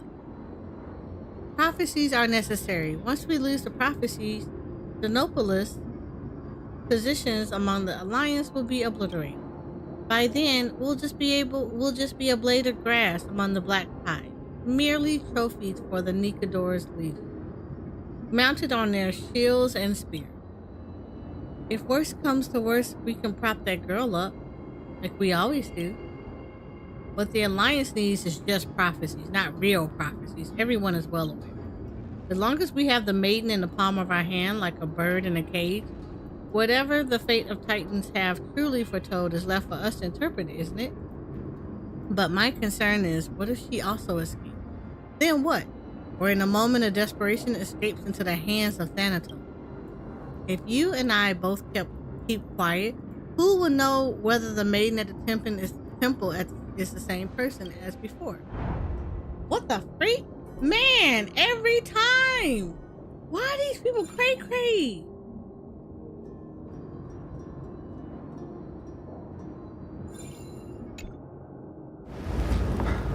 Just a while ago, I met your husband, the warrior who always returned victorious, but now even poverty shrouds a hero's family alongside Zagreus' mockeries. Parents lose their lives, driven into the river of souls by the ravages of war, while children are left bereft of family, entering eternal sleep amidst hunger and sickness. We are powerless in stopping the spread of the black tide. This failure lies with us, the ones in power. If she becomes a maiden, can I still see her? The dust of the secular world will taint the maiden's purity. The infamy that stained the previous maiden was thanks to her mother, who deluded her into stealing away Janice's core flame. That led to the present downfall of Janopolis. What if she doesn't succeed? I'm saying, Bastia is just a normal child you can pick up off the street. Why would the Games of Ordnix take pity on such a girl? Madam, how long can you keep raising her? The black tide swallows the lands of the Pillar of Stone as we speak. Wheat fields are corroded and the soil is flooded. How will you withstand this famine? It won't be long till you all starve to death here. Damn. The priest suddenly raises his voice. Even Festia, who has been fretting over the ritual, can't help turning her head. Don't get distracted, Festia. Keep following the instructions of the acolyte. Now you have the chance to change destiny. You will become a maiden who does not need to worry about food and shelter. As compensation, we will offer you, her mother, enough food to tide through this famine. Do what is good for you. Oh. Close your eyes and cast your soul into the Evernight Vale. Among the starry night, Ordnix, the wheel of time and destiny, they shall grind your pure soul. Uncle, if the wheel rolls over me, will I break, just like my father? If I break, I will go to Thanatos. Does that mean I'll never be able to see Ordnix? It's just a chant. Be quiet and do as I say. Okay, Uncle, I'm afraid of pain. Can you get Ordnix to be faster? I'm afraid. The girl's wayfish body quivers beneath the acolyte's gaze. She thinks of saying something, but she is still worried Ordnix might accidentally break her. A growl escapes her hungry stomach, swiftly cutting off the blasphemous thought. Sorry. Now take out the ceremonial herbs and don't put your hands in your mouth. You'll get poisoned. You still remember what I taught you? What's the next step to the tripartite ritual? Recite the Gate of Infinity, Talaton's praise. Nonsense, that's Janet. Echoes from beyond the sky, that's how. Let's go. We have to find the next prophecy tab.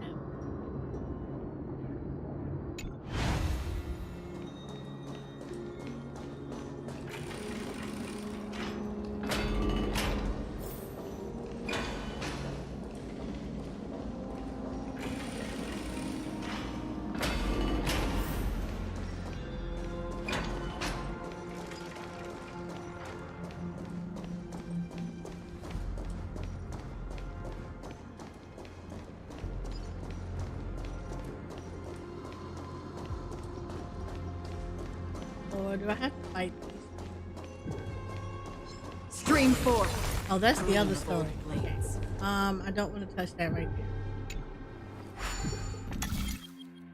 Oh, I hate when we have like 50 million of these things.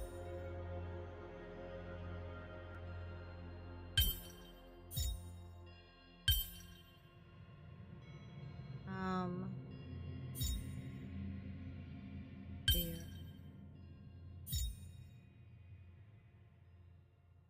No, I think that's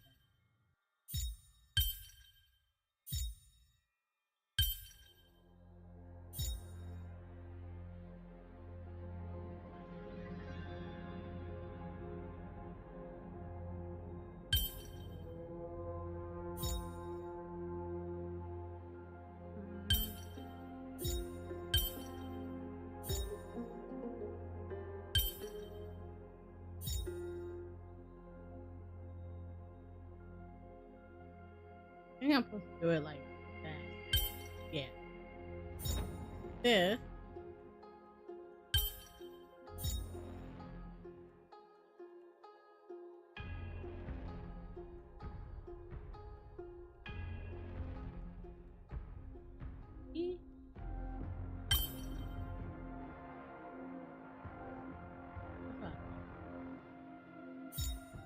I was right.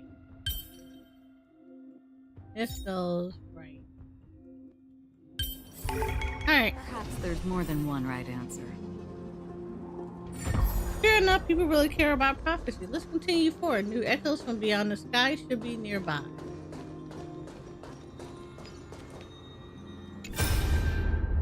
Alright, here we go. Everyone, the terrifying black tide is devouring the lands, and the Mad King's lands will be pointing at any city at any moment. Even right now, the shadow of misfortune attempts to drag us towards annihilation. Listen to what it has said to you. It said that Ordinance refused to bestow a prophecy and that the Titans never loved their servant.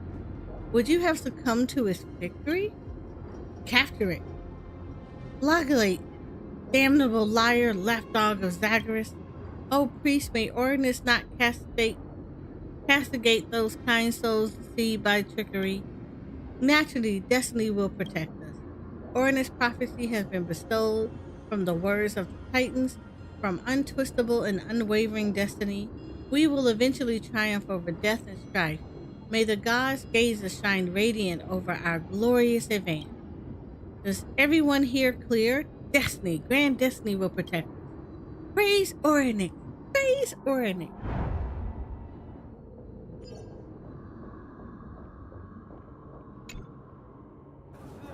Still nothing? What exactly are you good for as a holy maiden? But Orinic, I know it's staying silent, but why do you think we brought you here? Prophecy. Prophecy. Without Ordinance prophecy, you're nothing. I honestly don't know what fortune you stumbled onto that day to be able to receive their prophecy. I'm now thoroughly suspecting that it's all a trick by Zagreus, for the maiden's title be adorned on trash like you and make a mockery of us. You and that old woman are nothing but scheming liars. The girl's jaws are tightly clenched, tasting rust through gritted teeth. Such words are nothing but sheer insults to mother and daughter. No matter what, you will all say what you need in order to mislead others. If that's the case, what use am I even as the maiden? You think we don't know what the common folk can't tell the difference between true and false prophecy? Wild prophecies will only invite catastrophe, repeating mistakes of the crisis. I know that you've always thought us a bunch of liars, using prophecies to control the fools outside the temple. But let me tell you, the ones who truly need prophecies are not us, but them. If I told them now that the prophecies don't exist, would they even have any hope of surviving the black tide? They will barge in and tear us to shreds and wait for Thanatos in despair. That damn destiny. Why did it only leave us with this worthless ordinance? Wow, why are we not eating these people? That won't do. You're asking too much. We'll be exposed if we keep this up. I know. The fervent ranks of those loose-tongued sophists swell by the day. So it is because of this that you want Ordinance to bestow a prophecy upon you? I hear that Nikador's legion is but fewer than 3 days away from our city. They won't buy any contrived prophecy of destiny. A mere year ago, you were still strutting with pomp. I too know that the tables have turned. But since the gloves are off, don't blame me for spilling the entire truth. I have no authority to interfere with your actions, and you're not the first to do so. Go tell them whose pockets those riches line. They will never bring them fortune. Go tell them the Titans won't protect them, and the black tide will inevitably surge across the land. Even if Ordinance remains silent, I will foretell their future. They will kill you. They will not believe. We'll see. One day the scale of justice will exact equal retribution onto each and every one of us. I hope so too, but Thalaton is gone. The acolyte lethargically stares into the distant and sighs, as if what he once believed, deeply loved, had long since perished alongside the Titans that the temple once were. If the Fate Titans could really peer into the future, would they have seen the black tide devour everything? Why do they not come and save us? Why do they not refuse the destiny that forces them to offer up the core flame? Or are they also powerless before destiny itself? Bro, this is a lot. The missing memory and sound are getting clear. Heard in my ears. You should be more careful.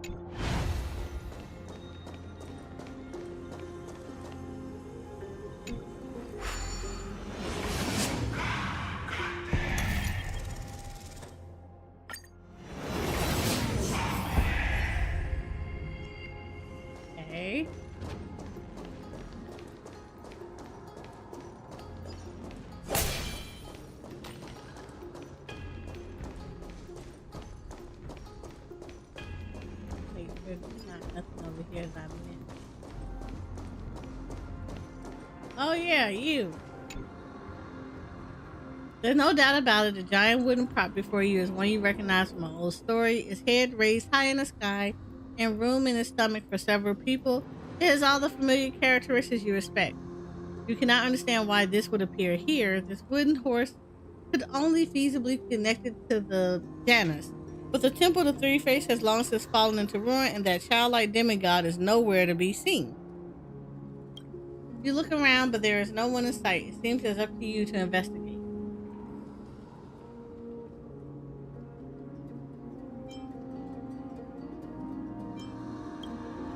The inside of the wooden horse is even more spacious than you imagine. There is a faint warmth to it, and you can stretch out comfortably. Just as you're investigating the most comfortable position to lie down, a voice suddenly comes from outside. Great Gate of Infinity, Janus. I know that your divinity has been eradicated, but you still roam the ruins of our past world. If you can hear your disciples' prayer, please give me a sign. Please knock on this wood 3 times and show that you're here. I'm gonna knock. The crisp sound echoes through the temple. The sound is ethereal and drawn out as if it had originated from a distant space-time. Janus above, you have responded to me. Praise your kindness and mercy.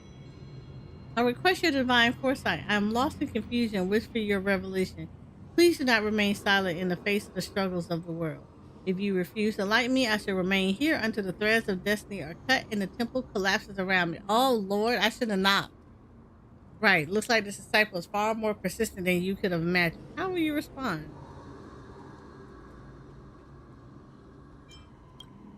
You gently tap the wood wall a few times, trying to convey the message to the disciple. You are a gentle and forgiving God. You care for the people of this world and are willing to listen to any request. No, I knew it. You never abandoned us. When in the presence of a miracle, it is only right for me to bow before you. These are my favorite items. These are your favorite items.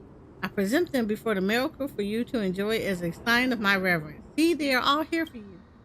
Now that your godly will is prevailed, I too shall confess my concern. Soon I am to go to the Grove of Epiphany on official business. Before I leave Akuma, I need to know, should I step out of the city with my left or right foot? Thinking about it, this is the first time you've ever been approached as a god. This is your first ever divine prophecy, and it is for an insane question. You cannot help but feel rage growing inside both of you.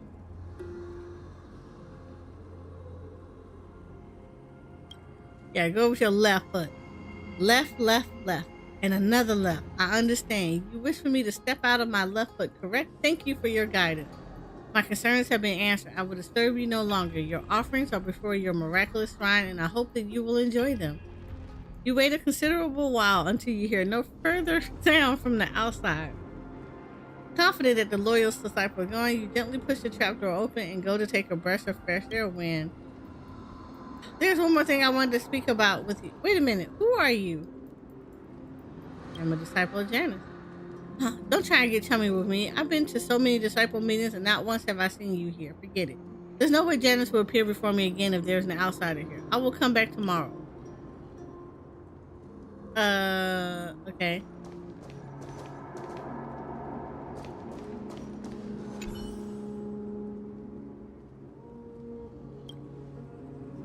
That's right, you answered her questions, did you not? Of course you have earned the right to take these. Not even the most talented will blame me. Let us thank Janus for these gifts. Yep, I did. I sure the hell did. I will come back again. I took it because I deserved it. I'll come back. It's lots of chaos like the sound of many people crying.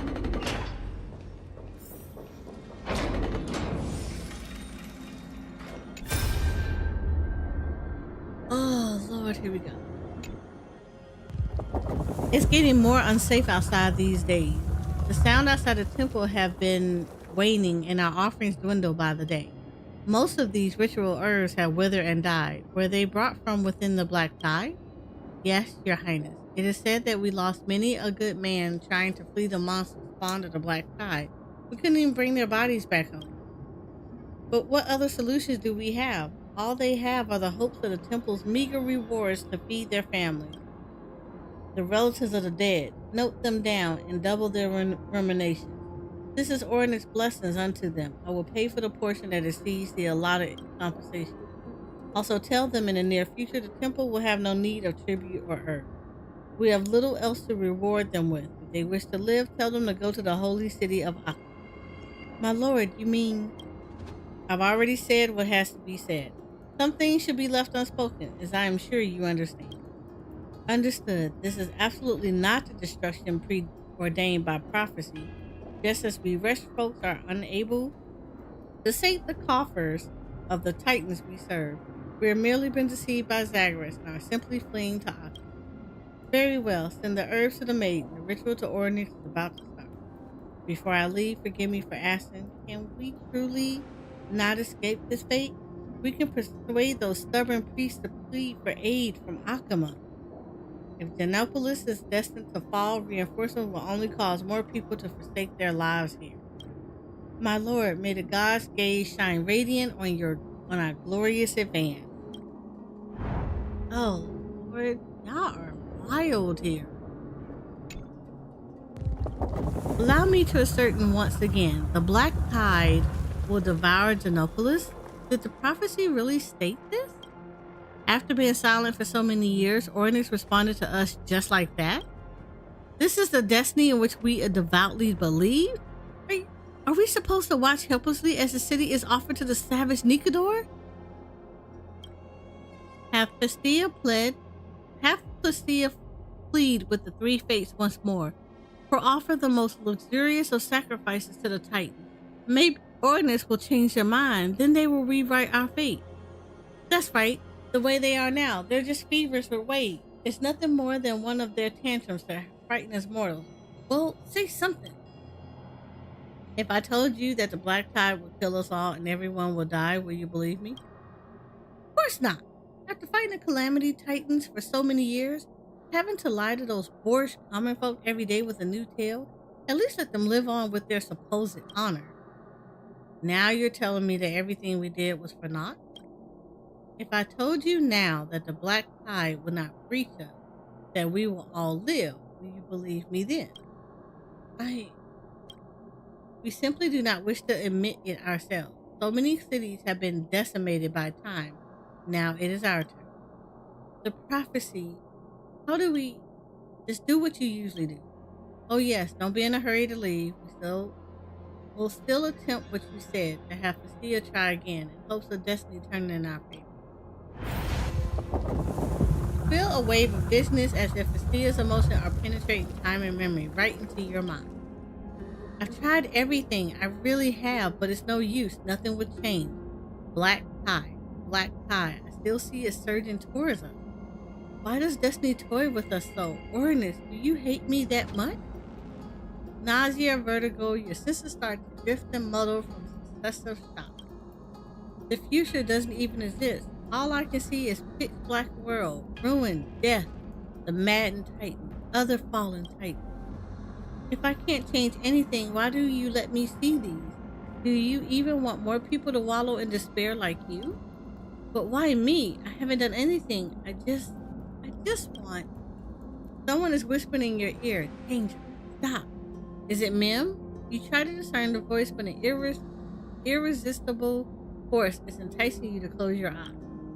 Some memories exist in this world. Some of them are overly chaotic, even capable of reversely peering into the watcher's consciousness. Unfortunately, your memo kipper friends haven't yet taught you that. Helpless, unprotected, only fear and fatigue are what assault you. As long as you close your eyes, let your soul sink into the evernight, and all these woes will fade away. Ooh. Festia, open your eyes. What did you see in Orys's prophecy?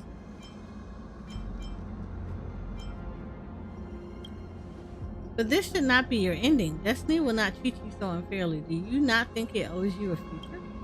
If you do not become the maiden, then who would everything have turned out different? Unfeathered, free among the free, like a bird.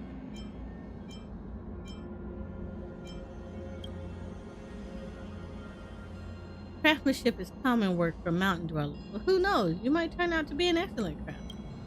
The weapons you forge will behead monsters, and the ballads of bards will forever laud your name. But all this will not come to pass. You are just Festia, destined maiden of the Temple of the Three Fates, a prisoner without dignity nor freedom. Now answer me, Festia, in Oryx's prophecy, what did you see? You see the black tide swallowing the land. The death led by Thanatos destroyed brings decay and rot. It is truly fair. Aquila's disciples, Cersei's disciples, and Oryx's disciples all are equally facing eternal slumber and death. No matter where you choose to escape, destiny is omnipresent. It will always follow in your shadow, just like every time it did in the past. Only darkness and death are left. Death and darkness, darkness and death. Where else can you escape unless you offer up your soul to Thanatos? That's right, Thanatos, a sacrifice. Swallow those poisonous herbs. Wow! And then the black tide arrived in time.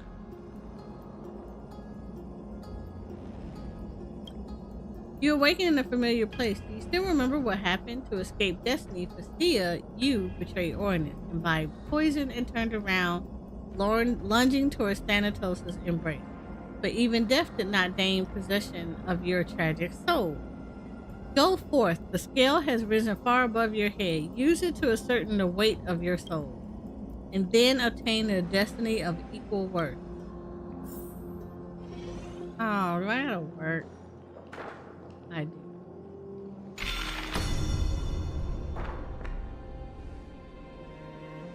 Though they have fallen already, the remaining judgments of Palatine are many and varied. It's quite ironic to think that even now, to overcome its challenges, you need the hand of Zagreus. My lord, let me do the heavy work. You must take care of your health. Very well. Do you remember how to do it? After all these years serving you, one thing I'm sure of, the celestial sphere that symbolizes the world should be on the right, isn't it? That's right, the celestial sphere weight goes on the right side and we stand on the left tray. The scale will lift us right to the destination. Let's hope. Let's go. Hope Lady Festia can make it. Okay, it's there. Enter the temple and be judged by divine scale. With the hand of Zagreus, place the celestial spear that symbolizes the world on the right. Step onto the left tray and the scales will lift the innocent all the way to the destination. The triangle weight symbolizes destiny. Place it on the left and those pilgrims standing on the right tray can venture deep into the temple.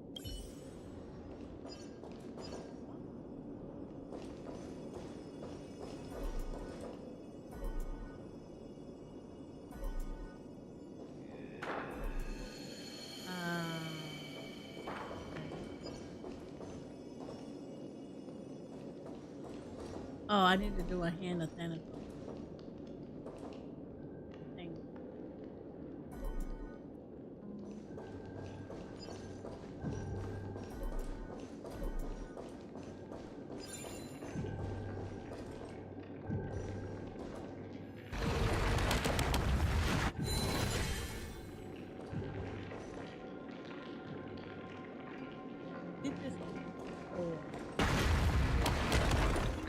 Stream forth. I wonder what's right now. Old blades. We're in the mood. Okay. Fear. Fear.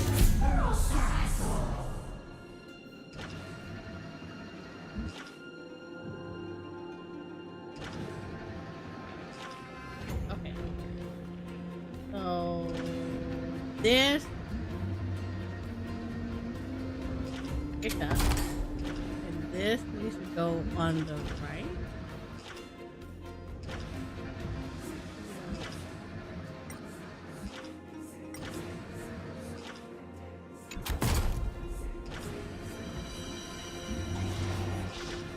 I have to go stand on the left side.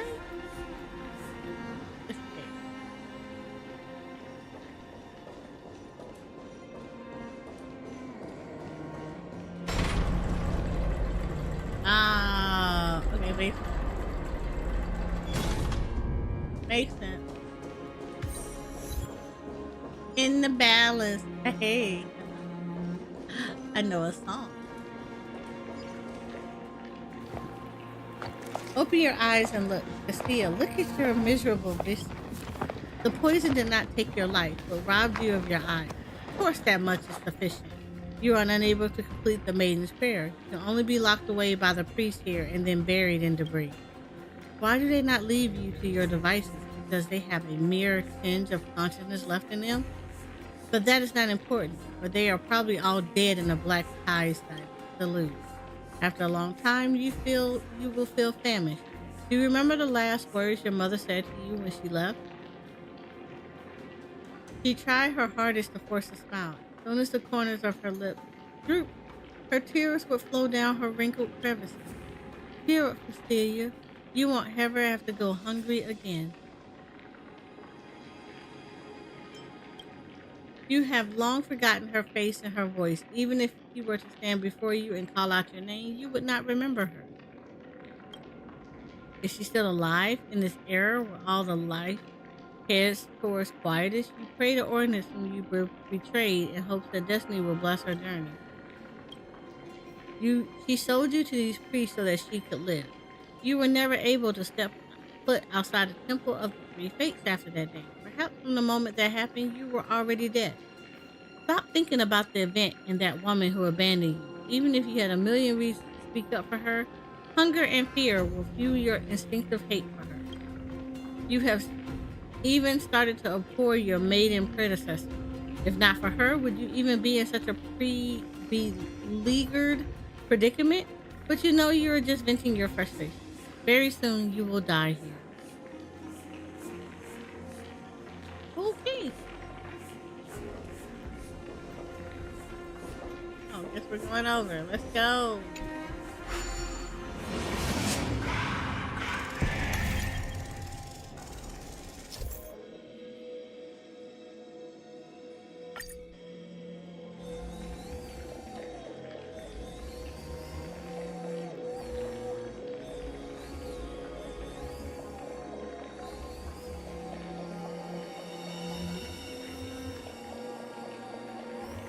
Can I play games?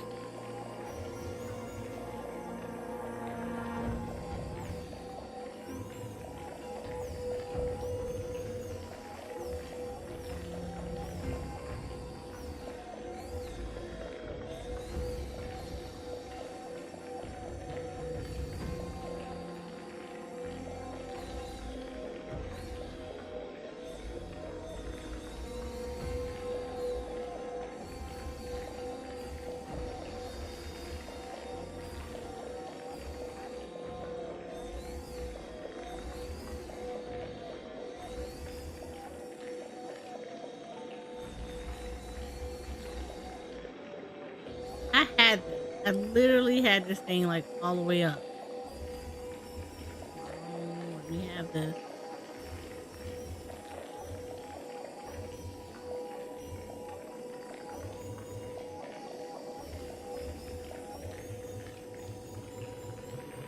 There we go. Life is a puzzle in and of itself. Stream forth the gleam of old blades.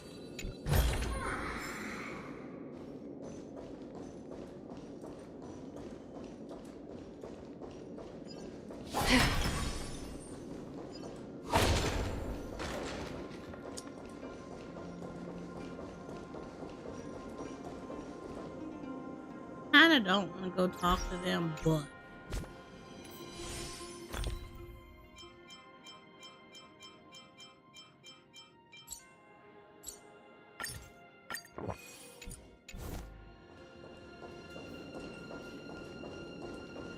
ooh.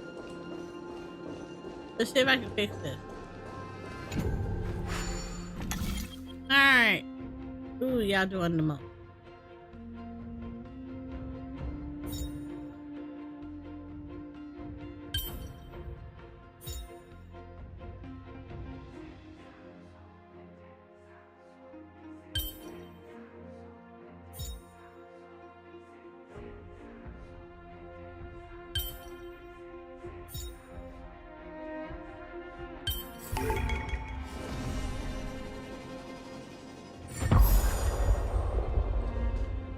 torpedoes. Oh, crap and a half. So, I think I gotta pick the thing.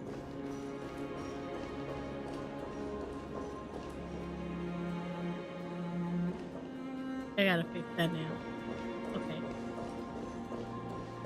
We're gonna fix it.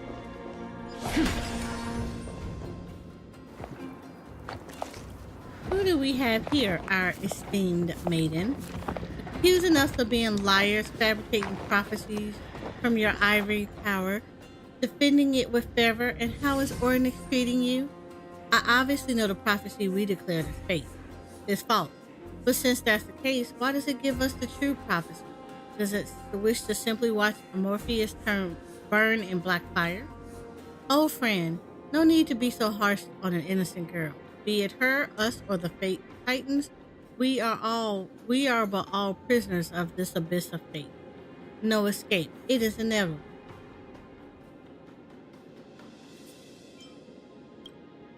Go, Festia, go witness your destiny and make a choice. Oh.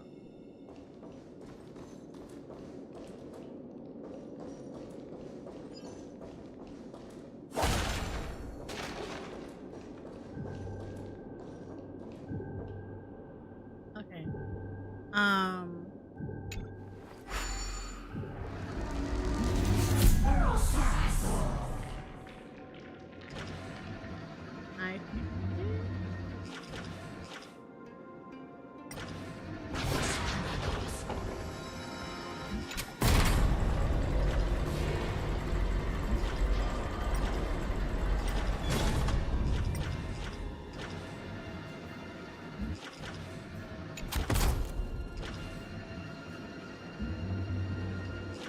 Oh.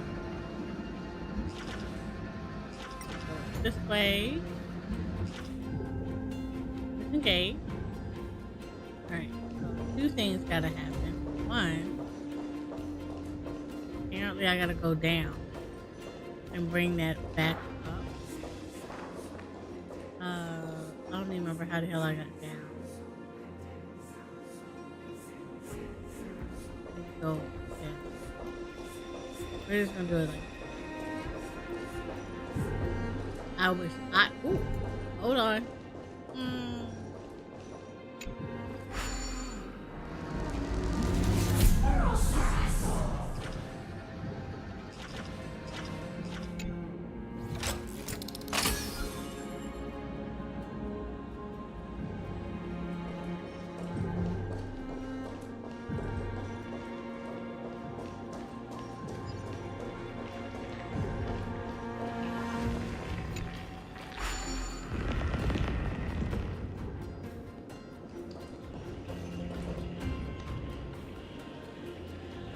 Stream force. Lean both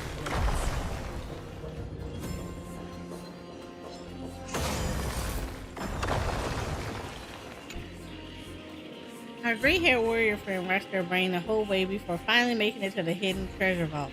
Riches beyond her wildest imagination await. What's this? You're not even letting me go either? A gray-haired warrior strides resolutely up the wall and get +1 souvenir.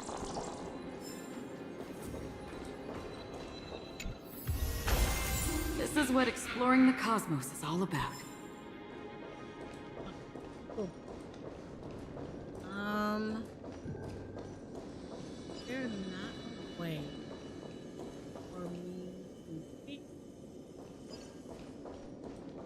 or is that what fixing it? I hate these puzzles, but I kind of want to fix it. I also want my chest. Okay, here we go.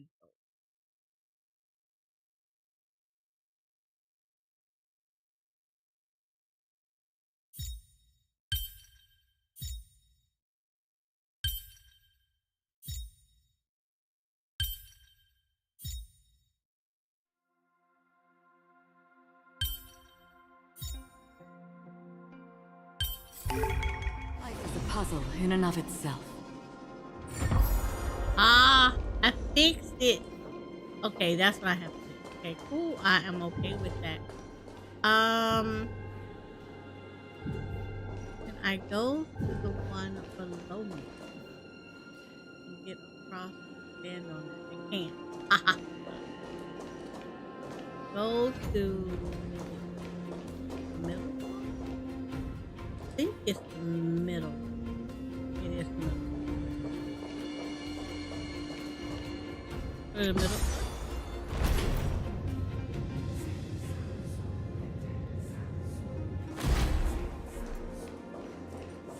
It is the middle.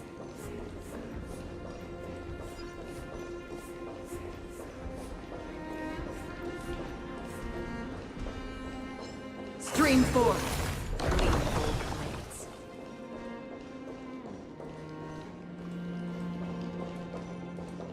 Pretty sure I got everything out of that. So if I step on this, will it lift me up to go up to that?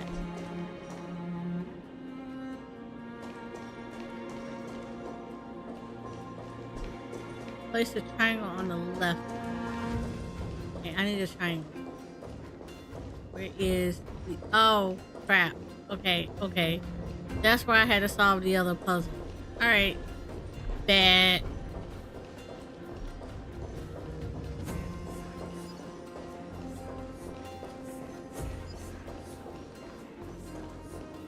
I needed the other one. Go to the upper floor.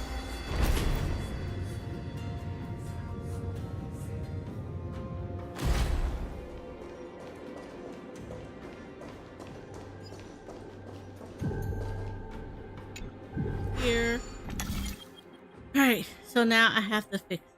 I'm gonna assume right here.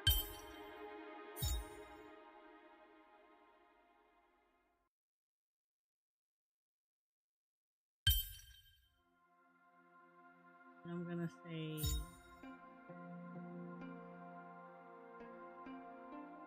here. And put this here. Perhaps there's more than one right answer.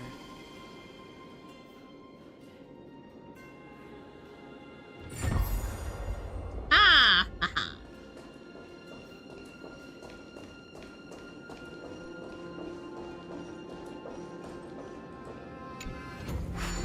So I kind of want...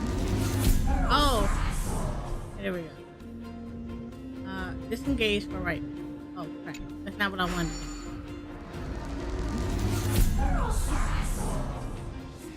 We're gonna remove the bridge for right. What I wish to do. Move this. Pick it up. We're going to put this here. Down. Not a place I can.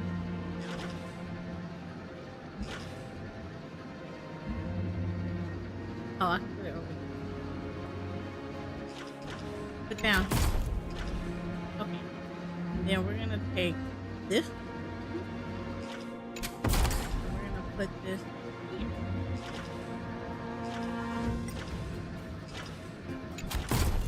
Alright, cool.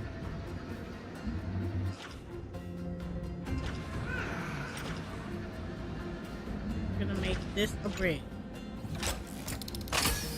Now we're gonna do it. Now I'm gonna go back to the middle floor.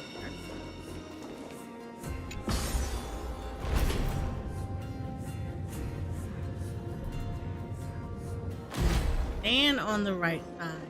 Go get it.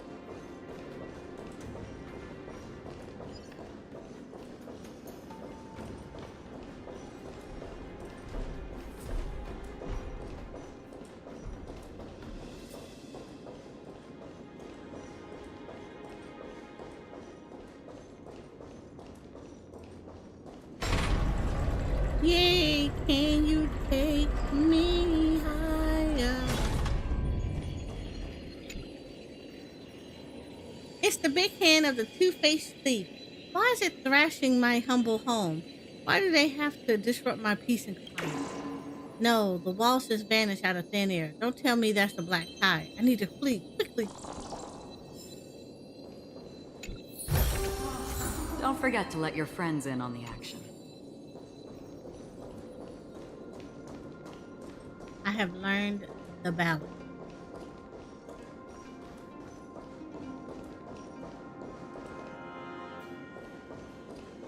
Over here.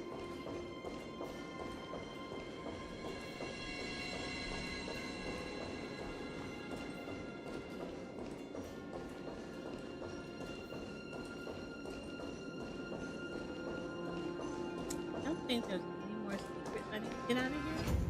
Outside of going to smack that, but I do that.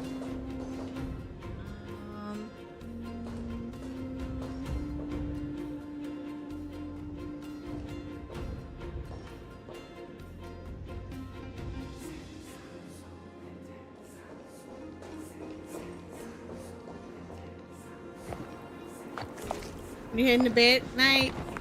Your young self would not understand that what methods Ordinance employed to reveal those destinies to you beyond the prophet. Ever since both your two kin passed, this would be its most generous revelation, its tragic scene reflected in your eyes. Locked in the depths of the temple, choking on poison herbs, finally buried beneath debris. What you have experienced is but a nightmare of the future you encountered in a spirit. As long as you allow lies to flow from your lips, you will embark on a path toward another future and escape this tragic destiny. Child, what choice will you make?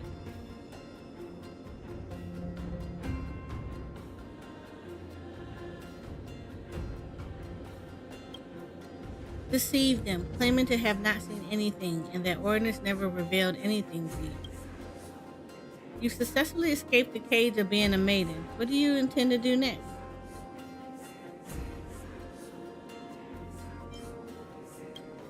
You try to imagine an unrealistic future, but in reality, you will soon die from hunger. The food in the house has already been depleted, and your mother is enduring hunger to protect you from it. This is the first time you notice that her figure has become so emancipated. As long as you become the maiden, you all will survive.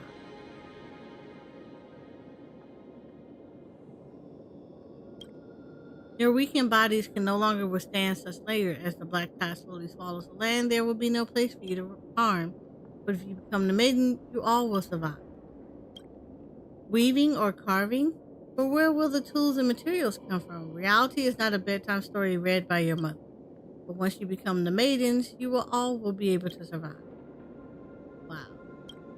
This is your only destiny.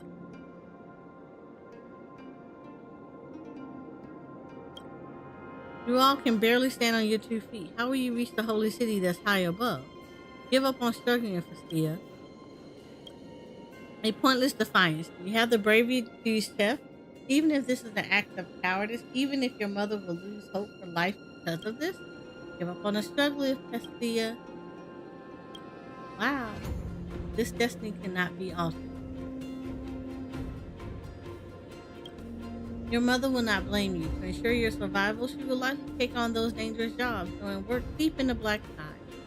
Someday in the future, there will be strangers knocking on your door, bringing you to attend her funeral. Your mother, the only one who still loves you in this world, and the only one you still love. She's giving you everything she has. Now she even has to give up her life for you. You have to become the maiden, or else she'll die in the black tide. Praise destiny, you ultimately became the maiden. As time marches on, the black tide and death both arrive at the moment fate reveals itself. Festia, you're going to die. As she lost consciousness, the memory of the past gradually faded as well. Suddenly, you hear a familiar voice calling to you. Eris! Eris! You're finally awake. You were walking here in a daze, and that scared me. This must be the final echoes from beyond the cloud. Bring them to Festia.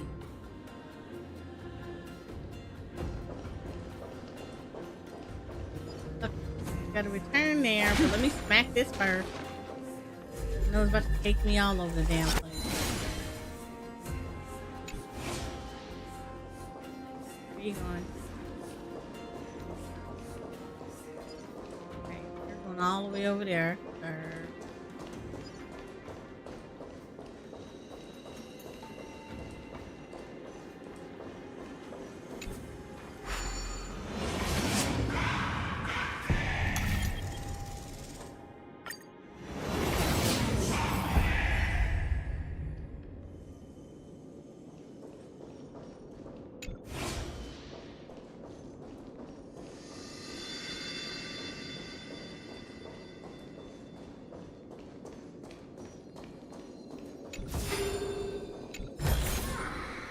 Seek, and you will find.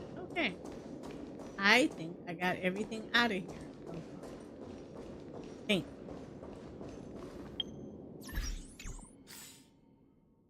No. I'm still missing stuff. What the freak am I missing?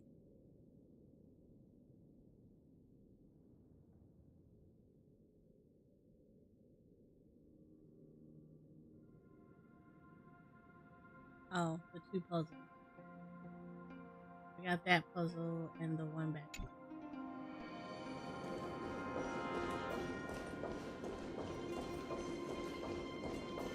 Okay, so the two puzzles. All right. I am not going to worry about those puzzles right now. I can come back.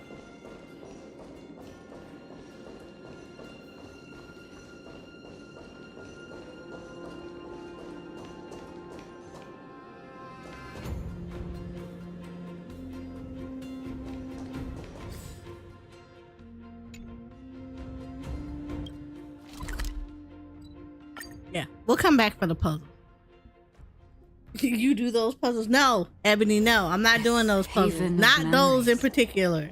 Every touch, every moment is like a thorned rose.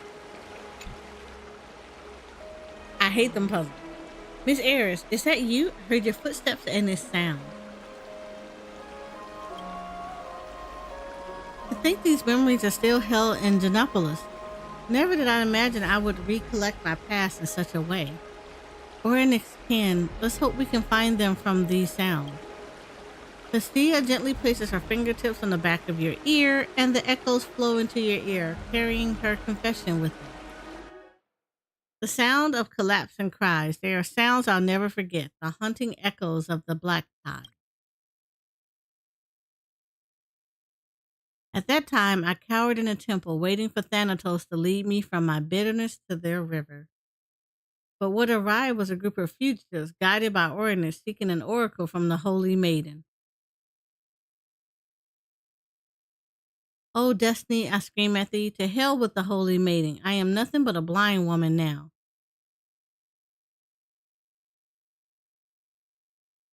Yet,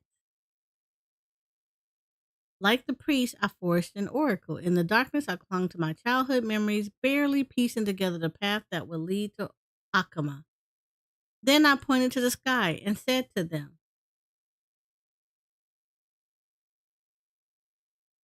move ahead. The Time Titan has delivered a prophecy. We shall overcome the barriers of death and reach the holy city of Kefala.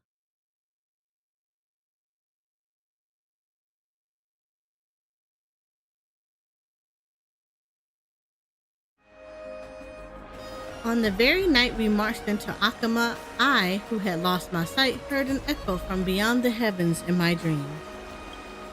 Just like a prayer whispered in a temple, I understood the meaning of the echo the moment I heard it. This identity I had fought so hard to escape from had finally... At some point, Vestia found herself surrounded by citizens seeking an oracle. It felt as if you were no longer in Akama, but transported to the Temple of the Three Fates in the past.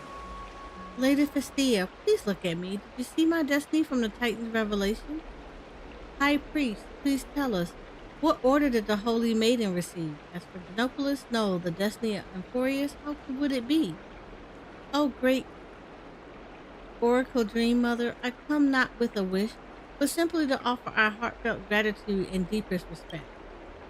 Fate, glorious fate will protect us. We will eventually triumph over death and strife. May the gods' gazes shine radiant over our glorious advance. Reveal to us the oracle, and we shall dedicate ourselves fully to the prophecies of the Titan. Praise Oryx! Praise Oryx! It seemed like nothing has changed. Everyone, today is my day of rest. Let's reconvene another time. As Vestia proclamation and noise in your ears suddenly quieted, the crowd dispersed noisily, yet without much complaint. Lady Vestia, your prophecy was true. We discovered a mother and her daughter in the ruins. The child's health is deteriorating. Please find a doctor for her as soon as possible. Oh, Oracle Dream Mother, the elders in my family has recently made some delicious sweet cakes. I shall bring some to you shortly. I'll humbly accept them. Thank you. You seem exhausted, lady. Let's take a trip to the hot springs again in a few days to recharge. Sure, I wanted to suggest that too.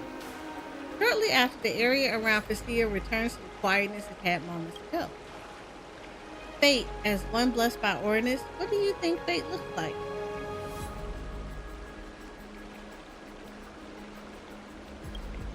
I used to think I was free from destiny, and I walked towards death based on my choices. But Ornis' kin led me again to the temple, where they found the holy maiden who betrayed the Titan.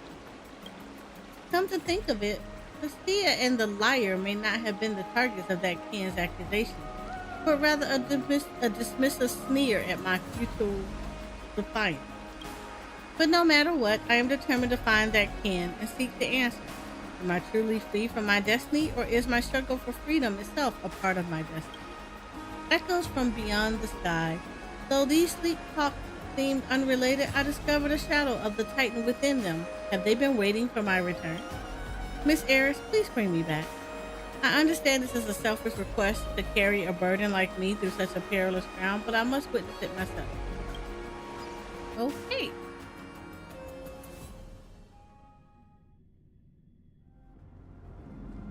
You carefully support Felicitia, stopping and starting along the way. Lord hoyoverse. A familiar touch. When was the last time I stood here? I can't even remember. I've stayed here for many years, but most of the time was spent in the depths of the temple. The time truly spent on this land has been rare. The truth is right before our eyes. I can already hear its voice, but I'm fearful. If I really never once escaped destiny, if Ordinance watched at my betrayal of them, then watched me receiving their salvation, I don't know how to face it all.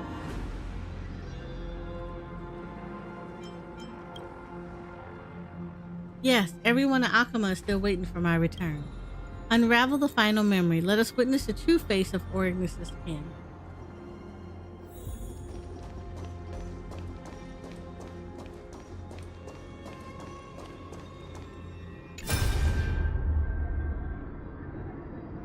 Oh, what is... Friends, you all escaped here from other cities, right? The black tide can no longer be contained, and the torrent of Thanatos will swallow the earth whole. Why am I not afraid? For I do not fear death, as I am Ordinance's kin, and belong solely to their starry sky.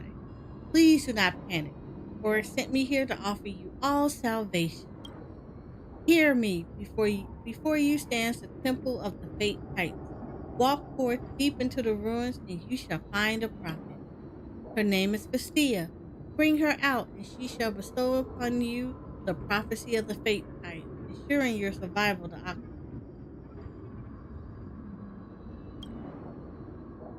In the world beyond memories, Festia is listening to the sounds here.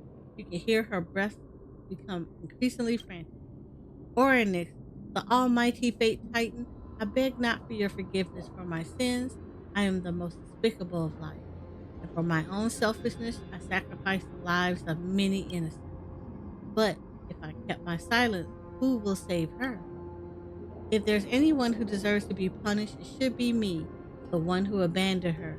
If only I tried harder. If only I could have kept her from growing hungry. If only I brought her along to escape to Akama. If only. Are you listening? Ordinance, I can offer my everything, my heart, my eyes, as long as you can fulfill my wish. Oh, Destiny, please save my daughter. Oh, it's her mom! The lingering memories fade into the air. From today on, Festia dreams will not be haunted by the echoes of the ghost anymore. Festia's lips curl up and inward. She clenches her jaw, fighting to hold back her tears. I've never once thought this would be the truth. My mother, the last I saw of her, I wasn't Ordinance's maiden yet. My friend, how did my mother figure look?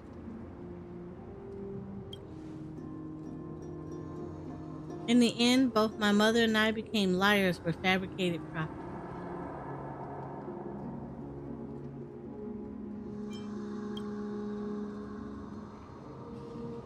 I chased destiny to this point, only to end up with nothing. Ordinance and mother, Have we truly succeeded in breaking free from our own destinies?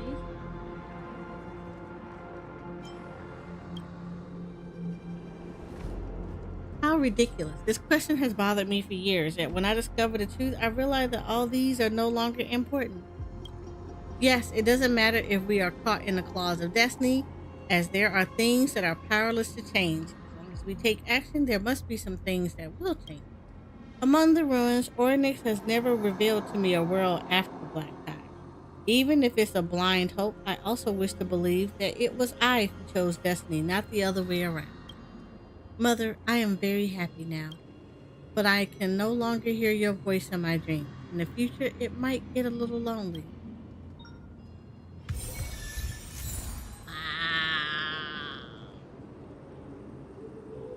It got deep.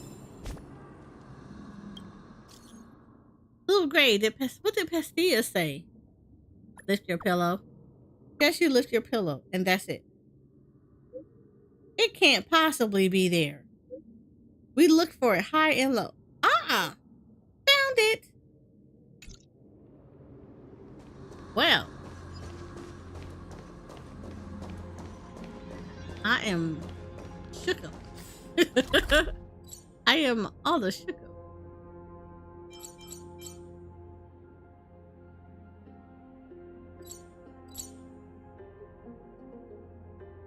Okay, yeah. So yeah, all the shook up.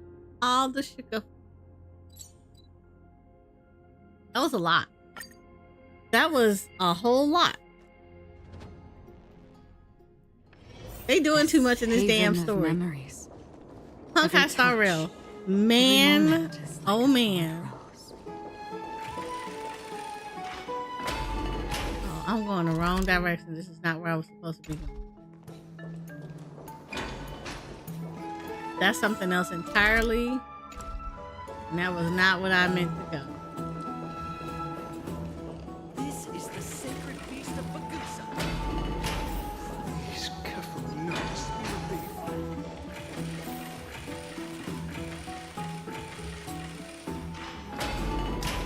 So, Amphorius does too much.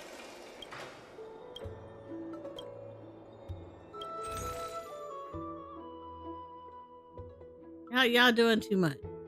Y'all living a life that I am not ready for.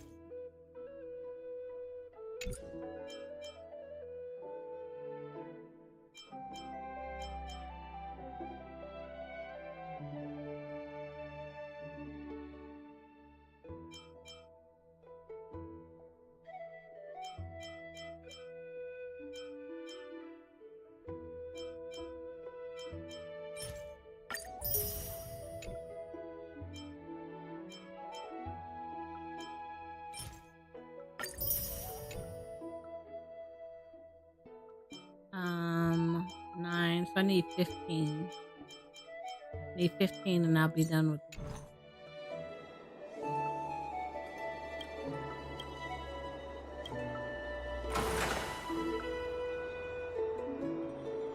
What the hell?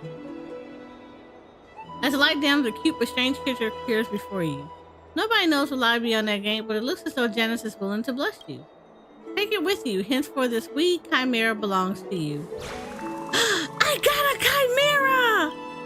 An unexpected outcome. You were going to argue against the wooden horse, but this little chimera is already glued onto you, so let's stash it in our private bath for the time being.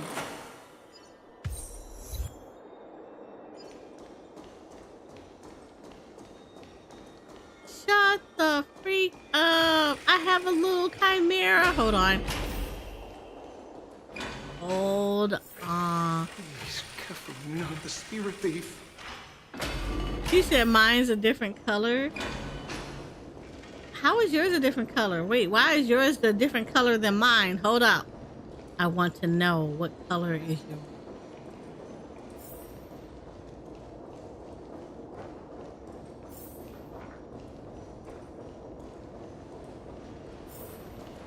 Yours is orange? Oh yeah, you can keep it. I don't want no orange one.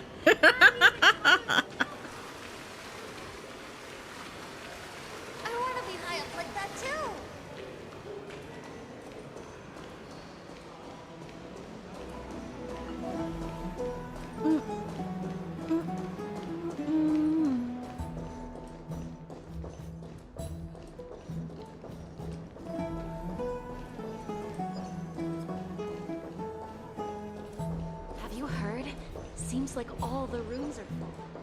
I'd love to go in and take a look. Weird. He is the adore. Look at him. Look at him. He is the adorable.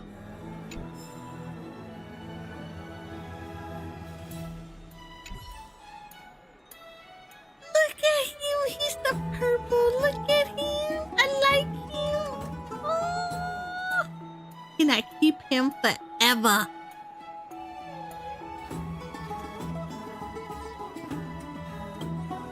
Your camera seems happy to see you, but you cannot understand what it's trying to say right now. All you can do is play a while with it until it is completely sapped of energy. It is the adorable, and I love it.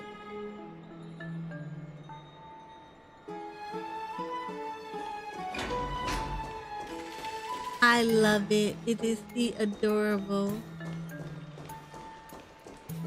He is cute.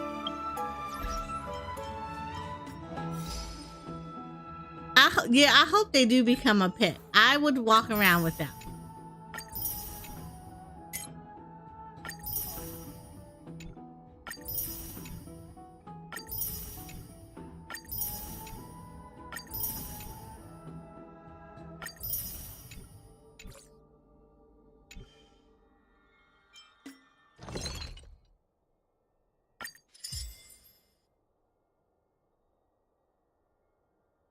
Oh, okay, I like this.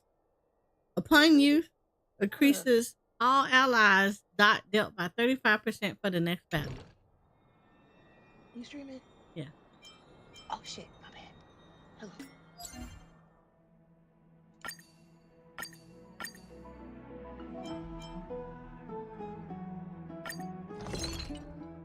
Where's that steak at? Come here. I got 8 of these so far. Because I had to buy some. Now I get in your stream, the first thing I see is Taco Bell ad. I can do this right now. Where you see Taco Bell at? Girl, that's what they gave me is a Taco Bell ad. A what? Oh. A taco? Yeah. You said ad. I was like, what do you mean a Taco Bell head? I'm confused. Oh, no. Not the ad. I was confused. I was like, wait, what the hell? Okay. This place is tragic, y'all. It's tragic. I don't know what to do in my life with this place. Okay, I need things.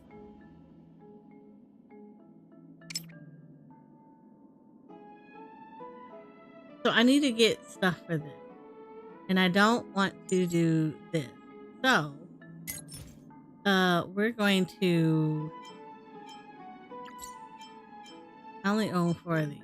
But let's do this. Because we are going to use, the power of beating people ass right now. I don't need a venturing. I do want to see what she can do. Play like how you usually do in the simulated universe. Wait, is she a primary DPS? Because I could totally use her as a primary DPS.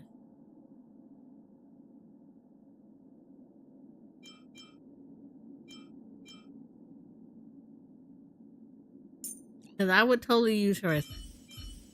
Like, I kind of want to use her as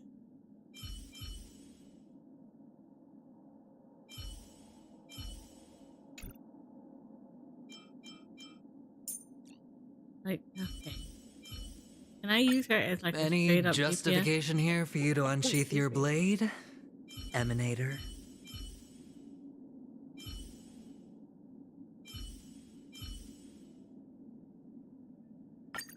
Play like how you usually do in the simulated universe. And she works best with another uridation. Who is another uridation that I have?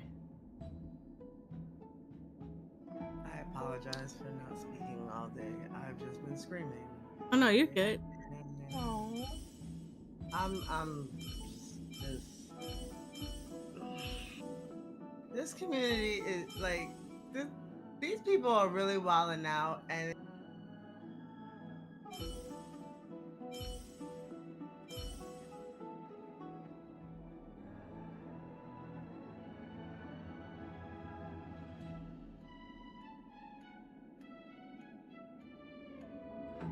do I want to use genuine with this? No, let's do Himiko, because Himiko has follow-up. I should probably heal her up, but you know what? I'm okay with it. She might die. Yeah, she's at house health. That's not my fault. Let's pick it up a notch.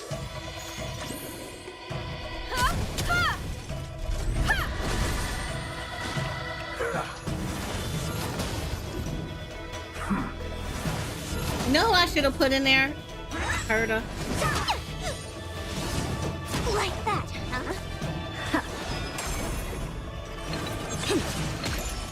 I know you did. I muted Discord. Don't move, okay? 1,000 faces in 1,000 places. Can you find the answer? You've just got to expand your thinking.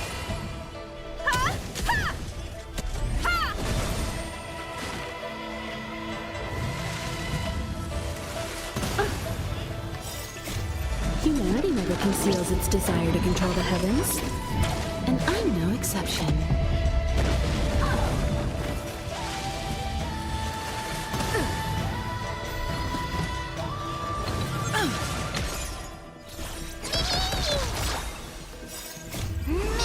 I love Mim.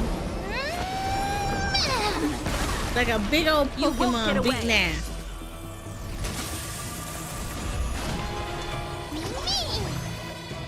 The door to a whole new world. Am I lying?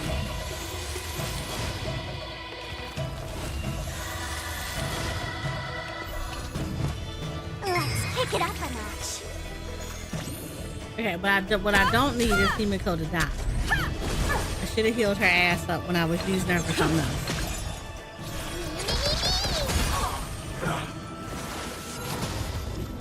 See right here. See, why you had to aim at her? Oh my god. Himiko about to die. You've just got to expand your thinking.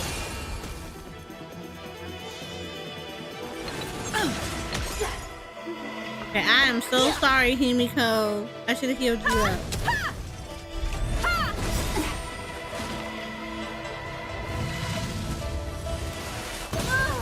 See? Damn it! Not like this. That's right, girl. I mean, beat her ass. They did not. They ain't had to do Himiko like that. Don't move, okay?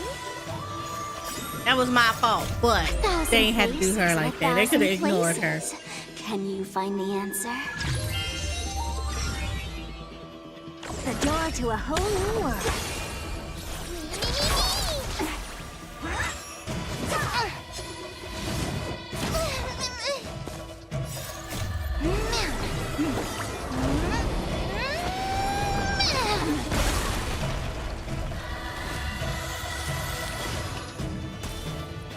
See, if I had Pokemon that did that, I would be okay with playing Pokemon, but I don't. You've just got to expand your thinking. Endless riddles, but the answer is nothing but a void. Let's pick it up a notch. The door to a whole new world. Looking like Lisa from Genshin Impact. That's all I gotta say. This is like what happens when Lisa gets mad.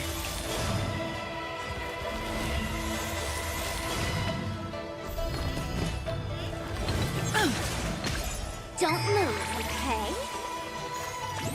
You've just got to expand your thinking. Damn, the herder is like literally whooping ass right now.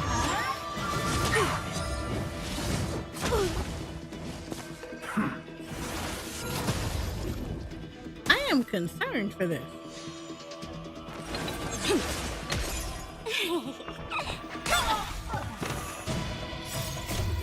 1,000 faces in 1,000 places. Can you find the answer?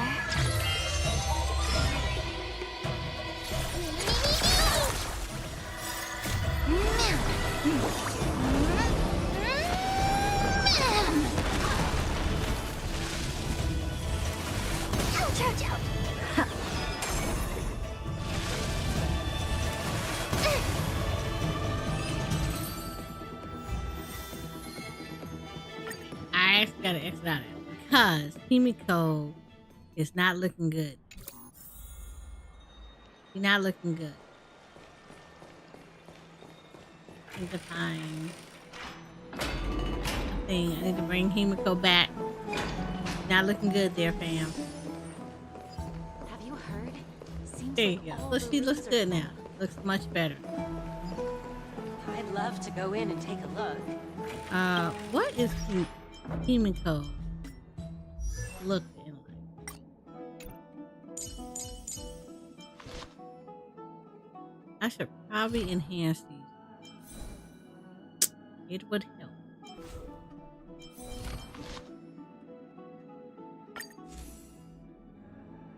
That is probably why I did not enhance. Because I don't have.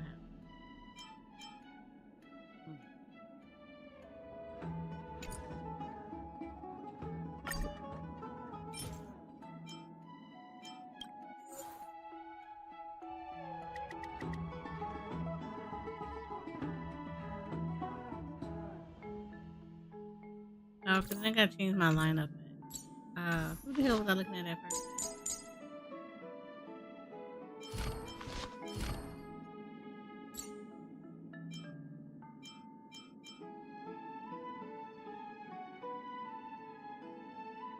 Just light everything up.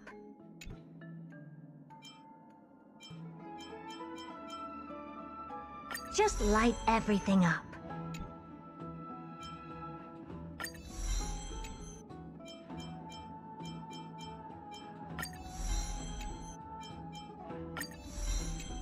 Oh, that's why I wasn't that too worried about that. Okay.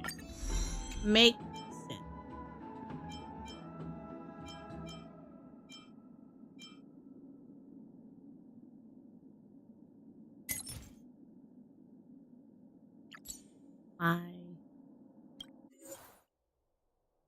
I need these. I actually need a lot of these.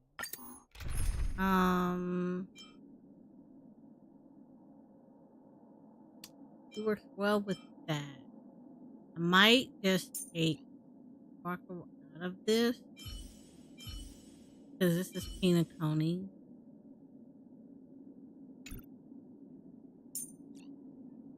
You know who I haven't worked with before for a while? Japard. Yeah, we're gonna bring back the sweet blonde hubby. Yeah, we're gonna bring back the hubby.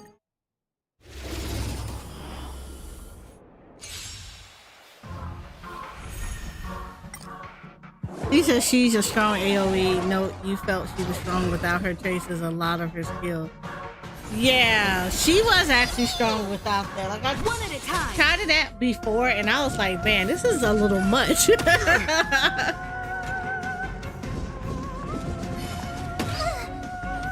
If y'all stop punching me in the face, look at this. Holy crap.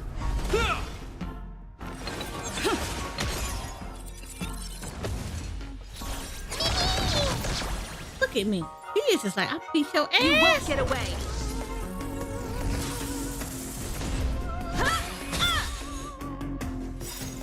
Endless riddles, but the answer is nothing but a void.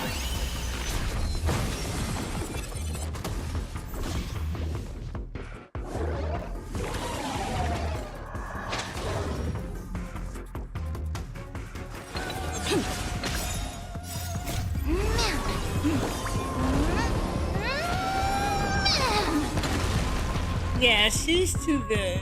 She's way too good. You've just got to expand your thinking, glimpse the unknown for a moment, and let it captivate you.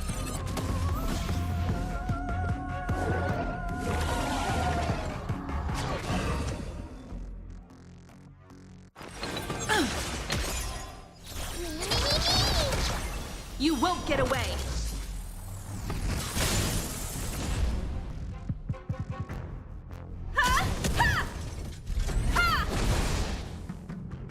The door to a whole new world. Yeah, see, I have to build up Himiko. You won't get away. Cause the part ain't even went in there yet. He only hit them once. Is nothing but a void. He's just like, I'm out here just living my best Raise life. barriers of the unknown and watch them crumble.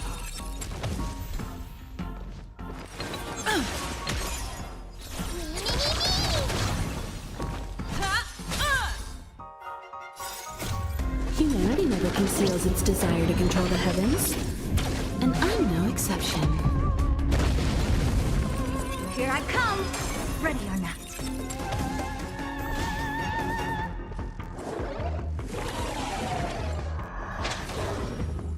He is out here just enjoying his hot chocolate and Billabong. Like, oh, I don't need to do nothing.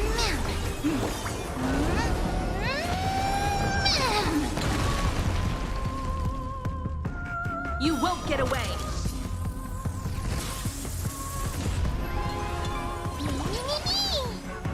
The door to a whole new world. Can we talk about how the herder is just doing a lot right now with her life? A lot. A lot. Yeah. Just like entirely too much.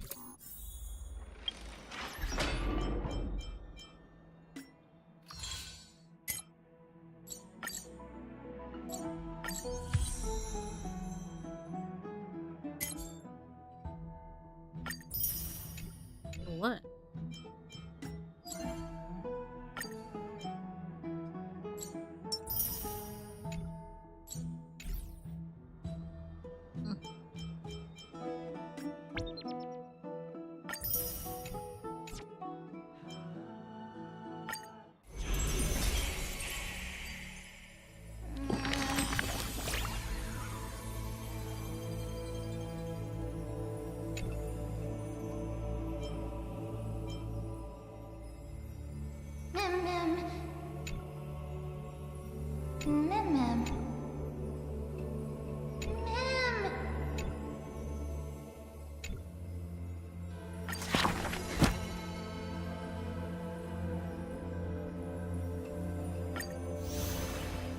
It looks absolutely gorgeous. I love it too.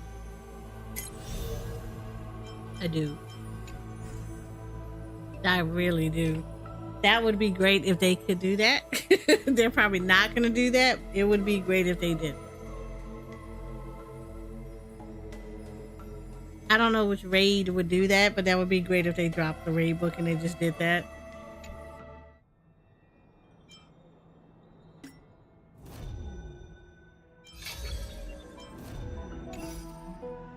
Okay, we did a lot so far.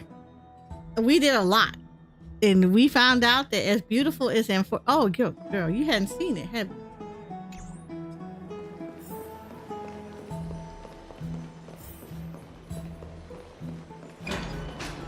I'm gonna show you. Watching this movie. Hold on. Damn it, your door is not open. No more locked doors. Have you heard? Seems like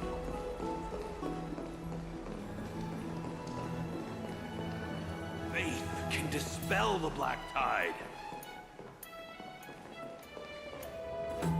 Yeah, it was some on the ground and then it went away. I don't appreciate that. I'm gonna get you. You're gonna flash up again and I'm gonna come back for you.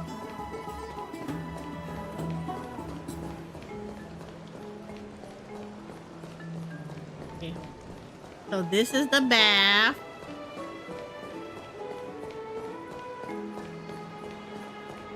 It's back to the grand bath. I'm going Yeah, to the hot this is the bath.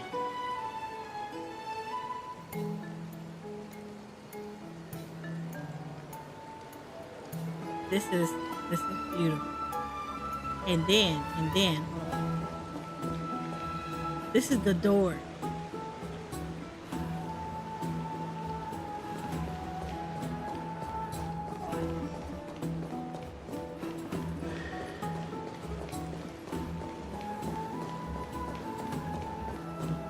I'm even taller than Kefali now. You say you want her still? Oh, you don't have the herder?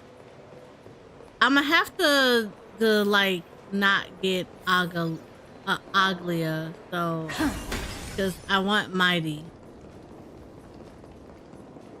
Be in awe of Jew I'm not gonna be able to get. the spirit thief. Okay, wrong spot. That's not where I wanted to go. Yeah, I'm gonna have to skip on Aglia, so because I went for the herder. Be in awe of Jew. Even though Aglia has such a very beautiful model, I'm gonna have to wait till her rerun.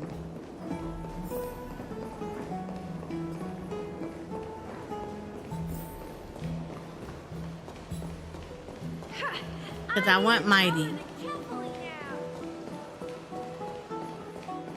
Nope, you just played with her in Story Trial. I mean, she was okay, but like, again, she was one of those. She was okay. I was okay with playing with her in a trial, but I'll wait till her rerun. Mighty though, yes, I want him.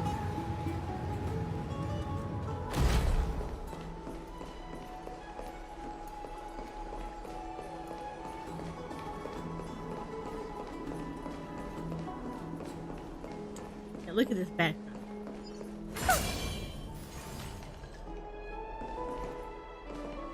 That is so pretty. This backdrop is so pretty.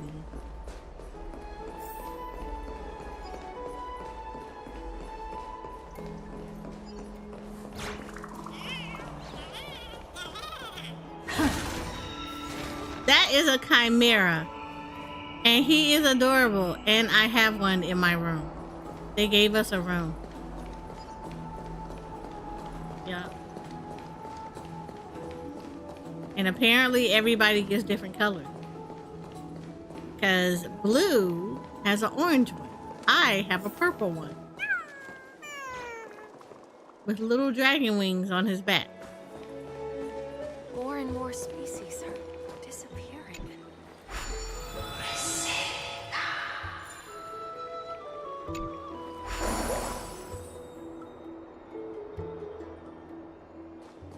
Girl, this whole thing does More that. and more species. But like, this is the backdrop.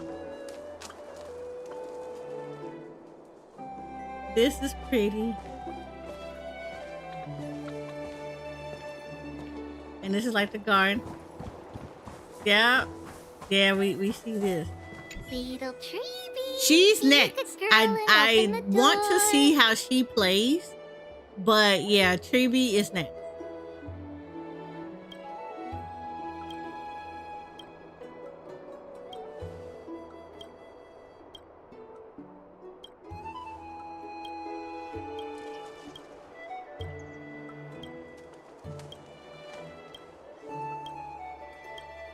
Oh, she's Harmony? Okay, yeah, I'm gonna skip on. I definitely gonna skip on her. So I can just kind of... I have enough Harmony. I still got Harmony people I need to level.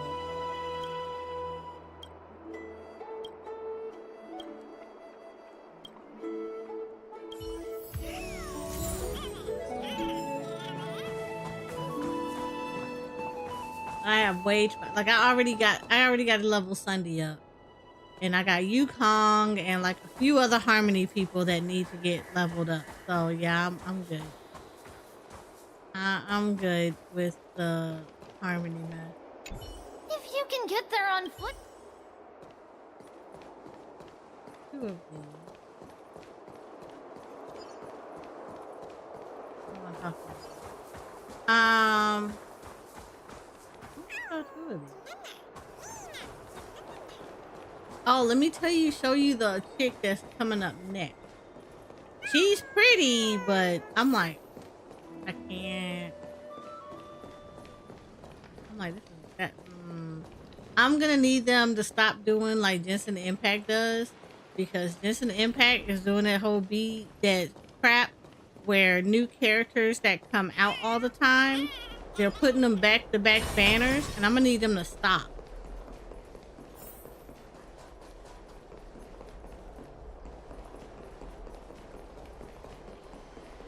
So hoyoverse, like honkaistarrail is doing the same. This is Ozzy. He's next. He's literally the next banner that's gonna come out.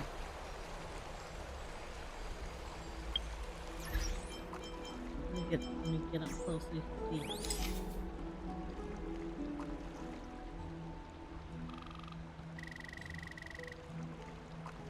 See her?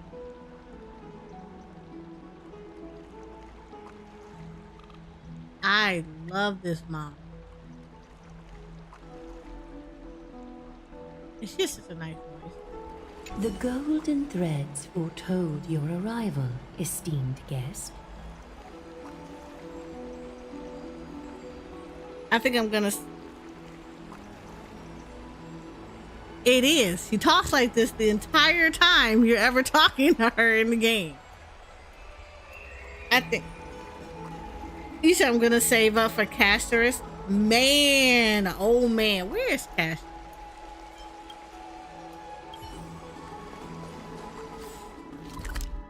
I believe Casterus is here.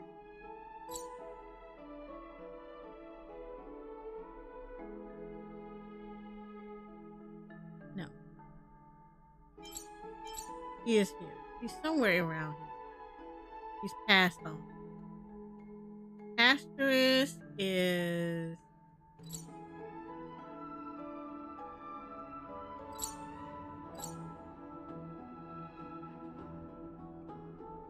I want to say she's around here. Hello, Julian. Casterus is close.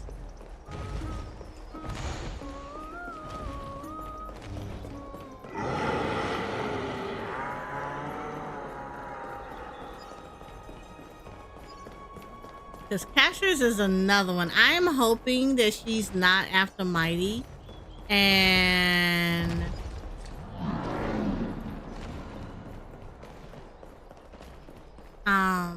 it allow us some time to like kind of save up for her, because I would like her too. Right now I like Finon, Mighty.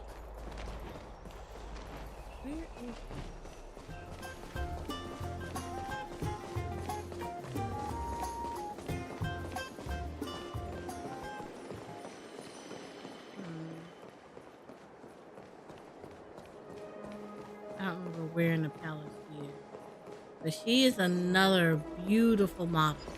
She's very like, she has different gradients of purple, and it is so pretty.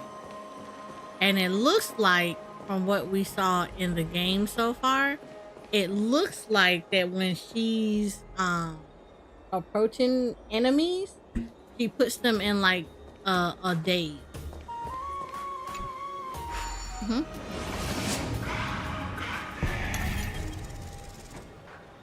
Yep.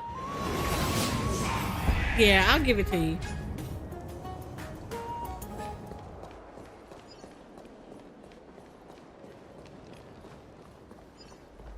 Oh, this is Mighty.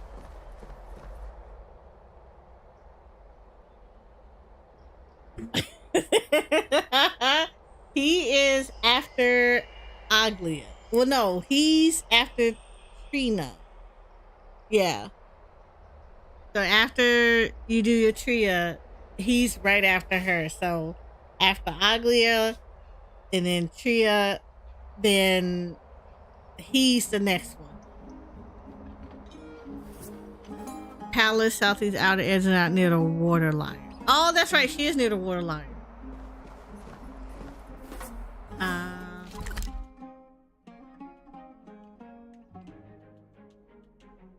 I forgot. I was like, there's another spot for her. That is not... That's the garden. I don't need the garden.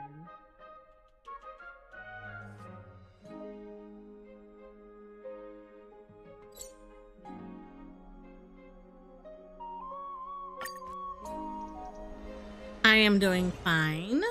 How are you?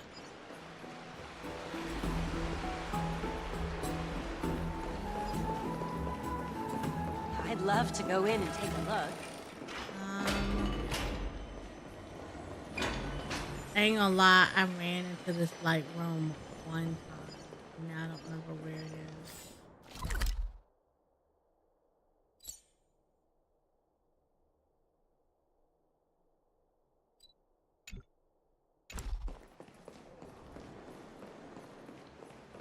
Have you heard? Seems like all the rooms are full. I'd love to go Nope, in and that's take a me. look. I don't need this. That's my room. I don't need that.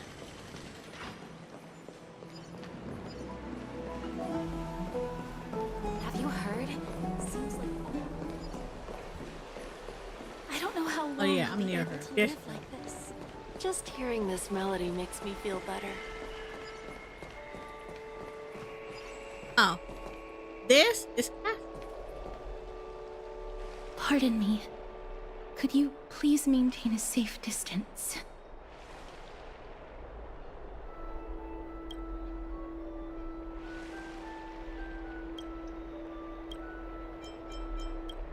So when you get close to her, I'm trying to do this so I don't want her to come around me without there being an issue. She's basically like, she's death.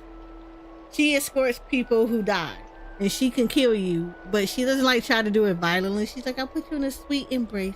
You won't feel a thing. It'll be like you smelling flowers. But she's really, really pretty. I love her model. Her model is absolutely gorgeous.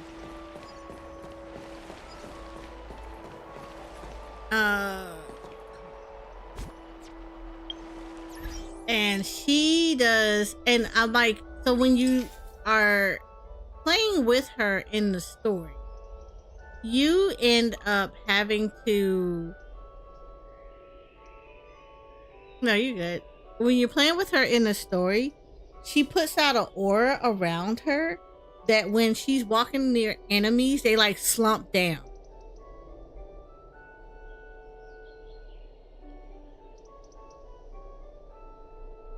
So it's almost like she's killing them.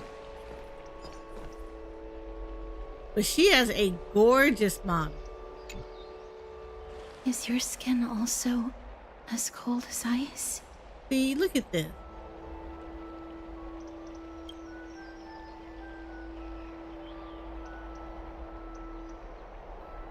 Yeah.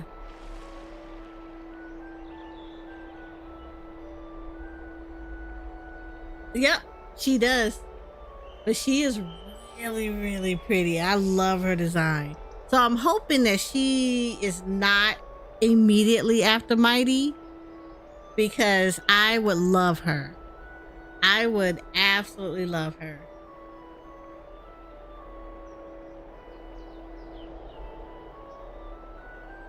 But yeah, it looks like that she's probably gonna be able to put in like a dot on them. She's probably gonna be a dot character. Because even in the story, she's really good. And it's so funny. She's a photographer. She likes photography. And she takes a lot of her photos in black and white because she really likes that kind of frame.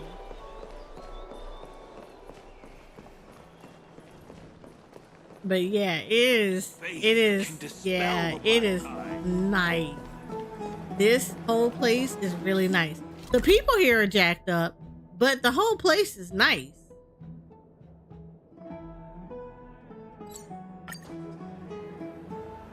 But it's definitely Greek. It's very Greek Roman. Look at this. Look at this back.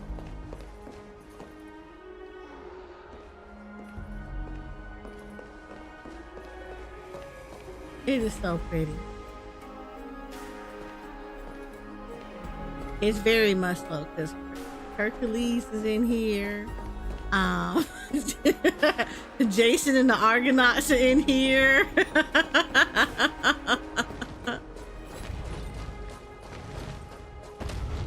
So it's very Greek in here. Oh, and you're gonna scream. Hold on.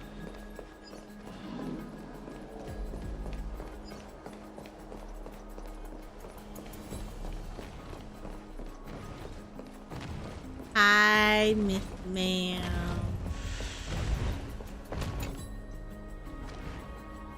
You can ride it.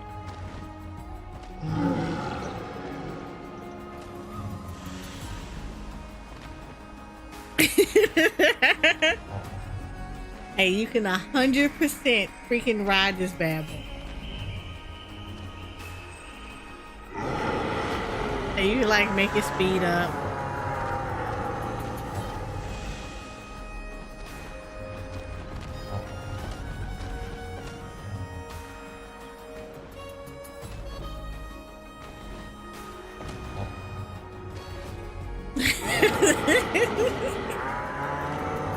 I love it. And that's like how they get around to other areas. And you can have it take you to all these different spots in the game.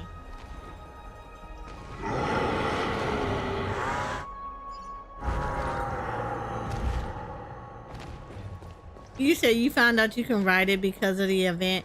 No, I Dora the Explorer all the time. I clicked on it.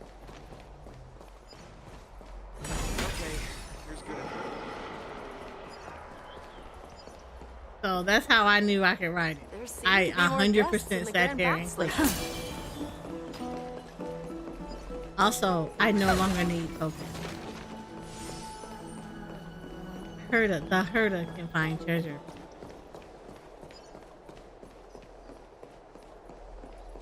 So I am happy. But yes, this place is awesome. There's some janky stuff that goes on in here, but this place is awesome.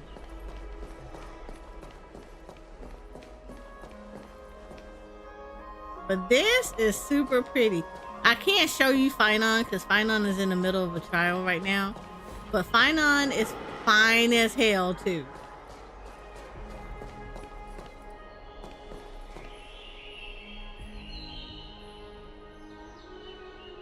But I love this. It is so pretty. I know, I was just saying that's how I knew about it.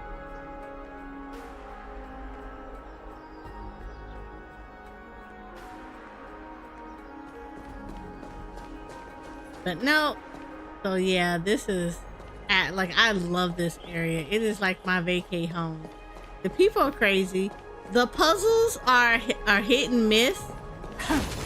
Because there are some puzzles I'm not a fan of. Okay. There's like literally one puzzle I'm not a fan of. Or at least one type of them that I'm not a fan. But the rest of them are actually pretty good.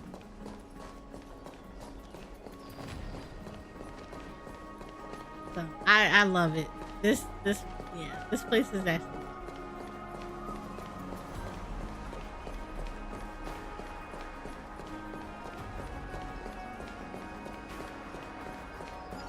You said I want 3.1 already. No. I need to hoard some more. I don't need 3.1. I need to hoard some more stuff. I need more stuff. Because let me tell you, the herder, yeah, like her and Sunday, they on my shit list. I love them to death, but they're on my shit list. Because, yeah, they took a lot of my jades. They took a lot of my chase from me. Sunday almost broke me. I don't even know how I got the herder. I shouldn't have had the herder, but like, yeah, both of them broke the crap out of me and I was so mad. But I got stuff back because of 3.0. Let's let 3.0 sit here for a bit so I can get more stuff. So I got a fighting chance for Mighty. Because if not, I'm a riot. Because we know hoyoverse does not like me. I don't get that streamer luck like everybody else in their mama do. I don't even think it exists. I think people just editing their videos. Because I swear to God, I have never, in the 3 years I have played Jensen and the 1 year that I have played this, I don't get that kind of luck. They see me wishing and they be like, I see her wishing I'm gonna take all her J's. The she about be broke as hell up in here.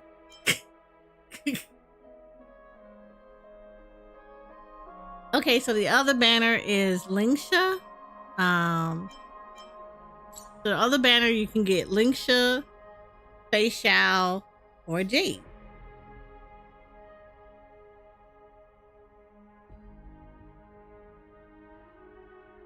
You said Fuga herself didn't, but getting the light cones for her and Firefly, man, when I tell you it's rare for me to go get them light cones. So the way I try to do it is I try to get the person first, and then on a rerun, I'll go after their light cone. And then after that, I try to get the copies of them. And then once I have all their copies, then I'll go after the copies of their light cones when they rerun. I try not to get, it's very rare for me to get the light cone of a character at the same time I try to get the characters. I think at this point, I think there are only 2 people that I went after them and their light cone in the same banner. Like in the same time that it was on. And it was Imbiber de Lune because his light cone is really good. And then I went after Sidequesting. And I got his. So those are only 2 people that actually have their light cones. Everybody else, yeah, I don't really have them. And I don't count the standard ones because you can get that just from doing like the normal wishes, the standards. But like, yeah, I try not to go after. I try to break it up because I would like the characters. And 4-star cards are fine to use when you don't have their 5 stars. So I'm not pressed to get them. But yeah, I'd rather have the characters over. I try to break it up. Let me get the characters first.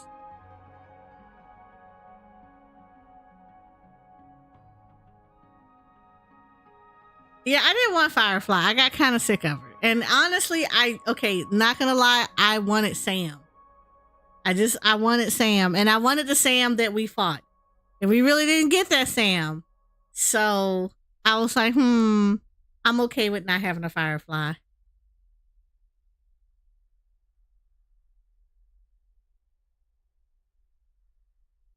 You said I got confused about something today because someone was trying to get me to use a SRS card, but the way they said it made it sound like a scam. Yeah, you're gonna have to elaborate more on that. Yeah, I'm a little lost, so you're gonna have to elaborate on that one.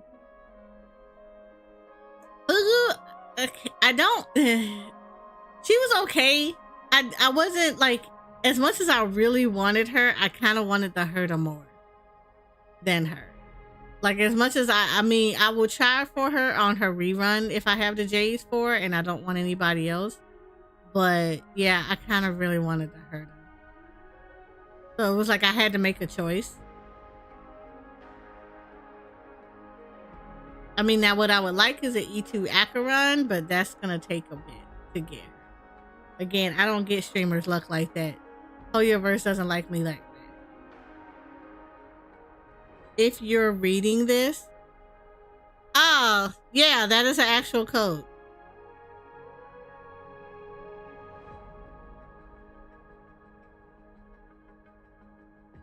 Yeah, that's the actual code. So I don't know if you follow honkaistarrail or any of the people that kind of post out a lot of their information and stuff. But there are actually quite a few. What is it? I think it's like Starrail Universe does it. Yeah, I think Starrail Universe is the one that I normally look at a lot, and then honkaistarrail official account, as well as their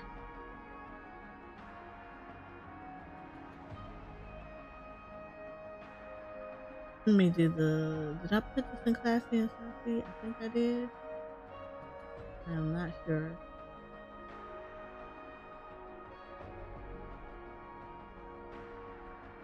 Yeah, I want to say honkaistarrail official does it, and then there is Starrail Universe on Twitter does it as well. But yeah, that is actually one of the codes.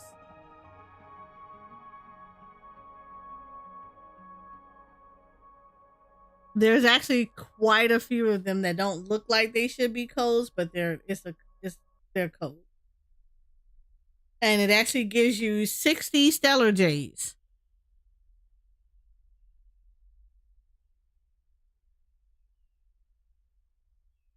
I know, but there was like, try this code 100% real, but they didn't say it was an HSR code.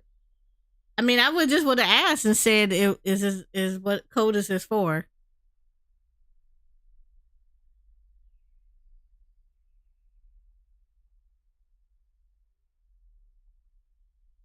Yeah, I just would have asked. I mean, it yeah. Like, I don't, like, if anybody sends me a code and it's like a friend of mine's or whatever, and they don't attach like what game it is, I just always just ask them what game it is. That's it. I don't ever go into like, you know, suspecting that it's a suspect. It just be like, okay, which game is this for? Because they know I play several games. So handing me a code and not identifying where it's from is like one of those, yeah, you're going to give me some more clarification on this code. So I don't ever think it's suspicious. I just be like, okay, what game is this for? But like, yeah, you could have typed it into like Twitter or something like that and they would have told you that.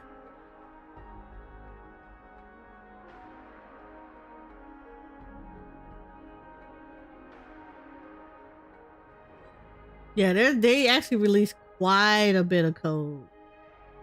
Actually, I should have sent this to Jay because I know. Yeah, there's like actually a lot of codes that they released out. I don't remember if I put this in here either. I'll put that in there too. Like, it's a ton of codes.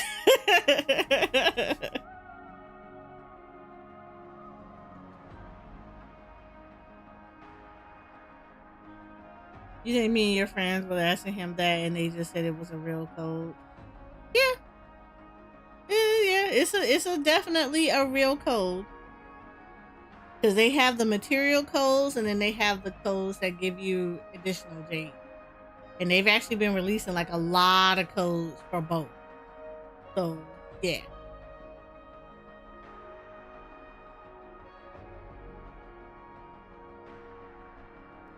So, yeah. So I don't have her to light cone blue. I'm gonna skip it for this time around. But like when she does her rerun, then I'm gonna go after her light.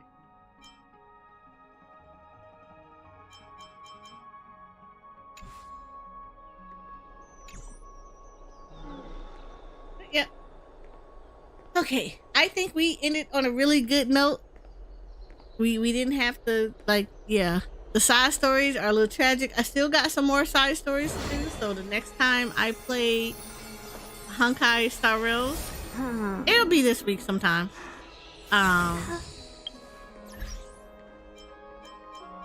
We're gonna have quite a bit of code. We still got a lot of stuff to do.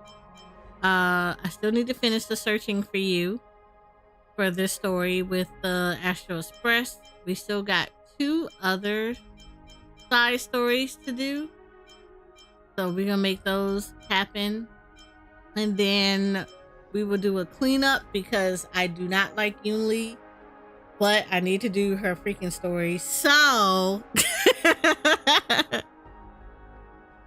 but like, we'll go ahead and get the Yunli story out of the way, even though I don't like her, but we'll get her story, her companion mission out of the way. So we'll knock this out. And then I don't know if I'll do this online. Typically I do event stuff offline just because I move faster through it anyway. But yeah, next time we get back on here, we'll finish off the little stories. If I don't already go ahead and finish off some stuff. But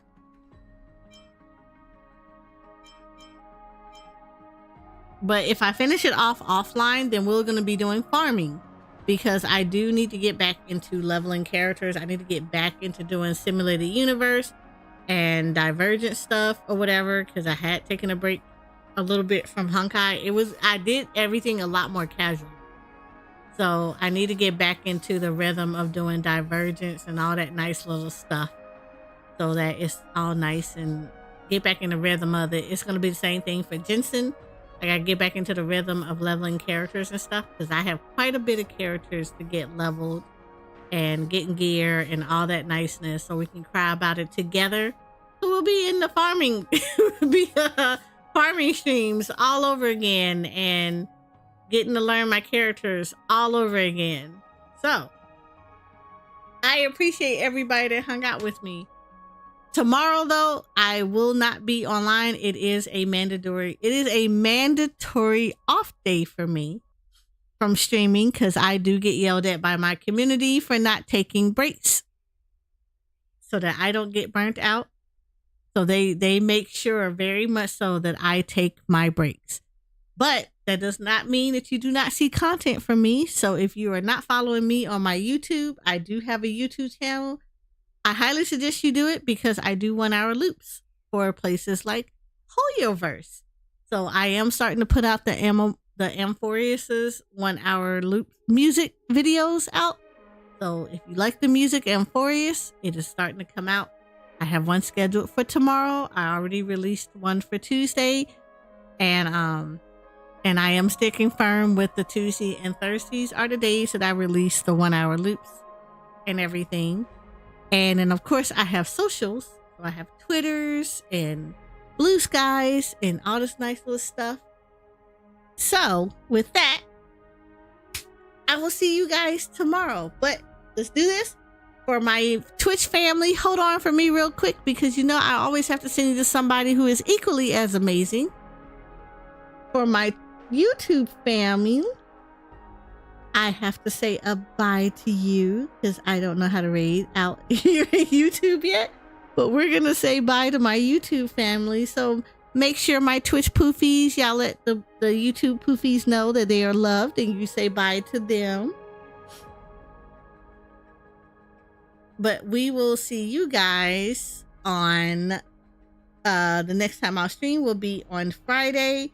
So if it's not Final Fantasy 14, it will be honkaistarrail. If it's not that, it'll probably be Marvel Rivals. I'm not sure yet. We'll figure that out. But so my YouTube poofies, I will see you guys on Friday. I appreciate